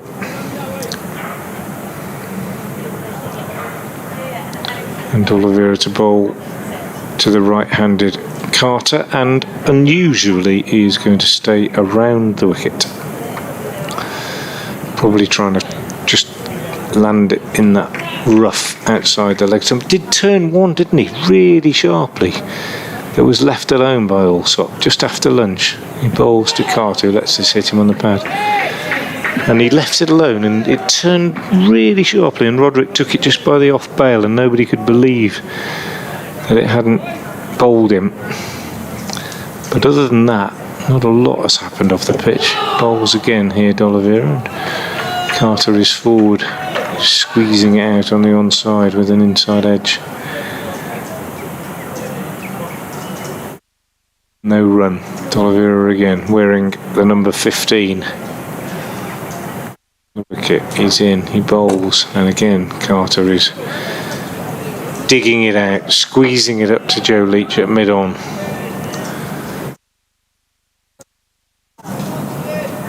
D'Oliveira stands at the end of his mark, moves in again, bowls, another leg break, just pushed out with the spin on the offside by Carter. End of the over from D'Oliveira. A tidy one, but tidy isn't cutting it for Worcestershire at the moment. They need wickets, and they're finding them hard to come by. Picked up just 3 all day, and I think probably most of us, when we got here this morning, were expecting them to pick up 3 or 4 in the morning session and to go on and pick up the rest. I'm not saying it was a foregone conclusion, not by any means, and I'm not, as I keep saying, not saying that they have underperformed, but it just hasn't happened for them. Tom Alsop is the main reason for that. He's on 104 and he's about to face the bowling of Ed Barnard.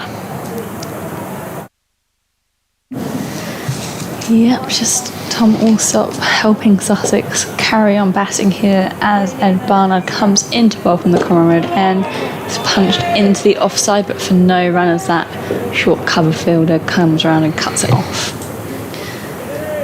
Yeah, I'd say going back to that fielding, if you're not batting for long and you're not bowling for long, what's there to do this? You stand in the field the whole time.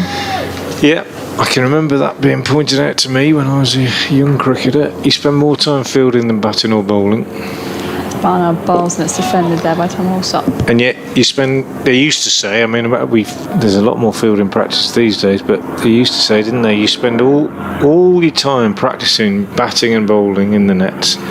You know, net sessions for clubs often never included fielding. And then somebody made a very good point. You spend more time fielding than anything else, and you spend less time practicing than anything else, and things changed. It's Barnard bowls and it's defended again for the offside.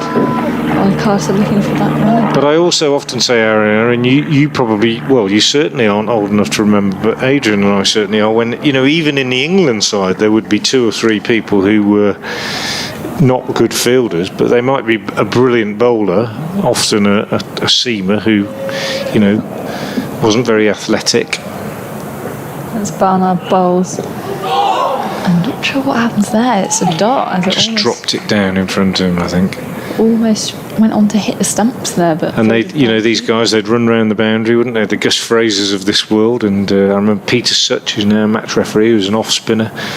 You know, they'd run around the boundary, stick a boot on it to stop it. Bob Willis, people like that. I don't think they'd have careers now, because you have to be a good fielder. Barnard's in bowls, and that's hit him on the pad there. Huge cry of appeal, but not out, says the umpire, as that looks to just be going down the leg, I think. The biggest appeal, I'm going to watch the replay, Ben Cox, substitute fielder who's in it, silly mid-on. He gave it everything there. He really did. He was jumping up and down. Just watching the replay here. Let's have a look. Wide on the crease, yeah, probably going down. It's a good shout, but he's delivered it from wide, around the wicket, probably just running across. Hands back on our bowls, and that's left alone outside the off stump to bring another dot, another maiden there at the end of the over for Ed Barnard. His figure's now 9 overs, 3 maidens, 18 for none. Just trying to work out who Bencock was on the field for, actually. Oh, I think it was Ed Pollock who's just gone off to get further padding. Yeah, he's come back on there with the shin pads on. And probably going to go in at silly point. Yeah, he is. For D'Oliveira bowling to the right-handed Carter. Slip and silly point. No, he's crossing over now to short leg. So slip and short leg. And D'Oliveira bowling round the wicket to the right-handed Carter. Backward point, cover, mid-off, mid-on, mid-wicket. Pushed out on the onside by Carter, fielded at mid-wicket. And we've got the man at deep backward square as well. And a man just round the corner behind square on the leg side, saving one. So 5-4 leg side field as D'Oliveira bowls round the wicket to Carter, who just tickles that round the corner to that man Tongue, who is behind square on the leg side. Actually, it's Pennington. D'Oliveira again into Carter, and again turns it on the leg side, and again Pennington is the busy fielder coming in from behind square to do the fielding. And again, I'm going to have to pull out mid-over and bring Adrian back in because I've just realised what time it is. And that's another one bowled and just left it alone there. Oli Carter to wrap him on the pads for no runners. No shot was played. Back in the bowler's hand here as he runs away from us at the seaside end. And left alone as that goes outside off with a little ooh from the keeper, I'm sure, looking excited. Oh, thank you, Ariana, turning up the microphone. That's D'Oliveira in, and that's worked through mid-wicket for 4 runs there by Oli Carter. Yeah, that was a full toss, wasn't it, Ariana? It was you just get the feeling, I say Worcestershire won't give this up with the professional cricketers, but you just get the feeling they're feeling just a little deflated now, the Worcestershire players. Just turn that up a little. So what have we got? We've got 10 minutes to go until tea. A couple of emails have come in, actually, which I'm going to read out to you. Hugh Johnson's been in touch, who's a regular contributor. Thank you, Hugh, for getting in touch. He said, I'm enjoying the commentary. You put a smile on everyone's face, although not my wife, who hates cricket. There we are. Well, at least he's honest. My microphone doesn't sound quite right, so I'm just going to... You just take over for a second, Ariana. Sure thing, as Barnard is in bowls, and that's left alone by Tom Alsop, but not taken cleanly for the first time, I believe, by Gareth Roderick, but it's still a dot nonetheless. That's better. I can hear myself loud and clear now. He says, a few questions putting you on the spot. Oh, thank you, Hugh. He says, who will be the Sussex keeper next season? Carter is a promising bat, but our bowling attack cannot afford dropped catches. Overseas, will Sussex go for a number 4 batsman, hopefully Pujara and a fast bowler, replacing Steve Finn, he says. In comes Barnard. Alsop plays out into the offside. Roderick fields, running from behind the stumps, no run. Any other incoming players? And red ball captain will Garton play next season after COVID? Great to see Tom Alsop, Oran Clark play so well this year as well as Pujara. I agree, Carsten has proved what a huge loss he's been this year, bowling, batting and fielding. Well, in answer to your questions, and this is just my thoughts, Hugh, as Barnard wheels round at the far end, comes in and bowls to Alsop, who's forward, plays out into the offside, and there is no run. I think Oli Carter's had a difficult season behind the stumps. He's proven he can bat. He made a very good 100 down at Glamorgan. So I think there is a case for looking at a wicket keeper. In terms of overseas, if they can get Pujara back, that'll be fabulous. I mean, if you had a top 5 or top 6, in comes Barnard again, bowls, Alsop works this on the leg side, picks up another single, he goes to 105, the total to 240, just adjust my glasses, so 249, Ariana, yes for 4. And if you had a top 5 of Haynes or Alsop, Pujara, Clark, it's a pretty good top 5, and it gives you all sorts of options further down the order. You've got Oli Carter, you've got Delray Rawlins, Finn Hudson-Prentice. Comes Barnard again, bowls to Carter, well taken by Roderick down the leg side. That was a good bit of wicket keeping. Aaron would have enjoyed that. He's standing up to the stumps, and he's a little bit above medium pace, Ed Barnard, and he whipped the bails off. But Carter's foot was in. I think there's no question, Hugh, that Sussex are after an overseas fast bowler. Fahim Ashraf is playing in this game. It's his first game, so it hasn't gone well for him. But I think you can't judge a player on just one performance. Barnard in bowls, and Carter run. Now, there was a slip in place. he's probably on his way, but he knew there wasn't, and I think that's a quite deliberate shot. The Worcestershire players are down on their haunches. That wasn't that far away from Gareth Roderick behind the stumps, but Carter picks up a boundary. He goes to 39 and Sussex to 253 for 4.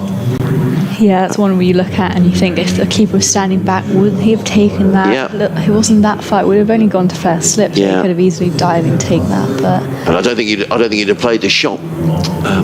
So the lead is, what are we now? 32 plus 3, 35 is the Sussex lead. We've got 32 overs left in the game. So almost certainly this heading for a draw. So just to finish off the email here, Hugh, I think that an overseas fast bowler, and I'm sure that Fahim Ashraf will play in the next 2 games and try and prove that maybe he's the man.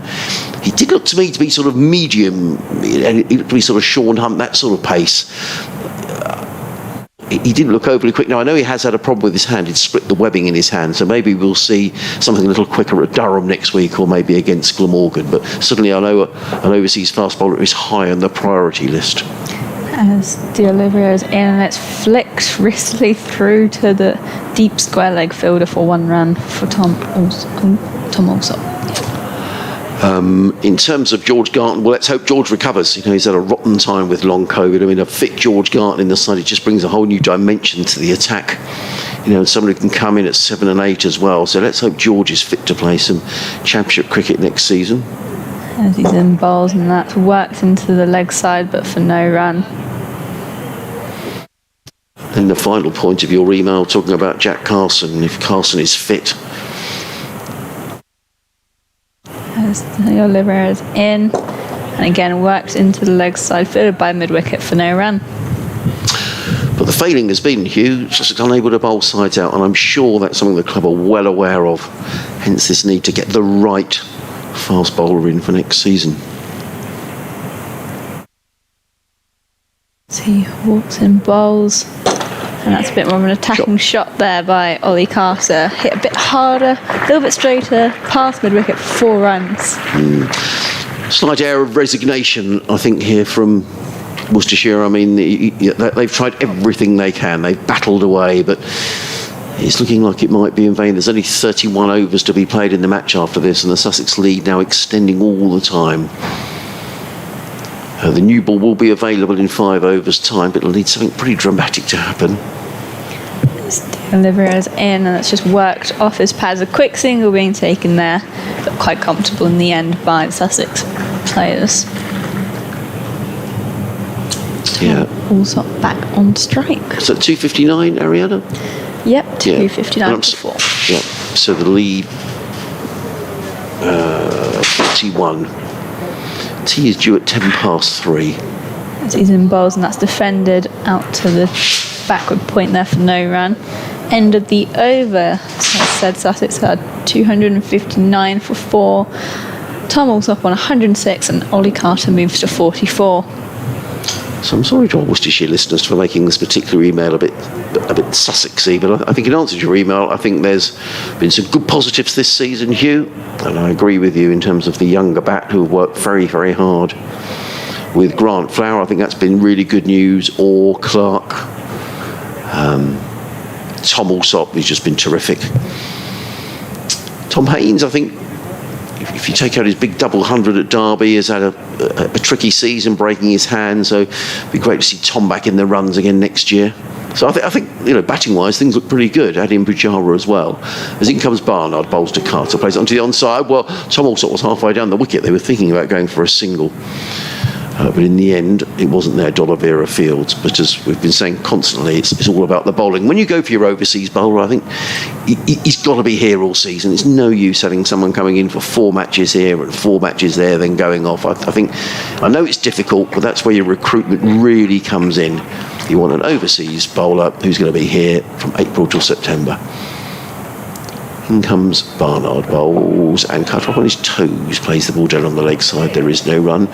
Judy's been in touch. Hello, Judy. She says, Hi Adrian, is it time to back the importance and relevance of the Championship by scheduling matches throughout the season and leave players to choose whether they have serious test match aspirations or prefer white ball? At least that way the Championship will be played by red ball purists and those who care most about it.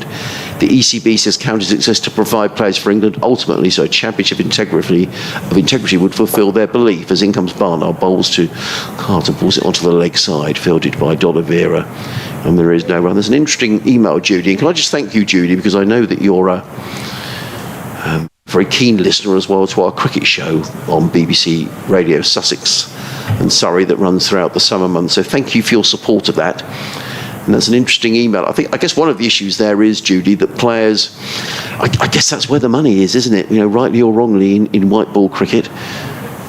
In comes Barnard over the wicket, bowls, and Carter plays that into the offside, and there is no run. I know someone was talking earlier about a player, I'm not going to say from which county, which had played some white ball cricket in the 100 and had pretty much earned in the 100 what his salary would be playing red ball all season. So you can't blame players for wanting to play some white ball tournaments. But I totally agree with it. In some way, the Championship needs to get back as being the central part of the cricket season, which it just doesn't feel like it is at the moment. In comes Barnard, bowls, and Carter runs this to backward point. There is no run. But thank you for your email, Judy. Very good to hear from you. And look forward to next season's cricket show as well. I don't know if we could have one to round up everything that's gone on this season. John Reeve has been in touch. Hello, John. Lovely to hear from you. He said you've just taken some interesting questions from Hugh Johnson I would like to add. So he's going to read those out in a moment. I'll read out those questions. Then comes Ed Barnard down the hill and bowls. Carter lets that go through, taken by keeper Roderick, and that will be tea, with Sussex on 259 for 4. Ed Barnard, 11 overs, 4 maidens, 0 for 23. Tom Alsop going to tea on 106. Ollie Carter on 44. These two coming together when Sussex were 171 for 4 when Tom Clark was out for 36. So the lead for Sussex at tea is 41. We have only 30 overs left in the game. A new ball is available to Worcestershire, 4 overs after tea, but it may all be a little too late, and I think it would be a big surprise now if this game doesn't end in a draw, Ariana, unless we see something hugely dramatic. Yeah, we'll have to watch some very entertaining cricket in the next few overs if something were to happen and a result would be reached here at Sussex. Ariana, thank you. We're going to have some tea. I'm just going to go through your email, though, as Tom Alsop leaves the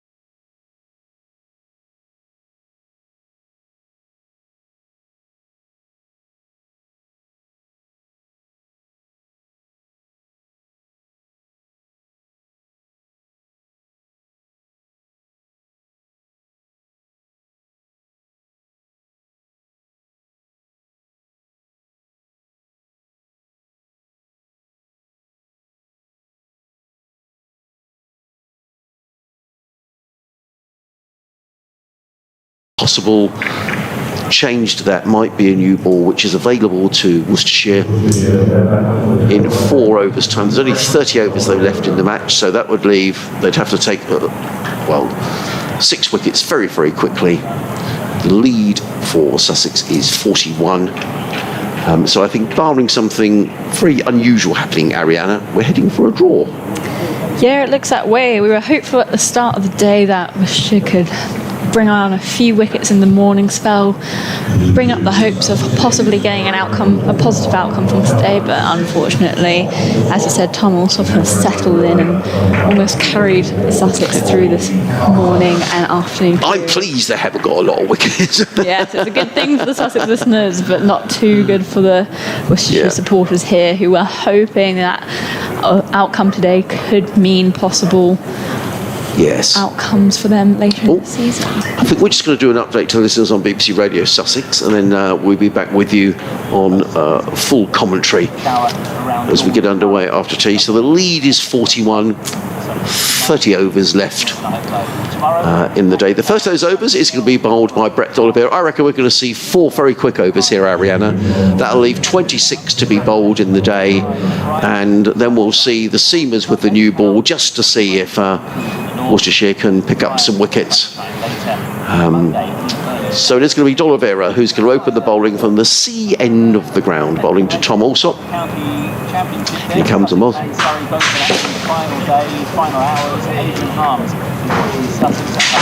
Yes, thanks, Danny. In fact, we've just had the first ball after tea, the final session of the match. Sussex 259 for 4. It means they lead by 41, and indebted to an excellent innings of Tom Alsop, who's still there. He's 106 not out. It's his 400 of the season, and he really has been an excellent acquisition for Sussex from Hampshire, and probably my player of the season. So just 30 overs to go. This game is drifting towards a draw, and indeed it looks like the same at Northamptonshire, where Northamptonshire eventually dismissed for 426. Surrey are 5 without loss in their second innings. They need a highly improbable 340 to win. What it does mean, the points from the draw, is that Surrey will though go back to the top of the county championship with 2 rounds of matches to be played. Thanks, Adrian. Or in a little bubble then, commentary team. It's been announced in the last half hour that Roger Federer is going to retire from tennis. Yeah. The Labour Cup in London later this month. Thoughts on Federer? Well, we saw it come up actually, and I said to my co-commentators Ariana Dowse and Frank Watson from BBC Hereford and Worcester, he's right up there, Danny, isn't he? For me, he has to be one of the greatest sportsmen of all time. If you're talking about the likes of Muhammad Ali, I put Roger Federer right up there in that category. I think he's a fantastic tennis player and a gentleman as well, who really does play sport in the right way. And he's going to be sorely missed, but what a player! One of the greats. He says, my body's message to me lately has been clear. Came to me a long time ago, Danny.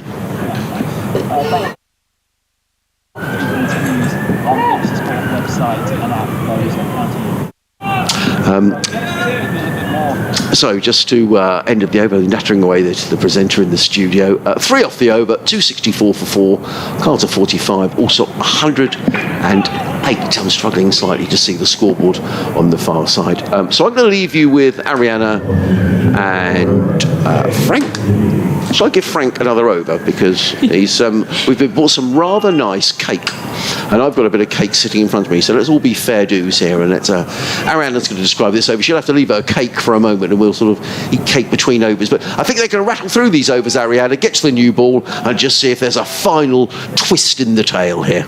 Yeah, just as you predicted, Jake Libby coming on from the Cromwell Road end as he's in bowls, and that's smashed to the offside, but well fielded by the point fielder there for no run. And just bringing on spin from both ends, as you said, Adrian, just to quickly get through these overs to bring about the new ball. And Jake Libby is in again, and it's defended by Tom Alsop into the mid-wicket, where it's fielded for no run. I mean, you never know. Joe Leach comes on and takes 4 for 12 or something, and I think it's unlikely. As Libby bowls, and it's just punched off the back foot there. A few shouts and a few alls from the fielders, as that was a rather close one with that just getting in the way there. As Libby is in again straight away. And that's hit hard, but not quite timed, and that goes to mid-off for no run. And often, when the ball is getting soft, it's harder to get the ball away as well. Definitely, as Jake Libby is in again. It's just flicked off the leg straight to mid-wicket for no run again. This over's taking about less than a minute at the moment. Flying through. Yeah, the Worcester boys are keen to get to that new ball. As Libby is in again from the Conroe Road end, and that's hit hard through the covers there. A diving hand might just slow this down, but no, it runs away for 4, and the fielder on the boundary can't stop that. A loose delivery there, punished at the end of the over. Sussex moved to 266 for 4. Yeah, well, that was belted away, wasn't it? Okay, I'm going to go away and have my tea time cup of tea and enjoy this piece of cake that's been brought in. I'm going to leave you with Ariana, who might have to wait a little longer for her cake, which seems a little mean, really. and That's all right. And we'll see another over spin. I've decided after that over you can measure the time it takes to bowl an over in bites of cake. Jake Libby's a 3-bite man. Oliveira bowls to Carter, googly, and he goes back. Not sure he picked it, played it off the pitch and pushed it back to the bowler.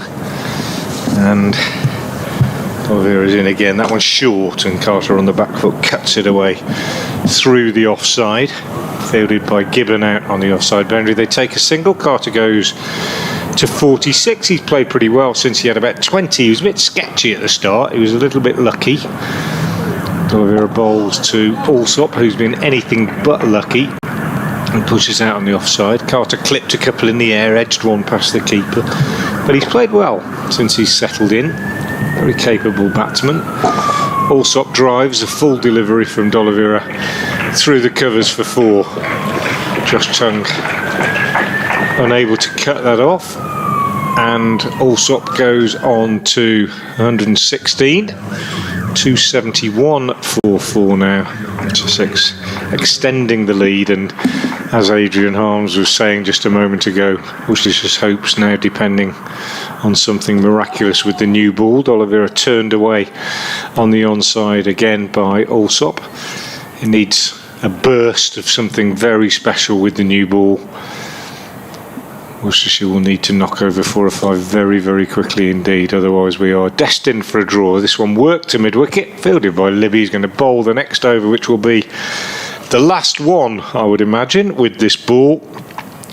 And then we'll see a change. You can already see Dylan Pennington going through some vigorous warm-up exercises, and Joe Leach too, just doing some jumping up and down on the spot. So it looks like those are the 2 that will share the new ball, and it's 1 over away. 271 for 4. Apparently 3 cake bites away. Yeah, 3 cake bites. Well, why don't you give it? No, you can't. You're commentating, I was going to say. But Adrian said he'd give me that over to eat my piece of cake, and I only managed 3 bites before Libby got through his over. Josh Baker bowls his overs even quicker. Worcestershire's injured left-arm spinner. As Libby is in, and it's defended by Ollie Carter. Straight down the track, right back to the bowler. Josh Baker would be a 1.5 bite man. Jake Libby just sets up again. A couple pieces and he bowls, and it's defended into the offside, fielded by backward point there. Nice. Straight back to the bowler. Getting it around quickly, the fielders here. Eager to bowl with the new ball, I'm sure. And as Libby is in, bowls, and it's just worked off his legs there into a vacant square leg, and a quick single is taken by Ollie Carter, who moves to 47. Tom Allsop back on strike, the field just being screwed a little bit there. As Libby starts his run off, he's in, bowls, and it's defended off the back foot there. A few cries of oohs and ahs, I'm sure, from the keeper and slip. Yeah, still hopeful. Libby, he won't be bowling after this over, desperate to get a wicket, as are all batsmen when they have a bowl. So he's in and defended strongly there by Tom Allsop. He's just looked unfazed against spin. Yeah, he has, well, against everything really. As Libby comes into bowl again. It's just punched off the back foot, but well fielded there in the covers for no run. And that's the end of the over. Sussex 272 for 4. Ollie Carter now on 47. Here comes Joe Leach, peels off the sweater, takes off the cap, and grabs hold of the brand new shiny cherry from umpire Nigel Long. Absolutely the last throw of the dice for Worcestershire, who still needs 6 wickets. What have we got? 26 overs left in the day. I mean, if they could get 6 wickets in 15 overs or so, we might see a mad thrash at the end. There's a very noisy aircraft goes overhead, but we have to say that is in very hopeful realm indeed. But you never know. Joe Leach will be bowling to Ollie Carter. 12 overs, 2 maidens, 1 for 43 for Leach so far. Pennington 13 overs, 4 maidens, 1 for 45. Tongue 12 overs, 1 maiden, 1 for 41. Gibbon 12 overs, 1 maiden, 1 for 42. They're all really similar, those figures. Barnard 11 overs, 4 maidens, no wicket for 23, somewhat tighter. Here is Leach from the sea end. He bowls and Carter is forward, blocking that one back up the pitch. And the 2 spinners, D'Oliveira 16 overs, no maidens, no wicket for 67. And Libby 4 overs, 1 maiden, no wicket for 10. Ollie Carter 47 not out. He's faced 81 balls. And the man of the moment, Tom Alsop, 116 not out. He's hit 16 fours. And here comes Joe Leach from the sea end, and Carter edges this past second slip. It wasn't a chance, and it's run down to third man for 4. So 50 for Ollie Carter. Much needed runs for him after he failed in the first innings. 83 balls and 8 fours. And he's played a big part in saving this game for Sussex, or at least it looks that way. Get in touch if you'd like to, Worcestershire listeners in particular. I haven't heard from many of you. Adrian Harms has had quite a few emails to his Sussex cricket account from Sussex fans. Leach bowls, Carter defends, no run. But you can get in touch on Twitter at Adrian Harms, Harms, at Ariana Dowse, Dowse, and I'm at Frank Watson 58. Always happy to hear from our listeners/viewers. I suspect the main feeling amongst the Worcestershire faithful is that it's a bit of a microcosm of the Red Bull season, this game, in that they've played pretty well for most of the time, but not actually been able to force home an advantage when it's been established. Leach bowls, Carter pushes out on the offside, and D'Oliveira fields. And I would add to that in my opinion, today at least, there's not a lot more they could have done. I think D'Oliveira's juggled his resources. He's tried his best, but the pitch has flattened out. Josh Tongue, who bowled a particularly quick over last night, still not absolutely firing yet, obviously after all his injuries. Leach is in again and bowls, and Carter is forward, pushing out on the offside. Libby fields, and they just haven't been able to push it over the line. And you can't help feeling that had not so much time been lost to the weather yesterday, they would have been in a better position. But it's just the way that it has worked out. Lovely evening now, or afternoon I should say. Beautiful September sunshine as Joe Leach turns and moves away from us and bowls to Carter, who's taken on the pad as he looks to work this one away on the leg side. It runs away for a single leg bye, indicated by umpire Nigel Long. End of the first over with the new ball from Joe Leach. It was fruitless. It's 277 for 4, and that means that the Sussex lead now is 58. Yeah, new ball taken. A few more shouts and a bit more energy in the field, with hopes building as the new ball is taken. for a second over from the far end here at sunny Hove now. Finally, the old saying, sunny Sussex by the sea, comes into play, which it hasn't been, unfortunately, most of the time here. But now it shines through, and just waiting for a score, but I'm pretty sure that's Dylan Pennington there, ready to bowl at the far end. No, you're right. When the fixtures came out and they were casting around and back home, and did anybody want to go to Hove in September? And I thought, oh, well, that'll be nice. Hove in September, perfect, bit of sunshine. Didn't know I was going to get drenched 2 or 3 times, walking backwards and forwards. As Pennington is in, bowls and left alone there by Carter. 2 flips in play here, with the keeper Gareth Roderick standing back.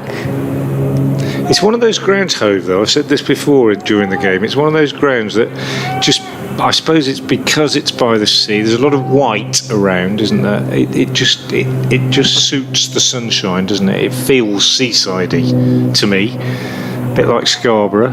And then and St Helens at Swansea always used to feel like that. I don't know if anybody's ever been there who's watching or listening. One of my favourite grounds, sadly not used by Glamorgan anymore.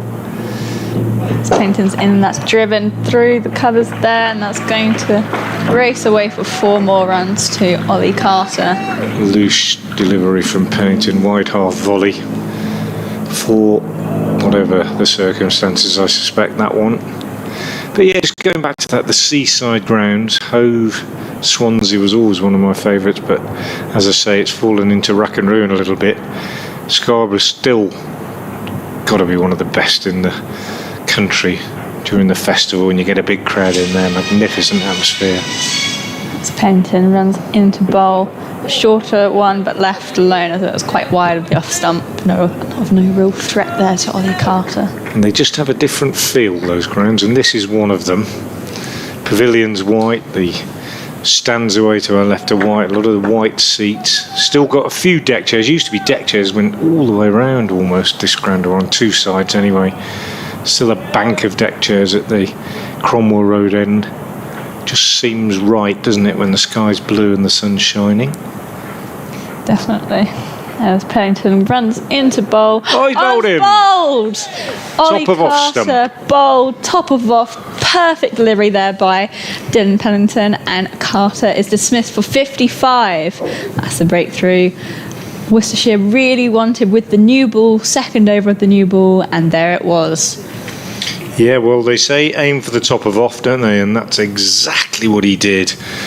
Cracking delivery from Dylan Pennington. 110 added for that 5th wicket by Carter and Tom Alsop. The breakthrough comes. Hope is revived, albeit faint hope, for Worcestershire. 25 overs left in the day, and Sussex lead is currently 63. So if they could pick up another 5 wickets in, say, 10 overs, it's a big ask.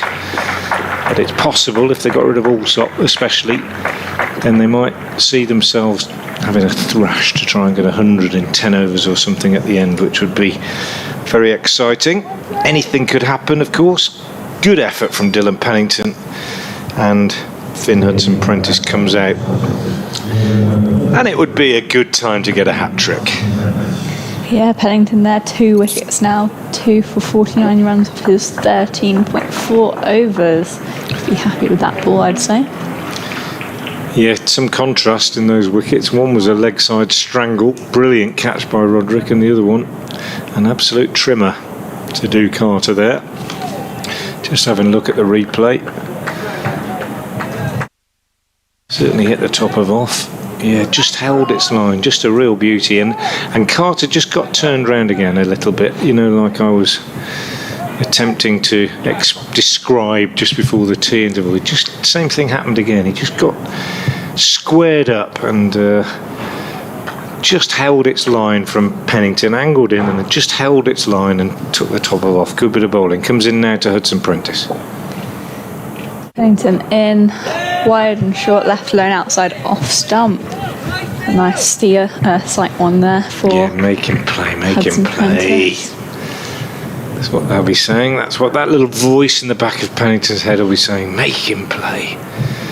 Don't waste this new ball. Every ball vital now. 25 overs left in the day. As the ball gets passed back round to the bowler there. It would change the mood if he got another one, I think. 1 brings 2, let's say, as Pennington runs into bowl, and He won't another get one with that one. wide one left alone quite easily there. Really by wide, wasn't it? Hudson Prentice, yes. Looked back at the umpire almost there just to check it wasn't a wide. It did. It was really wide. Frustration there as he swings. But, you know, good over from Pennington in the sense that he got the wicket, got the breakthrough. They'd done with it an hour ago, but it just breathes that faint little bit of spirit and hope into the Worcestershire mindset. And Leach round the wicket now to the left-handed Alsop, the obdurate Alsop, who has almost stood single-handedly between Worcestershire and the sort of progress they've wanted to make. He's played very, very well. Recruited from Hampshire, where he was capped last year. It's an odd one. He was capped and then moved on, but he's played really well. He waits now as Leach comes in round the wicket to him and bowls, and he's forward, pushing out on the onside. 192 balls he's faced. It's more than some people face in a season, if they're club players or tail enders. And he's concentrating as hard now as he was at the beginning. Tom Alsop. I think Sussex will want to see Tom Alsop stay in right now. Oh, no question about that. He waits. Squat left-handed stance. Leach is in, bowls, and he's forward, pushing out on the offside for a single, which Worcestershire won't mind too much as Zarali comes off the cover boundary to do the fielding. And Joe Leach will change to over the wicket to bowl to the right-hander, Finn Hudson-Prentice, who played well in the first innings. Hudson-Prentice made 51 before he was caught behind by Gareth Roderick off Dylan Pennington. And he's regularly played quite well against Worcestershire, even in his Derbyshire days. Performed well. Haven't got the exact stats to hand, but I can certainly remember him bowling well and scoring runs against Worcestershire in Derbyshire colours. As Leach bowls to him, but he's not going to get any this time because he's been done. LBW nipped back from Leach, and I think Finn Hudson-Prentice knew that he'd gone. That was an absolutely nailed on LBW, and umpire Nigel Long didn't have any hesitation whatsoever in giving that out. So 2 have come in quick succession, and that little bit of hope that Worcestershire has grown a little bit more with that. It's still a big ask, but the 6th wicket goes down. Hudson-Prentice is out without scoring. It's 282 for 6, and now you really feel that if they could nick out another couple, then we might yet have a game on our hands. Amazing what a new ball does, isn't it, Ariana? Yeah, just as we said, 1 brings 2, and it's just done that. We're very pleased with that, with the new ball, with the start. They'll just be wanting to see the back of Tom Alsop here, who's very much going to be the inset batter. I think we'll see them. I mean, Jack Carson's no mean player, obviously. He also made 50. In fact, he top scored, didn't he, in the first innings? But it's a different set of circumstances. And I think what you'll see with Worcestershire now is that they'll try and give Alsop one wherever possible, and they'll see if they can keep bowling at the new man. Yeah, looking to be tactical here now. Just get the in bat off strike and attack this new batter that's in, and hope to bring about a positive result here. So Carson takes guard from umpire Nigel Long. And Leach is already back at the end of his mark. 2 slips in, plus those 2 men on the drive, 1 on either side. And Leach is in again from the sea end and bowls, and he beats him outside the off stump, taken by Gareth Roderick, standing up to the stumps. Definitely played at it. Roderick took the bails off as well for good measure, but no appeal. But suddenly, a change in mood, a bit of pressure being exerted by the fielding side. And Joe Leach, who may well not have played in this game, coming in now. Bowls again to Coles. It's Coles who's come in, actually, not Carson, beg your pardon. And he turns it away on the onside. So Jack Coles, has he been promoted? James Coles, I'm not sure, but I think he's come in one higher than we thought he might. Maybe not. Anyway, it's James Coles on strike. Azhar Ali's gone out to deep square leg. Could be a bluff, or will Leach bang one in?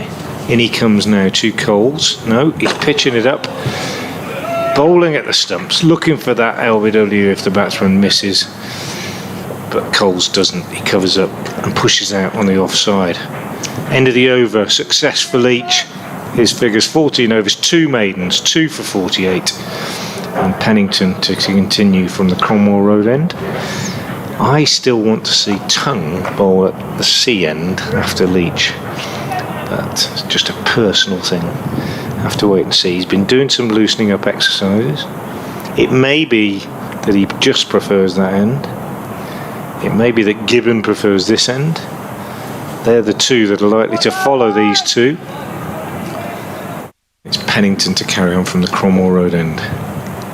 As Pennington runs into Bowles, and Tom also just defending that off the back foot to the fielder on the one on the leg side. Yeah. Reckon he could have got one there, but he's already decided all top now that he's just going to take as much of the bowling as he possibly can, I reckon. And why wouldn't you when you're faced 195 balls of them so far? And scored quite comfortably, we'd say, yeah, watching him. Really comfortable. In the commentary box here today as Pennington runs in towards us Bowles, and it's flicked lovely That's off 4. the leg side. 4 runs added to Tom Alsop's score, moving him to 121, sorry. And that was just a loose delivery put away by the set bat. Yeah, that's a lovely shot, wasn't it? He's played that 3 or 4 times, hasn't he? Off Pennington, almost every time, when he's drifted into the pads. And lovely stuff. Still 2 slips in play here with the new ball taken. Only a few overs old as Pennington runs into the ball. And it's defended nicely there by Tom Alsop. A better line, Yeah, better much length. better line. Yeah, much better line. And that's the reply you want from your fast bowler. Alsop just goes for a little walk, no doubt telling himself that those 2 wickets have just made this next 15-20 minutes perhaps more important than they were before. That's all it really needs. Another half an hour of resistance, and even that little flurry of wickets will have, the damage will have been negated to some extent. It's Pennington's ends, and that's defended off the back foot there, this time by Tom Alsop for no run. Yeah, does it ever get into a batter's mind where your concentration just switches on a bit more once you see 2 fast wickets at the other end? Yeah, well, I guess so. I mean, there's a lot of factors involved, aren't there? Mental tiredness and so on. He's been out there for a long time, but he will have been saying all afternoon, won't he? Don't get out, don't get out, don't get out. Now that 2 have gone down at the other end, he'll be even more aware that he's only got to resist for another 10 overs or so. It's Pennington in bowls, and again defended off the back foot there. And then the game will be beyond Worcestershire anyway. It's just this next 15-20 minutes, really. I think Worcestershire need to strike a couple more blows, don't they? And get Alsop off strike then, if they can get a proper tail ender or 2 at the crease. But Joe Leach will believe in it, no doubt. He will be champing at the bit down there at fine leg. He's already got his cap off. As soon as this ball's bowled, he'll be marching up there to start his next over. That's Pennington in, that's driven just to mid off though, and that's the end of the over. Sweater's off already, Leach striding in. But unfortunately, I'm not going to be able to describe it because I've got to shoot off and convey news of a slightly more hopeful tone to the listeners back in Worcester. Another update, there you have it. Joe Leach at the start of his run-up, ready to bowl to the new batter, James Coles, who scored 51 in the first innings. Batted well and recovered somewhat from a low total for 23 for 5 Sussex were in the first innings, as Joe Leach runs into bowl, and it's defended strongly there by James Coles down the wicket.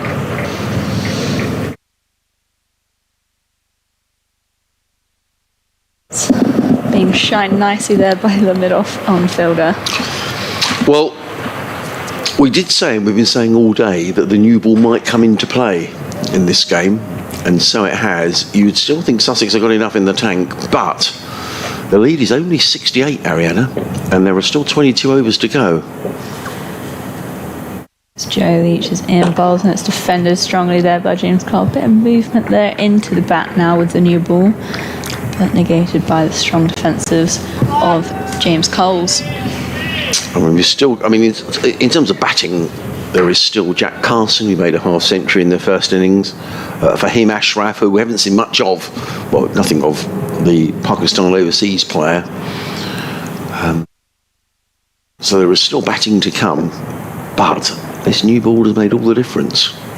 As Joe Leach is in bowls, and it's defended again, but this time under less control as it goes to point and fielded for no run. What you have to say here is that Joe Leach is making the batsman play absolutely everything, which is absolutely right. I mean, if you miss, he hits. That's what makes him so effective against these Sussex players. Absolutely.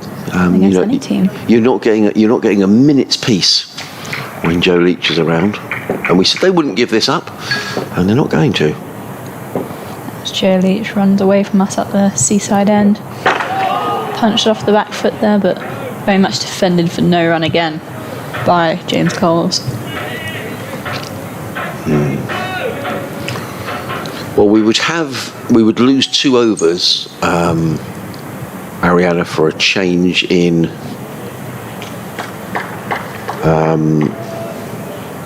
a change of innings.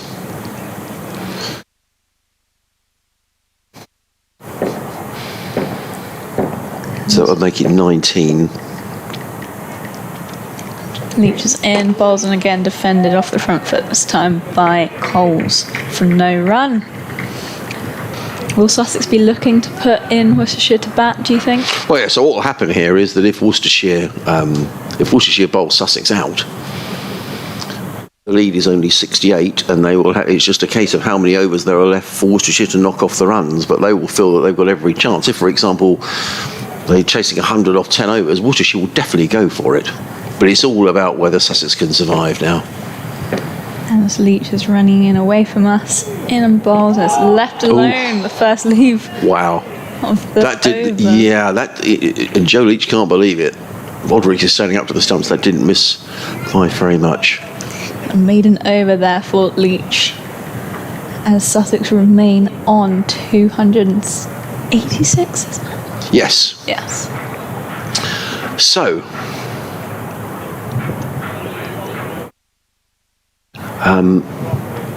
it's going to be Dylan Pennington. I mean, the wicket they would love to get here will be Tom Alsop. You feel if Tom Alsop can stay out there, he can farm the strike enough just to make sure that Sussex get over the line here.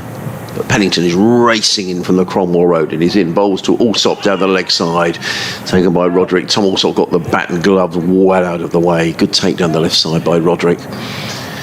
And there is no run, so 2 slips, a deep backward point, cover mid-off, mid-on, a deep square leg, and a fine leg. Lovely afternoon now, lots of blue sky around, a bit like it was yesterday actually, Ariana. This time of day, suddenly it all perked up and it was a lovely sunny afternoon. Pennington is back to his mark and is rushing down the hill. Bowls, and Alsop is forward. Plays out straight back down the track, and there is no run. I suppose there is an argument here for saying that a quick 20 or 30 here from one of these almost puts the game out of Worcester's reach. So we've got 20 overs left after this one. They would lose 2 for the change of innings. That would be 18. So there's still plenty of time if Worcester needed a quick thrash at the end. And no doubt they could after watching them bat yesterday. Well, absolutely. Yeah, absolutely. The way that Jake Libby set about things, particularly Pennington in bowls, and Allsop works this out into the offside. They're going to take a single to deep point. Tom Allsop goes to 122. Sussex to 287 for 6. That brings James Coles on strike, and with all due respect to James Coles, I'm sure that Worcestershire would far rather be bowling to the new bat rather than to Tom Allsop, who's batted so well. But we were saying earlier in the day, the new ball could be so important here, and Worcestershire would want another bite with the new ball, and they've got it. And how wickets, one wicket can lead to 2, can lead to 3. It's just the way that it happens. There'll be a bit of tension out there as Pennington is running in down the hill, bowls, and Coles is right into line and plays a very solid forward defensive straight back down the track. Pennington fields off his own bowling, and there is no run. James Cole looking very solid, but he has still not scored a run yet after facing 10 balls now. But that just shows how well these bowlers have bowled with the new ball. Yeah, and they've picked up wickets. And so often we've seen it this season, the new ball is the key to games. Pennington in bowls. Oh, that was a good delivery. It was right on the stumps, pitching at middle and off, and James Coles was forward. None too certainly, it has to be said. Nonetheless, he's kept it out. Now the field goes back because Coles...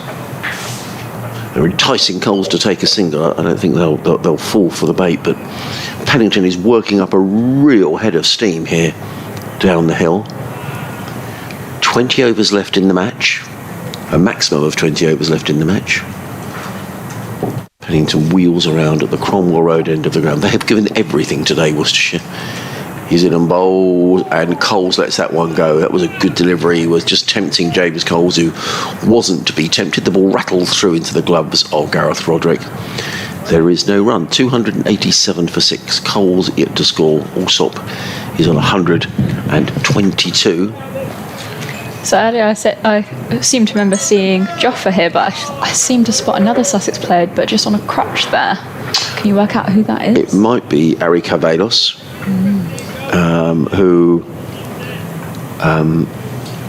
Who's we know had a knee operation. I don't know. Just looking over there to see who it is. All of Sussex still very keen to keep their rehabs going as Joe Leach runs away from us here, bowls, and it's worked into the leg side there by the in-bat Tom Allsop. I might borrow Frank's binoculars. See if I can see who it is. Standing them over along there. real quick. Yeah. See if I can do a bit of looking. Sometimes I'll look through a pair of binoculars. And there's still 2 slips in play here because the new ball has been taken just a few overs old. So even the in-bat Tom Allsop will have the threat of slips as Joe Leach runs away from us here, and it's defended for no run there and the offside.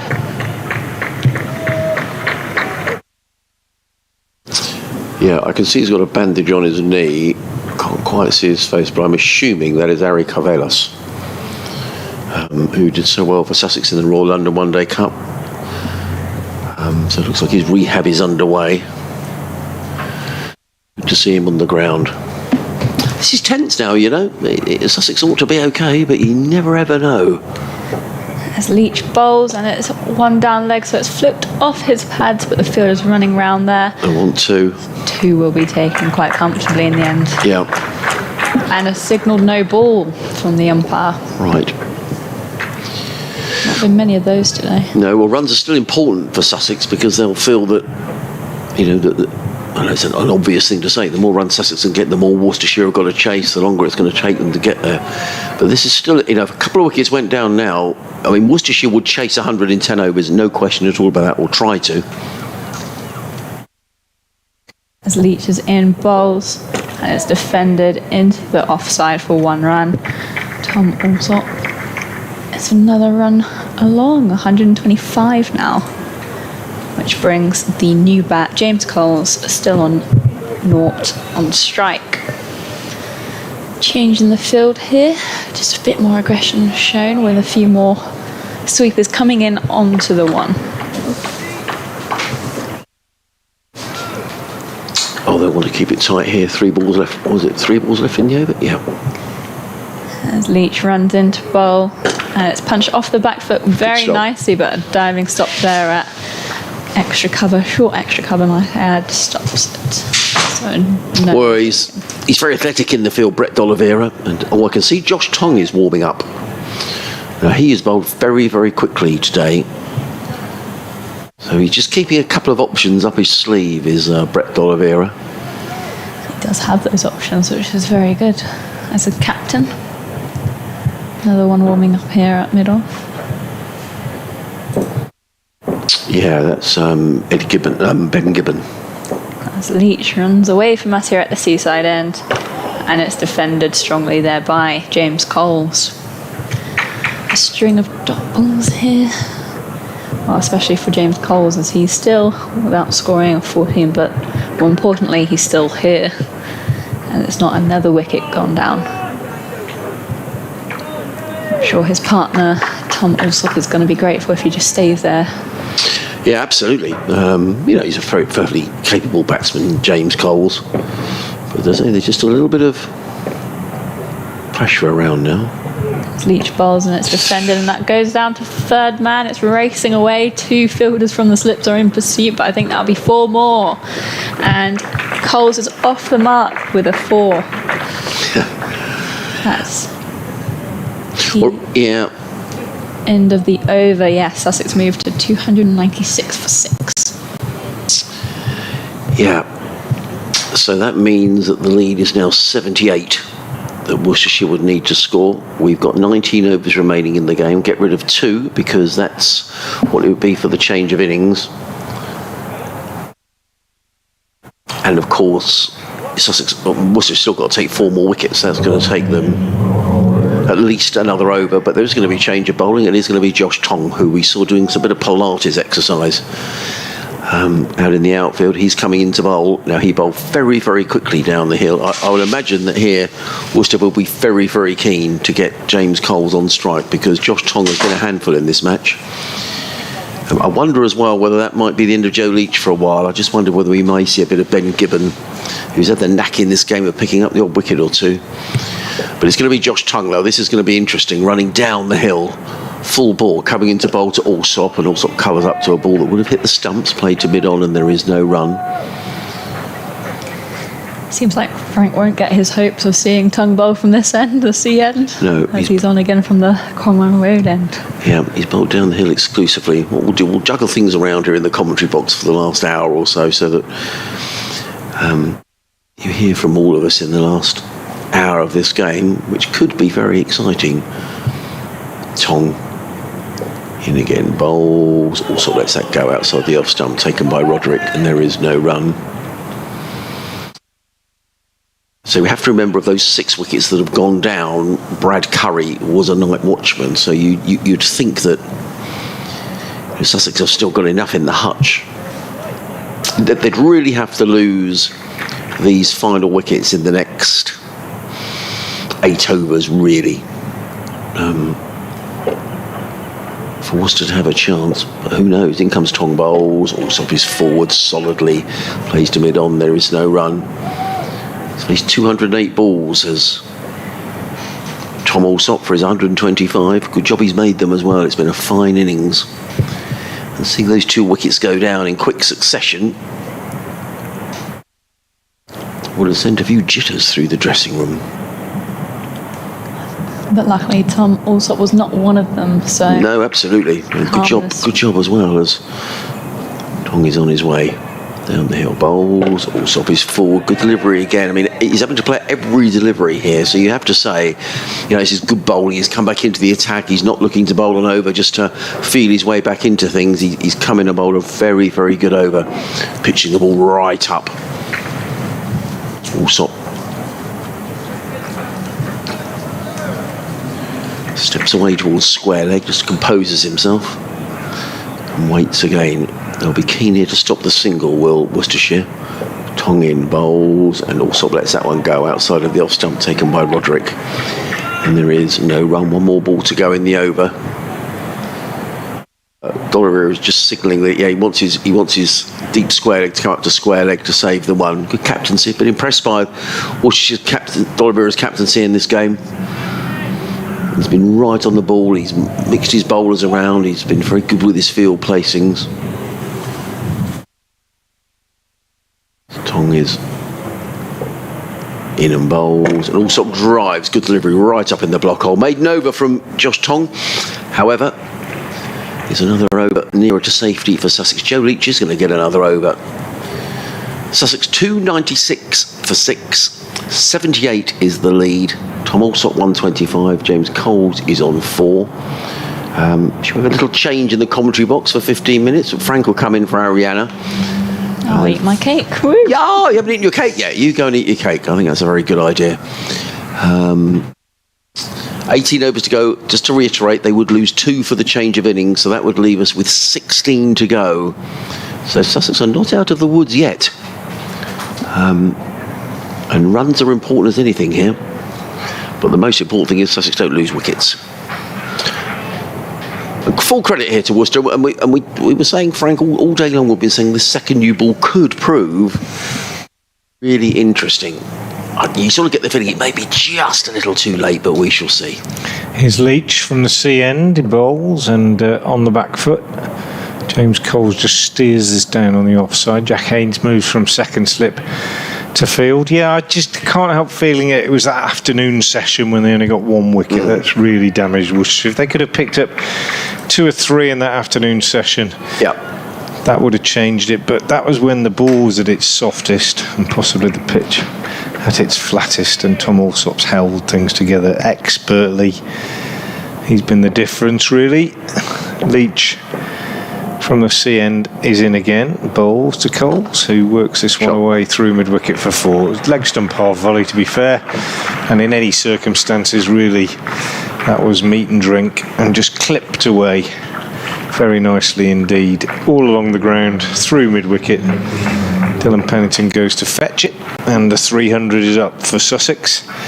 And despite your optimism in terms of the game perhaps still potentially having an exciting finish, Adrian, I can't help but feel that it's gone now as a contest, and we're going to see them shaking hands fairly soon. Leach bowls, Coles is forward, pushes up to mid-on. There was a flurry of excitement with his 2 wickets with the new ball, but as you say, 18 left in the day, 4 more required. I mean, it's going to take, unless something miraculous happens, I think the lead soon will be too many, won't it? If it gets up to, it's 82 now. If it gets up to 100 and Worcestershire have got fewer than 10 overs to bat, then you're probably looking at a situation where if they've still got to take 3 wickets or so, the captains will shake hands, I would imagine.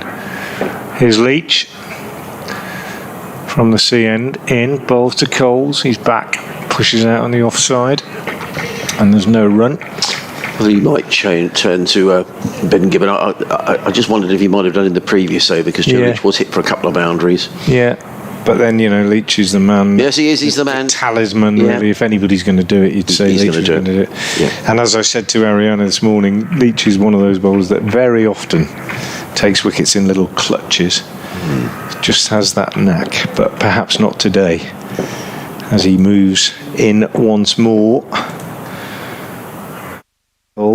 And in fact is worked away to mid-wicket, where Pennington rather makes a meal of a fairly straightforward stop, diving forward, and there's no run. He goes back now in case Leach decides to drop one in short, and D'Oliveira sends Libby back as well at cover, and so it's not really in case he drops one short, it's so that they can give Coles a single if he wants one, and allow Tongue from the other end to have a go at the newer of the 2 batsmen.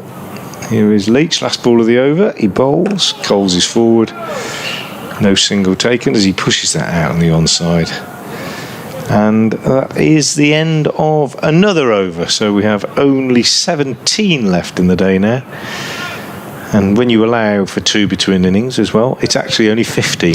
Yeah. So, to all intents and purposes, it's 15 overs left in the day for Worcestershire to take 4 wickets and then knock off 82 runs. It's not going to happen. No. Unless Josh Tong Gets a hat-trick. Well, these things... 4 and 4. Yeah, well, I remember seeing Alfonso Thomas do that for Somerset against Sussex a few seasons ago down at Taunton. In comes Tong, in comes our bowls to all sort, but also ducks underneath a quick delivery. One of our BBC commentary colleagues has done it, hasn't he? 4 and 4. Did you know that? Kevin James did it, I think. Yes, he did. Yeah. Yes, he did. Was that against India, I think, wasn't it? India or the Sri Lankans? Or, I think it was against India. Yeah, I think you might be right, yeah. And I think, did he get 100 in the same game? Quite possibly.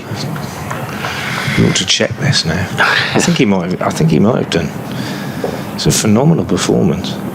Tom running him down the hill, in on bowls, also covers up and plays that to deep backward point, or actually more towards third man, and one more to the total. Again, I think being disrespectful to James Coles in any way, Worcestershire will now get everybody around the bat. Desire to pick up these 4 wickets. 4 and 4 and 100 in the same game against the Indians. There you go. 1996. Right. Fantastic. It is, yeah, incredible. He doesn't like to talk about it much. No, he doesn't really. I'm being honest. Very modest chap. Lovely chap to work alongside. No, he is. I think, Kevin. Yeah, we don't get much chance to do that now because Hampshire, of course, first division, so we get the old T20, and that's about it. Yeah, we had a Royal London Cup game this year. In comes Tong down the hill, bowls short, and Coles tucks underneath it. Will rattle a suit to Roderick. There is no run. Always make people laugh. Worcester listeners, forgive me. You've heard this story at least twice before, but Sussex listeners might not have done. Kevin has a nickname in the game, or had a nickname in the game when he was a young player at Middlesex, which Simon Hughes reveals in that excellent book, A Lot of Hard Yakka. I don't know if you've read it. No. But Simon Hughes has written 2 really funny cricket books about his life as a young professional. Tong in bowls. Oh, crumbs! I thought that was going to bowl. It was a good lead. I mean, in fact, it was as close as I thought. But I thought for a minute when he left it, that was going to knock out his off stump. And the first of those books is called A Lot of Hard Yakka, and the second one is called Yakking Around the World. And in A Lot of Hard Yakka, Hughes describes his very, very early days at Middlesex, when they, in the winter training was in a sort of inside gym, and people used to turn up with their kit in a Sainsbury's carrier bag and whatever. Fascinating. It's a really, really enjoyable read. And he started around the same time as Kevin James. Josh Tong in down the hill, bowls forward comes Coles, plays out into the offside, no run. And there were 3 young players that started at the same time: Kevin James, Simon Hughes, and Jamie Sykes, who you might remember as an off spinner.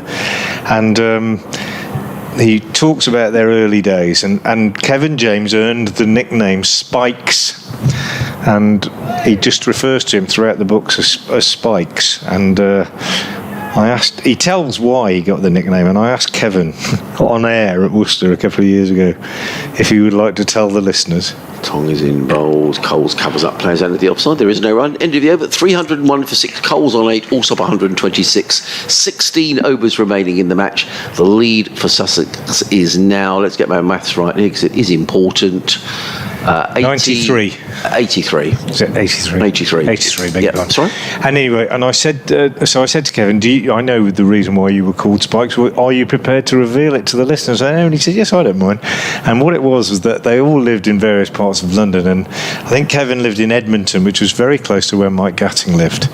And when he was a young player, Mike Gatting was captain at the time, and Mike Gatting used to pick Kevin up in the morning and drive him into the ground, and they became quite pally. And Simon and Jamie Sykes always felt that Kevin had a little bit more of a chance of getting a game because he was well in with the captain, and they nicknamed him Spikes. And I said to Kevin, come on, tell us why it was. And he said, well, it was because the other players thought that I was so far up the captain's backside that the only thing you could see was my spikes.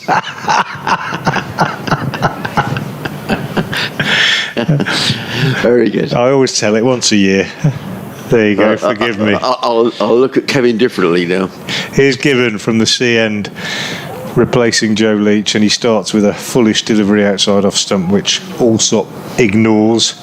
Tom Allsop, who has been a model of concentration in this innings, he really has. 126 not out. He's faced 214 balls, and it's really been a single-handed stand. Well, not really single-handed, to be fair, because he got good support from Clark, and he got good support, I suppose, from Ali Orr as well before he was out this morning, and later from Carter, who made 55. Here's Gibbon again, and this one is dead straight and pushed out on the offside by Tom Allsop. 126 not out. James Coles at the other end is on 8, just in case you are just joining us and you wonder what's happened today. Well, Sussex began on 39 for 1. They lost only 2 wickets in the morning. The night watchman, Brad Curry, comprehensively bowled by Josh Tongue for 7, 2 stumps out of the ground. Here's Gibbon again bowls, and this one's nicely whipped through mid-wicket by Allsop. He'll pick up 2, he'll settle for 2 as Libby comes round the boundary to field. And the other man out in the morning was Ali Orr, LBW, to this bowler, Ben Gibbon, for 48. At lunch it was 152 for 3. Only 1 wicket going down in the afternoon, and that was Tom Clark, brilliantly caught down the leg side by Gareth Roderick, diving away to his right, and it was a proper one-handed grab down the leg side, inches off the ground. Cracking catch by Roderick. Gibbon again is in and bowls, and another run for Allsop here through mid-wicket. And at tea it was 259 for 4. The new ball was taken shortly afterwards, and that produced a breakthrough. Ollie Carter was trimmed up by Dylan Pennington, squared up and took the top of off, and he was out for 55. And then Finn Hudson-Prentice, LBW, to Joe Leach without scoring. That was 282 for 6, but since then the ship has been steadied. It was only slightly unsteady, and it's 304 for 6 now as Gibbon comes round the wicket to the right-handed Coles, who pushes out on the offside, and there's no run. So 1 ball left in this over, and then there will be 15, effectively 13 left in the day. I don't think we're very far away, from captain shaking hands on this one. Yeah. I'm now seeing the horrible sight, which the listeners will share my fear here, as Gibbon comes in and bowls outside the off stump, taken by Roderick. End of the over, 304 for 6. I'm seeing the horrible sight of Jack Haynes doing a bowling action at slip, which suggests that we might start to see something really quite unpleasant. Yeah, I mean, effectively, if Sussex were to lose 4 wickets in this over, there would be 12 overs left in the match, and Worcestershire would need 86 to win. So I think all the time they feel there is an outside chance here, Worcester. They will keep going. I think. Well, you've got to. Interesting, Brett D'Oliveira having a natter away to the umpire. I wonder if that is a little bit about, right, where are we, what happens, when do you shake hands? But I think all the time, Worcester have fought so hard, you just feel that they're going to, I reckon they might go to as far as maybe, I don't know, what do you reckon? If they could score 10, 12 and over, they may still feel they're in with a chance of doing that. What's Josh Tongue going to do? Can he pick up a couple of wickets? We shall see. Tom Allsop has batted beautifully today. He's on 129 as in comes Tongue down the wicket, bowls, and Allsop is forward for the umpteenth time to ball a good length, plays it into the offside, and there is no run. And as we were saying earlier on today, he's been a terrific signing for Sussex, coming initially on loan, but that loan has been made permanent, and Sussex haven't got their recruitment right over the last couple of seasons, but they certainly have with Tom Allsop. 400s. He's going to be on course. He could well get 1,000 runs in the season. He's waiting now as Josh Tongue is in. Bowls, and he flicks this one away down to fine leg. Joe Leach very quickly round on the fine leg boundary, prevents anything more than a single. Allsop goes to 130. Sussex total 305 for 6. Frank has gone next door to give an update to the listeners on BBC Hereford and Worcester. And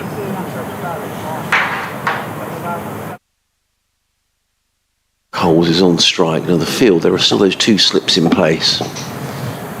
As in comes Tong over the wicket, bowled. Coles is solidly full to bowl of good length, plays it out into the offside, and there is no run.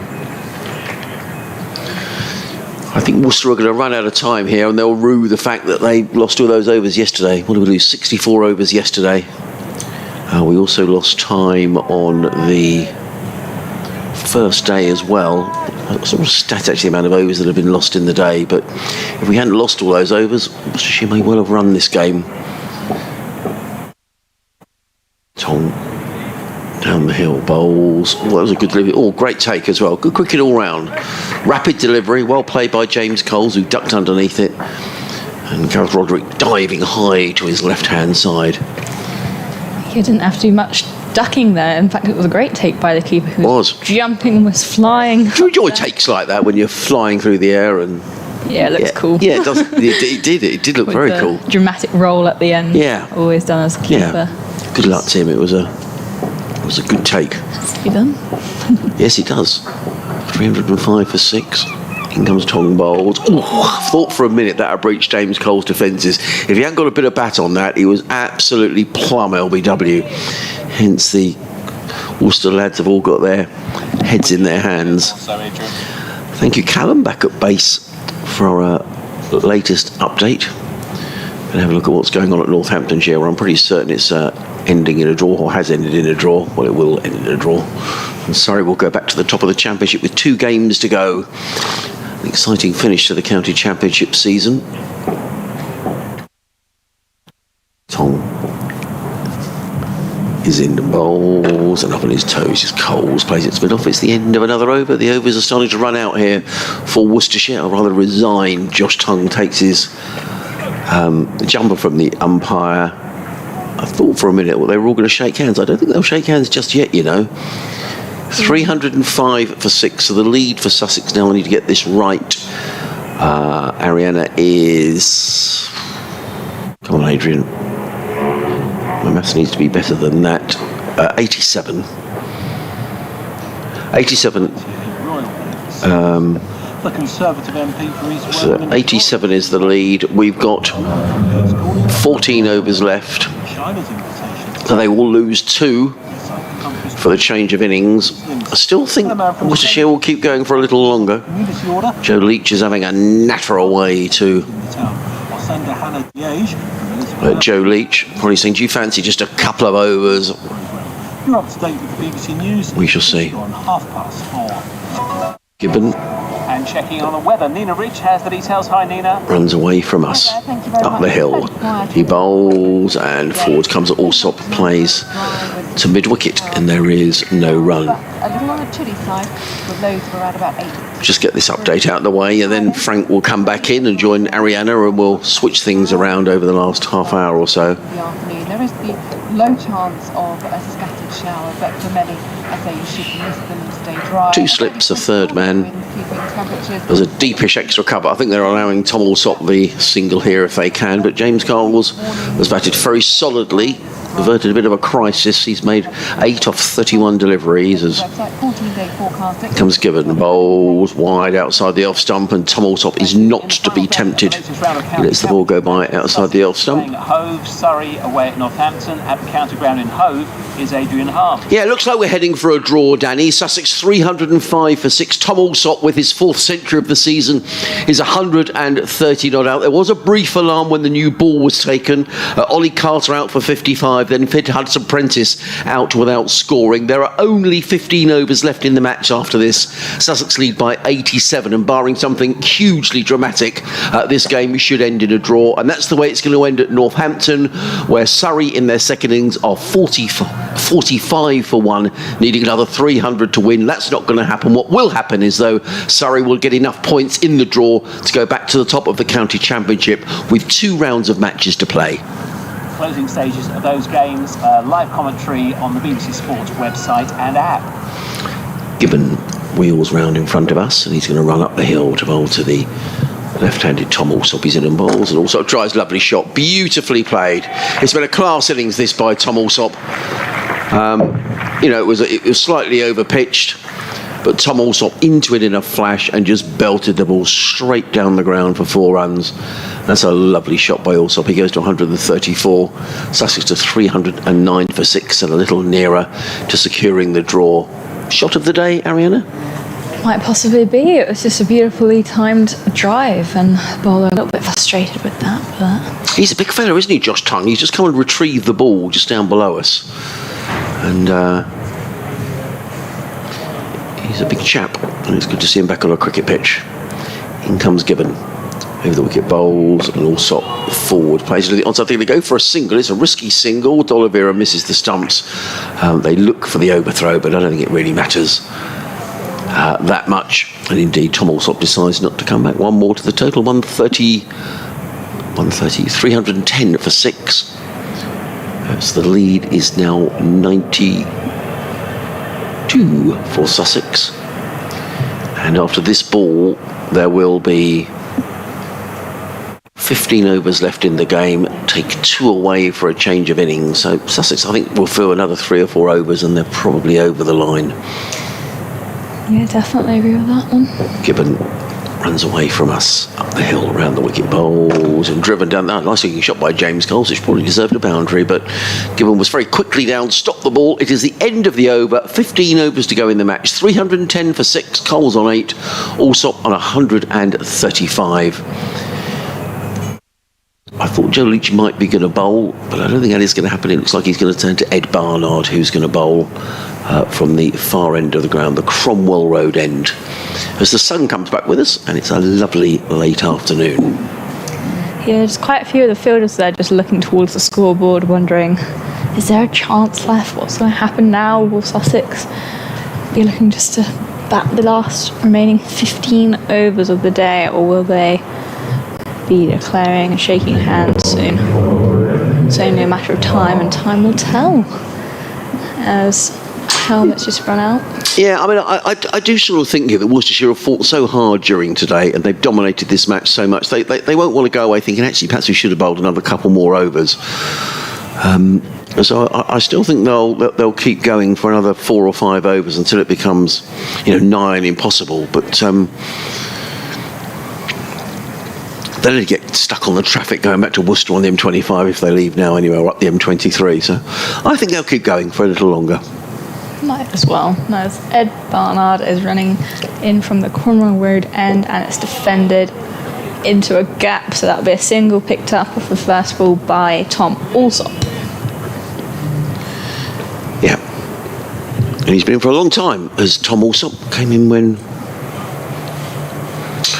Brad Curry, the night watchman, was out this morning for 7. At that stage it was 50 for 2, so he's been out there a long time. Frank's come back into the commentary box. We're getting back on commentary in a couple of moments' time.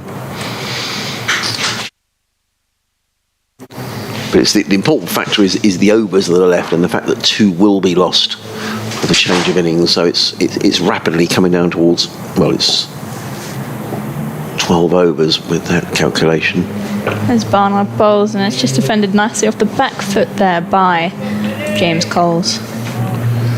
Not looking uncomfortable at all here. They're just sticking out here at Sussex. Thank everybody for your messages. Well, in from Sean Sullivan. Thank you, Sean. He says, afternoon, Adrian and team. In regards to a new keeper, a lot of people I know who support Kent seem to think Ollie Robinson is on his way to us. So if so, that would be an outstanding given his batting ability, says Sean. That's been something that's been floating around for a few weeks now, Sean, but you're quite right to mention it. I didn't miss the off stump by very much. Barnard bowls, and that was left just missing the off stump, really, by James Cole. But a good lead nonetheless. He's still out there and still taking up some balls for Sussex here. Tom Egerton's been in touch. Hello, Tom. He says, nice to see Sussex sticking at it despite having been dominated for the first 3 days. Read the rest of the email in a moment. As Ed Barnard runs into bowl from the Cromwell Road end, and just defended off the back foot again there by James Cole for no run. He says, I just wanted to express how great it was to see Jack Carson back in the side and bowling again. There was a huge hole in the side without him, and the future is bright with him as our spinner. He says, thanks to us three for the commentary. That's Tom Edgerton in Arundel, beautiful town of Arundel. So to Tom, Sean, Judy, Hugh, Martin, John, everyone else who's got in touch with us, thanks very much. It's been great to have your company throughout the last few days. As Barnard comes into bowl from the common road end, and it's defended solidly there off the front foot for no runners. That trickles to mid-on. It certainly makes the commentary a lot more fun when we're getting, things to talk about. I know people have been in touch as well on Twitter with Frank and with Ariana, so thank you very much indeed. Nice tidy over here so far. Yeah, it is. They need a wicket, don't they, really? Well, they need 4. As Ed Barnard runs into bowl, and again defended for no run. Another dot ball to shut there. I will make way for Frank, who's going to come out of a latter. So, what have we got? 311 for 6. So the lead is 93. There are 14 overs left. I think they will go another 4 or 5 overs, Frank, before they decide to call it a day.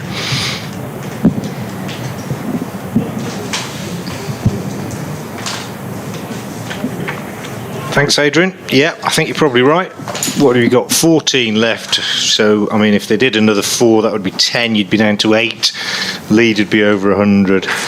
Even Ed Pollock on speed would struggle to score at the necessary rate. Ben Gibbon in bowls to the left-handed Allsop, who pushes out on the offside and there's no run. That said, I mean, they'll keep going until there's, almost mathematically no chance. You've got to, haven't you? Just strange things can happen. But it's been a good effort by Tom Allsop, and in a way, it's been a kind of microcosm of Worcestershire's season, as I've said, in red ball cricket, in that they've got themselves several times into potentially winning positions, just haven't quite been able to get it over the line. Gibbon again bowls Allsop forward, and that would be this one. But I don't think you can really say they've done anything badly wrong at all. I think they've just come up against a player who's been very, very determined and solid. And the pitch has flattened out, and they just haven't had, haven't got a frontline spinner, we know that. Josh Baker's injured. Just haven't quite had the resources they needed. Gibbon again bowls, so Allsop pushes out on the offside and gets a single, goes to 137, 312 for 6. But it's not as if they've dropped 3 catches or bowled abysmally or anything. They certainly haven't done that. No, they've done well. They've batted well. They've bowled well. They've even taken the chances, but they just haven't had conditions. Yeah, haven't been in their favour. No, and the other team, in particular Tom Allsop, have played well. Adrian's finally tucking into his cake. Gibbon in bowls, and that's worked away on the onside and fielded by Barnard at short mid-wicket. The only men out today then, a day that began with Worcestershire needing and hoping that they were going to pick up the 9 wickets required. Curry for 7, Orr for 48 in the morning. Clark, the only wicket in the afternoon session, 36. And since tea, Carter 55 and Hudson Prentice without scoring. 2 wickets for Pennington, 1 for Leach, 1 for Tongue and 1 for Gibbon today. As Gibbon bowls outside the off stump, and that's through to Roderick. And of course Joe Leach took one last night. So the bowling figures in full. Leach 17 overs 3 maidens, 2 for 61. Pennington 16 overs 4 maidens, 2 for 54. Tongue 15 overs 2 maidens, 1 for 43. Barnard 12 overs 4 maidens, no wicket for 24. D'Oliveira 16 overs no maidens, no wicket for 67. Libby 4 overs 1 maiden, no wicket for 10. And Gibbon, who's just about to complete his 15th over, which he does with a dot ball as it goes through to the keeper, 15 overs 1 maiden, 1 for 51. And there we are, they're shaking hands on a draw with 13 overs left in the day. Brett D'Oliveira says, thank you, we've had enough, and the match is drawn. Sussex finishing on 312 for 6. Tom Alsop 137 not out. James Coles 8 not out. And there we are. It's a draw. Worcestershire take 8 bonus points plus the points for the draw. Sussex 2 bonus points, 312 for 6. So the score's in full. Sussex 220, Worcestershire 438 for 5 declared, and Sussex 312 for 6. Course to 5, just about what I predicted about an hour ago. I said somewhere between 4:30 and 5. The game is a draw. So Worcestershire's hopes, those outside hopes of promotion, are pretty much dead in the water. Sussex have recovered well and certainly regained some pride and self-esteem, I suspect, after yesterday's rather, well, I wouldn't say humiliating, but very, very disappointing 20 overs when Worcestershire laid into them. Players coming out to shake hands, and that's the end of what's been a game which I have to say ultimately has been spoiled by the weather here at Hove. We lost so much time yesterday, it made a huge difference. Applause for all the players leaving the field.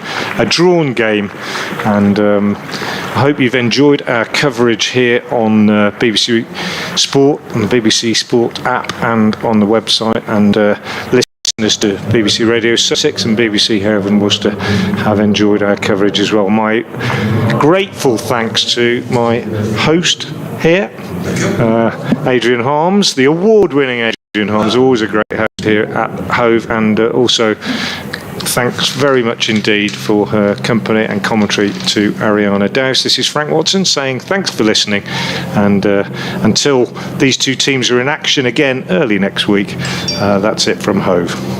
And I think Adrian would just like to say a few words.